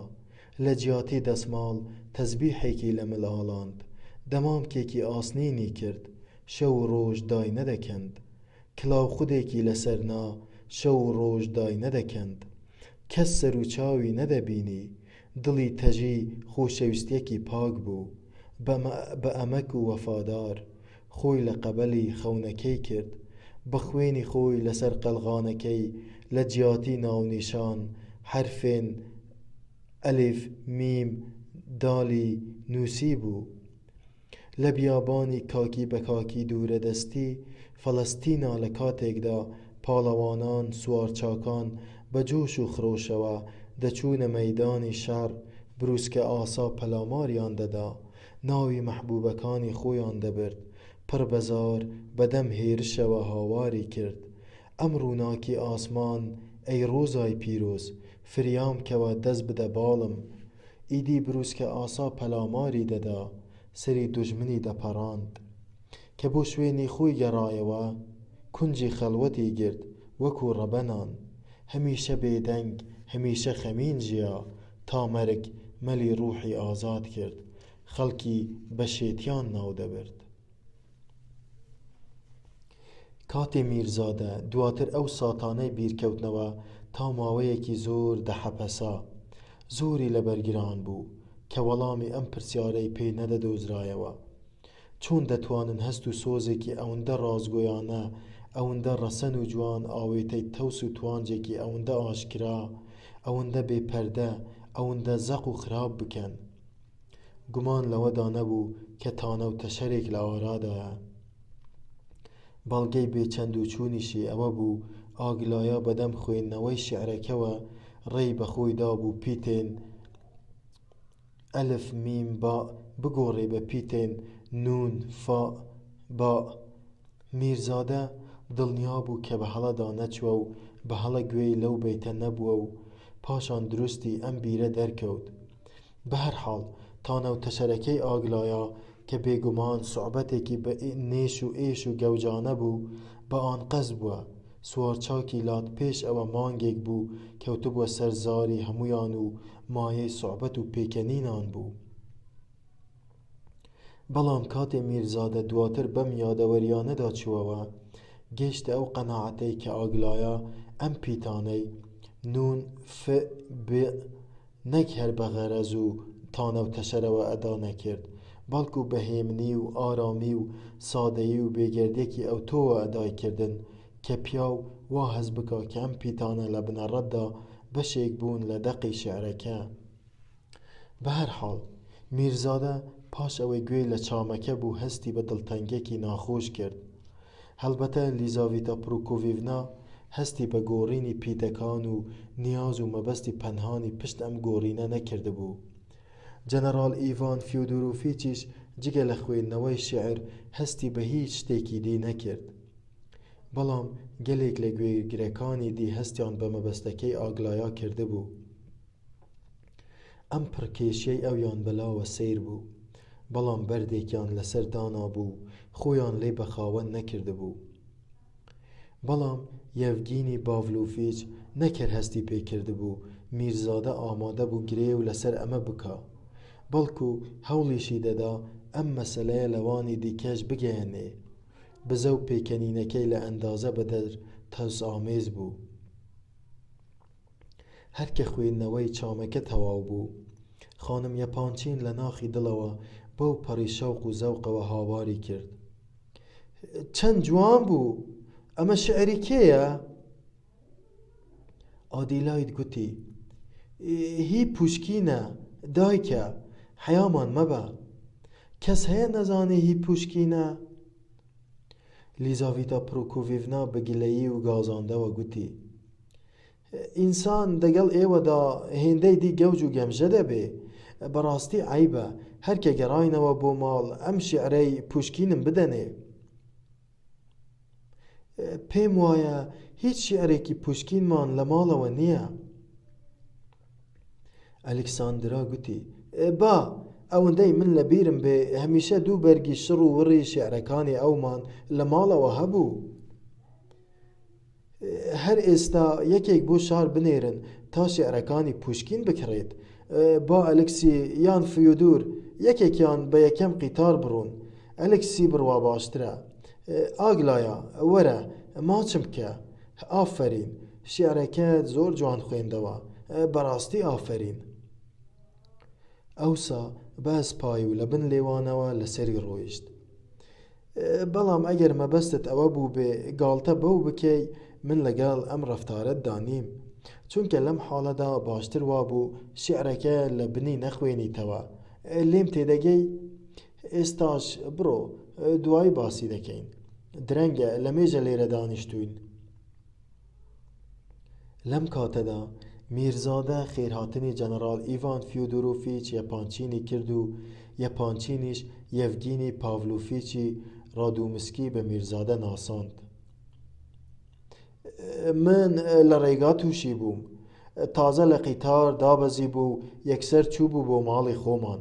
لەوێن دەرپێیان گوتبوو کە من بۆ ئێرە دێم و هەموو خانەوادەکەش لێرەن. یەڤگینی پاڤلۆڤیچ قسەکەی پێ بڕی و گوتی هەروەها زانیم کە تۆش لێرەیت و من زۆر لە مێژە حەزم دەکرد نەک هەر تەعارفت لەگەڵ بکەم، بەڵکو دۆستایەتیشت بکەم. ئیدی لە دڵی خۆمدا گوتم دەرفەتی لەمە باشترم بۆ هەڵناکەوێ.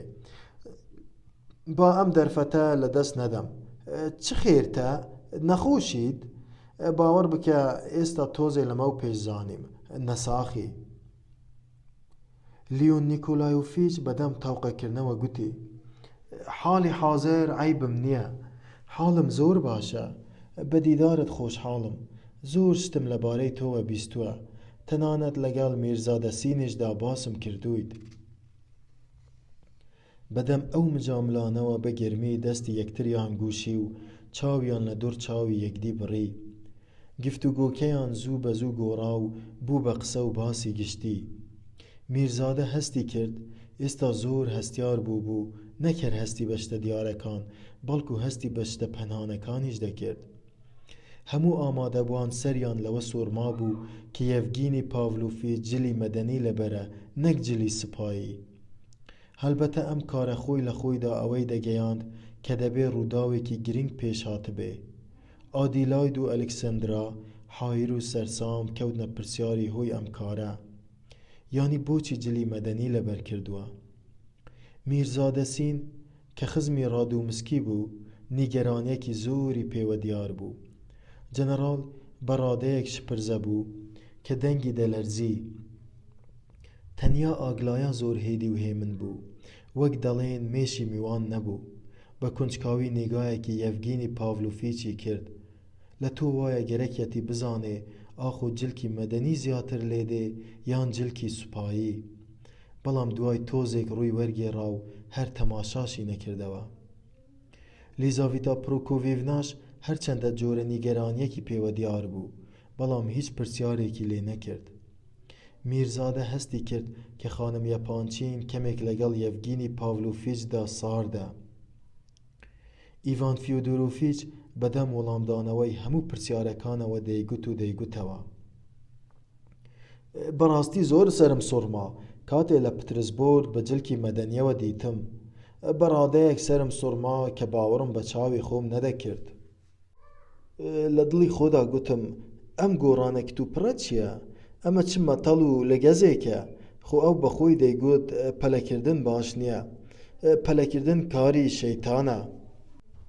لە کۆی ئەو قسانەدا دەربارەی ئەو مەسەلەیە ئەوە دەرکەوت کە یەڤگینی پاڤلۆڤیچ دەمێ بوو باسی ئەوەی کردبوو کە بەنیازە واز لە خزمەتی سوپایی بێنێ. بەڵام کە دەهاتە سەر ئەو باسە، ئەوەندە بە لامسەرلایی باسی دەکرد کە کەس باوەڕی پێ نەدەکرد. ئیدی عادەتی وابوو بە شۆخیەکی ئەو تۆوە باسی مەسەلەیەن جددی دەکرد کە خەڵکی نەیان دەزانی باوەڕی پێ بکەن یان نا، بە تایبەتی ئەو جارانەی کە خۆی ویستبای خەڵکی چاواشە بکات و بیان خاتە گومان و دوودڵیەوە. یەڤگینی پاڤلۆڤیچ بەدەم بزەیەکەوە گوتی: بەڵام تا ماوەیەک واز لە خزمەتی سوپایی دێنم، بۆ چەند مانگێک، ئەو پەڕەکەی بۆ ماوەی ساڵێک. جەنەڕاڵ بەو پەڕی گەرم و گوڕی گوتی: بەڵام ئەوەندەی من ئاگادارم، ئەوەندەی من ئاگام لە کاروبارت هەیە، پێویستی بەمە نەدەکرد. بەڵام لەسەر قسەکەی تۆ گەرەکمە سەرێکی مولکەکانم بدەم، ئەدی بە خۆت پێت نەگوتم وێڕای ئەمەش نیازی سەفەرێکی هەندەرانم هەیە. زوو بە زوو ڕێڕەوی گفتوگۆکان گۆڕا، بەڵام لەوە دەچوو میرزادە گیرۆدەی نیگەرانی و بێ ئۆقرەیەکی دژوار بێت و نەیدەزانی هۆیەکەی چییە. یەڤگینی پاڤلۆڤیچ ڕادوومسکی چووە لای ئاگلایە و گوتی: چییە؟ هەم دیز باسی سوارچاکەلاتەکە هاتۆتەوە گۆڕێ؟ میرزادە سەری لەوە سۆڕما کە بینی ئاگلایە بە نیگایەکی پڕ سەرسامی و پرسیارئامێز جوابی یاروی دایەوە: لە تۆ وایە بە زمانی نیگا پێی دەڵێ قەت ڕۆژێ لە ڕۆژان مەسەلەی سوارچاکەلاتەکە بابەتی باسی نێوان ئەوان نەبووە و تێناگا بۆ ئەو پرسیارەی لێ دەکا. کولیا هێشتا هەر گەنگەشەی لەگەڵ لیزاڤیتا پرۆکۆڤێڤنا دەکرد و دەیگوتەوە: ئێستا درەنگە، زۆر درەنگە، وەختی ئەوە نەماوە کە کەسێک بۆ شار بنێردرێت تا کتێبی پوشکین بکڕێ. 3000 جارم گوت کە زۆر درەنگە. یەڤگینی پاڤلۆڤیچ بە هەشتا و لە ئاگلایە دوور کەوتەوە و گوتی: ڕاست دەکات درەنگە تا دەگەیتە شار دوکان و بازاری پترسبورگ دادەخرێن. هەنگێ تەماشای سەعاتەکەی کرد و گوتی وا سەعات نۆیە. ئادیلایت گوتی کە تا ئێستا بەبێ کتێب هەڵمان کردووە دەشتوانین تا سبەی چاوەڕوان بکەین. کولیاش گوتی ئەمە جگە لەوەی کە بایەخدانی زۆر بە ئەدەبیات بۆ کۆمەڵگەی خانەدان و ئەرستۆکرات زۆر پەسەند نییە. حەز دەکەن لە یەڤگینی پاڤلۆڤیچ بپرسن. بۆ نمونە پیا و گالیسکەیەکی زەردی پێچکەسووری هەبێ زۆر دیارتر و باشترە لە کتێب. ئادیلایت هەڵی دایە و گوتی کولیا دیسان خەریکی قسەی ناو کتێبان دەڵێیتەوە. یەڤگینی پاڤلۆڤیچ گوتی ڕاستە هەرچێک دەڵێت لە کتێبانەوە وەریگرتووە. دەتوانێت چەندین لاپەڕەی وەرگیرا و لە گۆڤارێن ڕەخنەییەوە لەبەر بڵێتەوە. من دەمێکە ئەمەم لە نیکۆلای ئاردالیۆنۆڤیچ کەشف کردووە و زۆریشم پێخۆشە. بەڵام ئەم جاریان قسەکەی لە کتێبانەوە وەرنەگرت بوو، بەڵکو مەبەستی گالیسکە زەردە پێبکە سوورەکانی منە. بەڵام حەز دەکەم ئەوەت پێ بڵێم کە ئەو گالیسکەیەم گۆڕیوە، بۆیە ئەو قسانەت کۆن بوون. کاتی بەسەر چووە. میرزادە بە وردی گوێی لە قسەکانی ڕادەومسکی دەگرت. زۆری پێخۆش بوو کە دەیبینی گەنجێکی خۆش ڕەفتار و خاکی و بێهەوا و ڕووخۆشە. بە تایبەتی کە دەیبینی لە وەڵامی تانە و تەشەرەکەی کولیادا بە زمانێکی میانڕەوی دۆستانە دەدوێ. لیزاڤیتا پرۆکۆڤێڤنا لە ڤێرای کچی لیبدیفی کە لە پڕێکا بە باوەشی کتێبی ئەستووری تازە بەرگکراوەوە لە بەردەمی ئاوەستا پرسی ئەمانە چین؟ ڤێرا بەرسوی دایەوە و گوتی پوشکینە، پوشکینی شاعیری خۆمان. بابم فەرمووی پێشکەش بە تۆیان بکەم. لیزاڤیتا پرۆکۆڤێڤنا بە سەرسامی پرسی چۆن ماقوڵە؟ لیبدیف لە پشت کیژەکەیەوە دەرکەوت و گوتی نا دیاری و پێشکەش نییە، ناتوانم شتی وا بکەم، بەڵکو بە نرخەکەی خۆی پێتی دەفرۆشمەوە. ئەمە کۆ بەرهەمەکانی پوشکینە کە لەسەر ئەرکی بنەماڵەی خۆمان چاپ کراوە. چاپی ئانکوفە کە لە بازاڕە نەماوە و دەست ناکەوێ.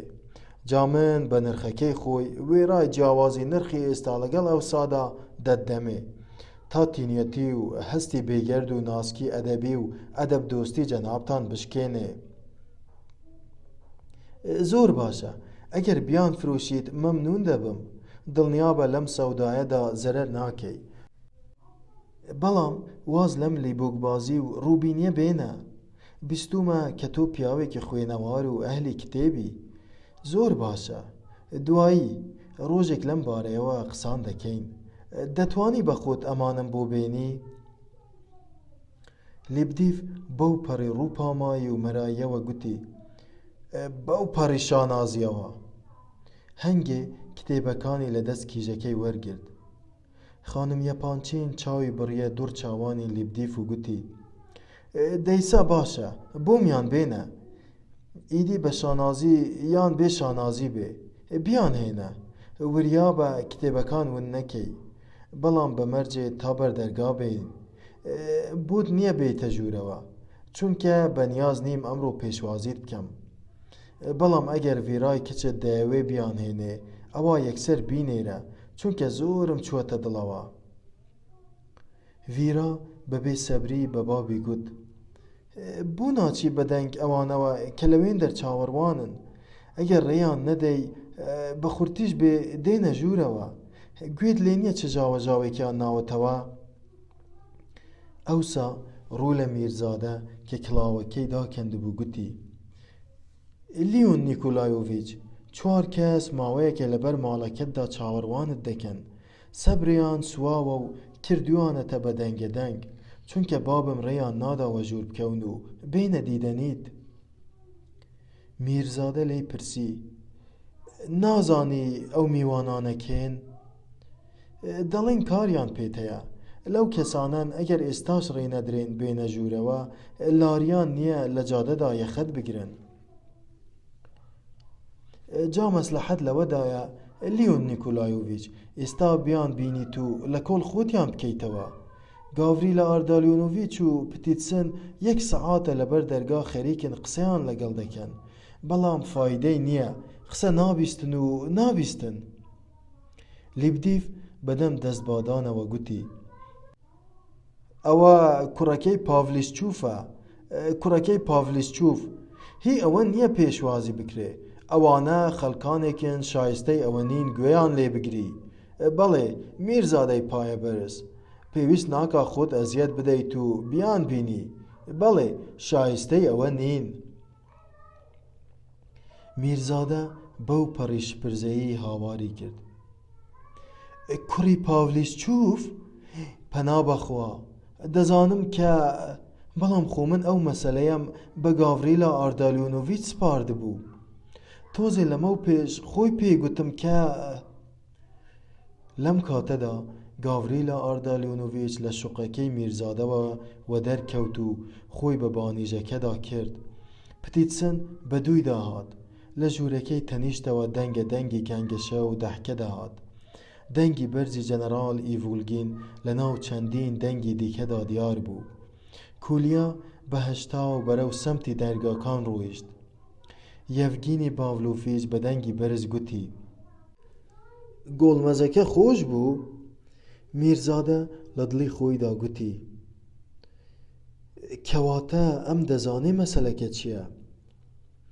جەنەرال ئیڤان فیۆدۆرۆڤیچ کە بە کونجکاوی تەماشای تێکڕای ئامادەبوانی دەکرد و دەیزانی کە تەنیا ئەو لەم حکایەتە تازەیە بێئاگایە، بەسەرسامی پرسی: کوڕی پاڤلیشچوف، نۆبەتی ئەم قەوانەیە. پاڤلیشچوف کوڕی وای لەکوێ بوو؟ ئەم مەسەلەیە هەموویانی هاڕوژاند. میرزادە هەرچەندە سەری دێنا و سەری دەبرد، نەیدەزانی ئەم مەسەلەیە کە تەنیا پەیوەندی بەوەوە بوو بۆچی بەو جۆرە هەموو ئامادەبوانی هاڕوژاندووە. ئاگلایە بە کاوە خۆچوو بەلای میرزادەوە و بەو پەڕی ویقار و جدیەوە گوتی: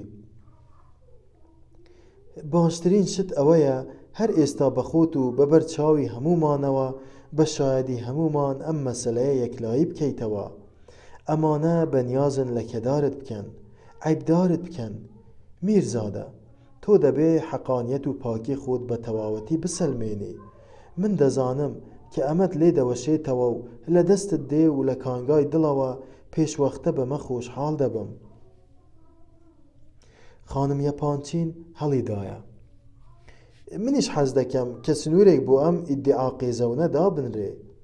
میرزادە، هیچ خاتریان مەگرە، حەز دەکەم زۆر توندبی لەگەڵیاندا، بیان کەی بە پەند و عیبرەت. تاقەتی بیستنی ئەم قسە و قسەلۆکانم نەماوە، شەڕی زۆرم لەسەر تۆ کردووە. باشتر وایە بیان بینی، بانگیان بکە تا ئێمە لێرەین. با بێنە ژوورەوە، تەکبیرەکەی ئاگلایە تەکبیرێکی باشە.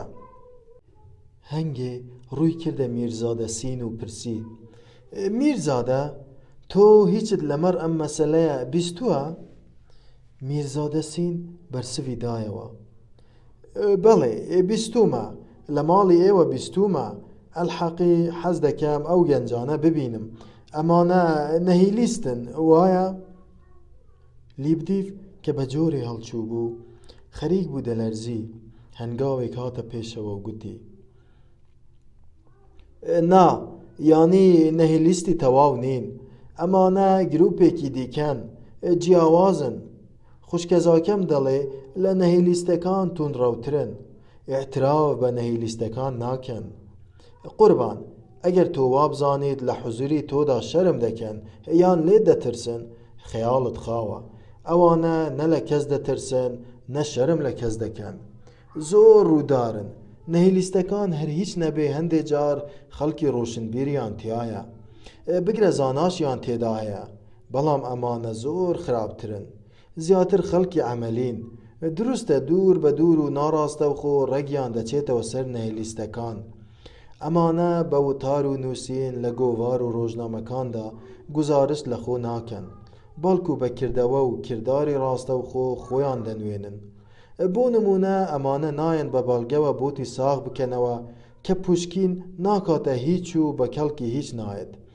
یان پارچە پارچەکردنی رووسیا پێویستە، خۆیان بە سەلماندن و بەڵگە و بەڵگەکاریەوە خەریک ناکەن کە شتێکیان ویست هەر ئەوەیە و تەواو، نابێ کەس دەست بێنێتە ڕێگایان یان ڕێیان لێ بگرێ یان هیچ کۆسپێکیان بخرێتە بەردەم.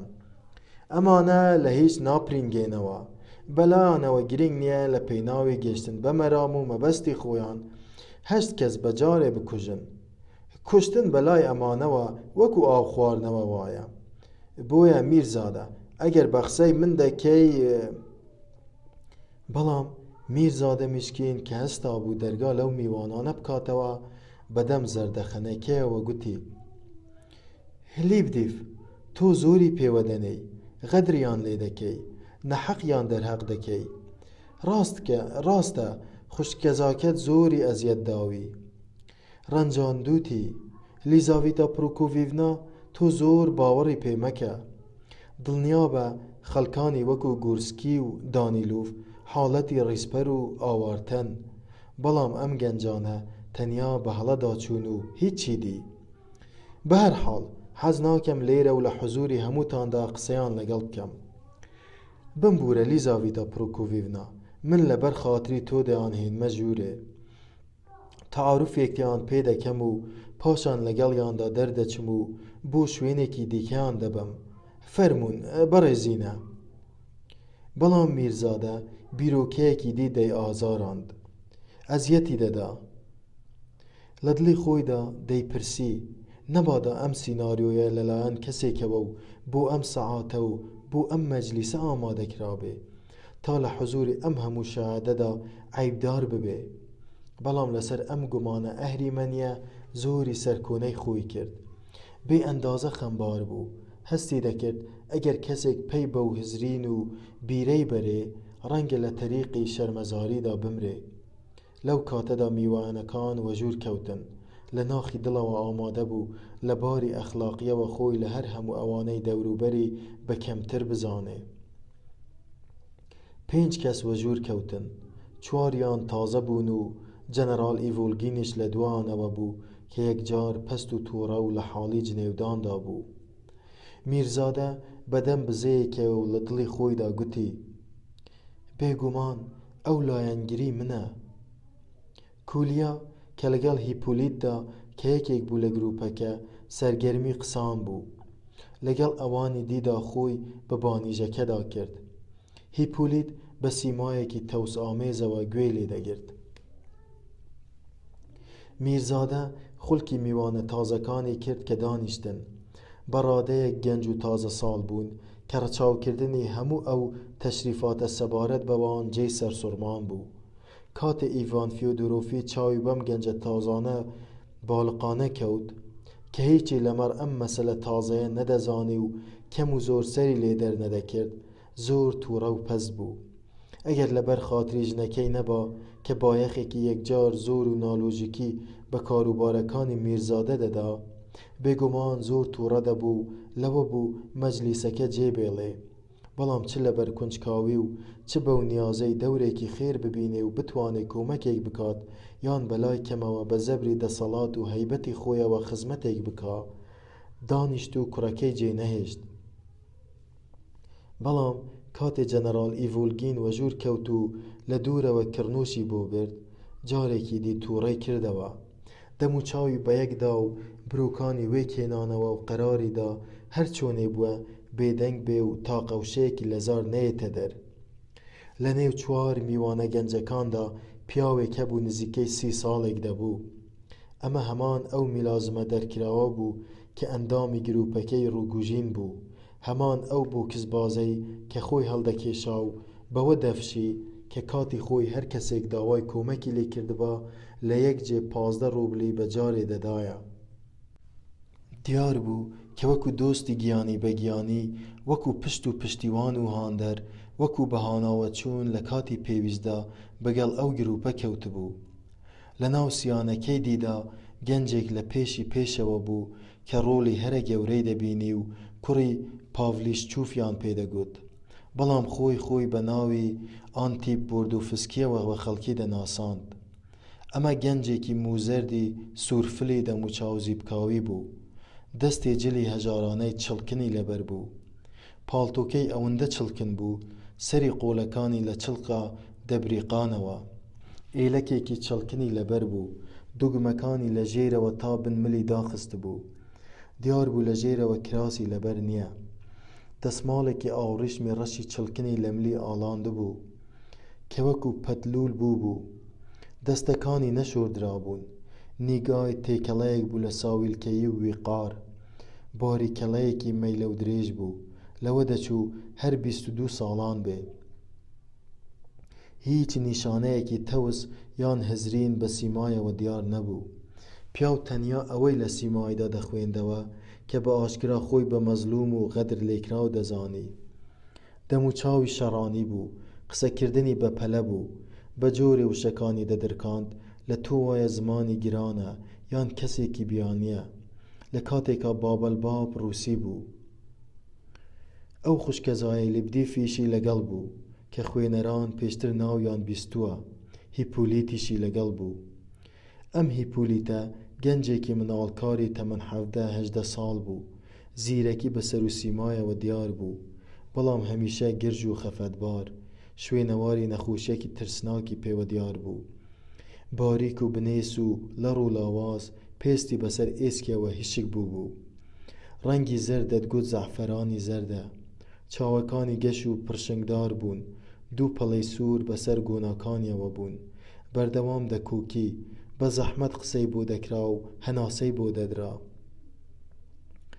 دیار بوو کە نەخۆشی دەردە باریکە و سیل کە سیرەی کرده بوو کە تەماشات کردبا دەتگوت ئەو پەڕی 2 یان 3 هەفتەی دی دەژی. زۆر شەکەت و ماندوو دیار بوو. هەرکەوە ژوور کەوت بەر لەوانی دی خۆیدا بە کۆڵی کورسێکدا.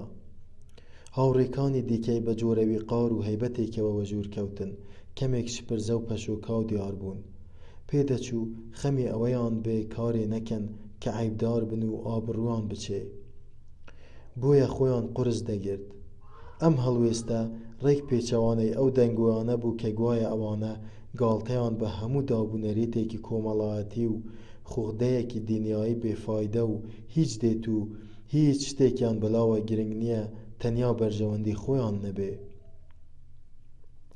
کوڕەکەی باڤلیشچوف بە نیازی خۆناساندن لە بن لێوانەوە گوتی: ئانتیپ بۆردۆڤسکی.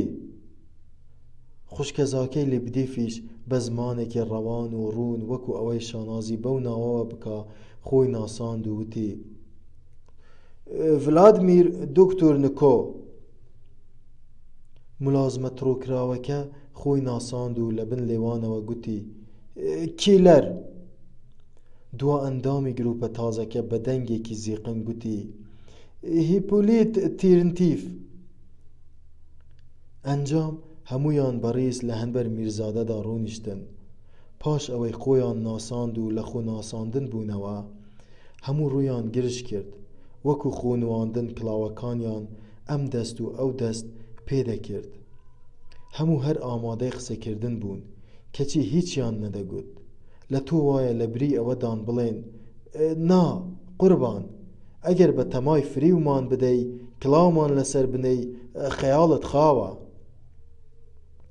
پیاو وای هەز دەکرد هەرکە یەکەم وشە لە زاری یەکێکیانەوە دەربێ ئیدی سەری قسان دەکرێتەوە و هەموو بەجارێک و لە هەمان کاتدا دێنە قسە و چەندی بتوانن قسان بە یەکدی دەبڕن.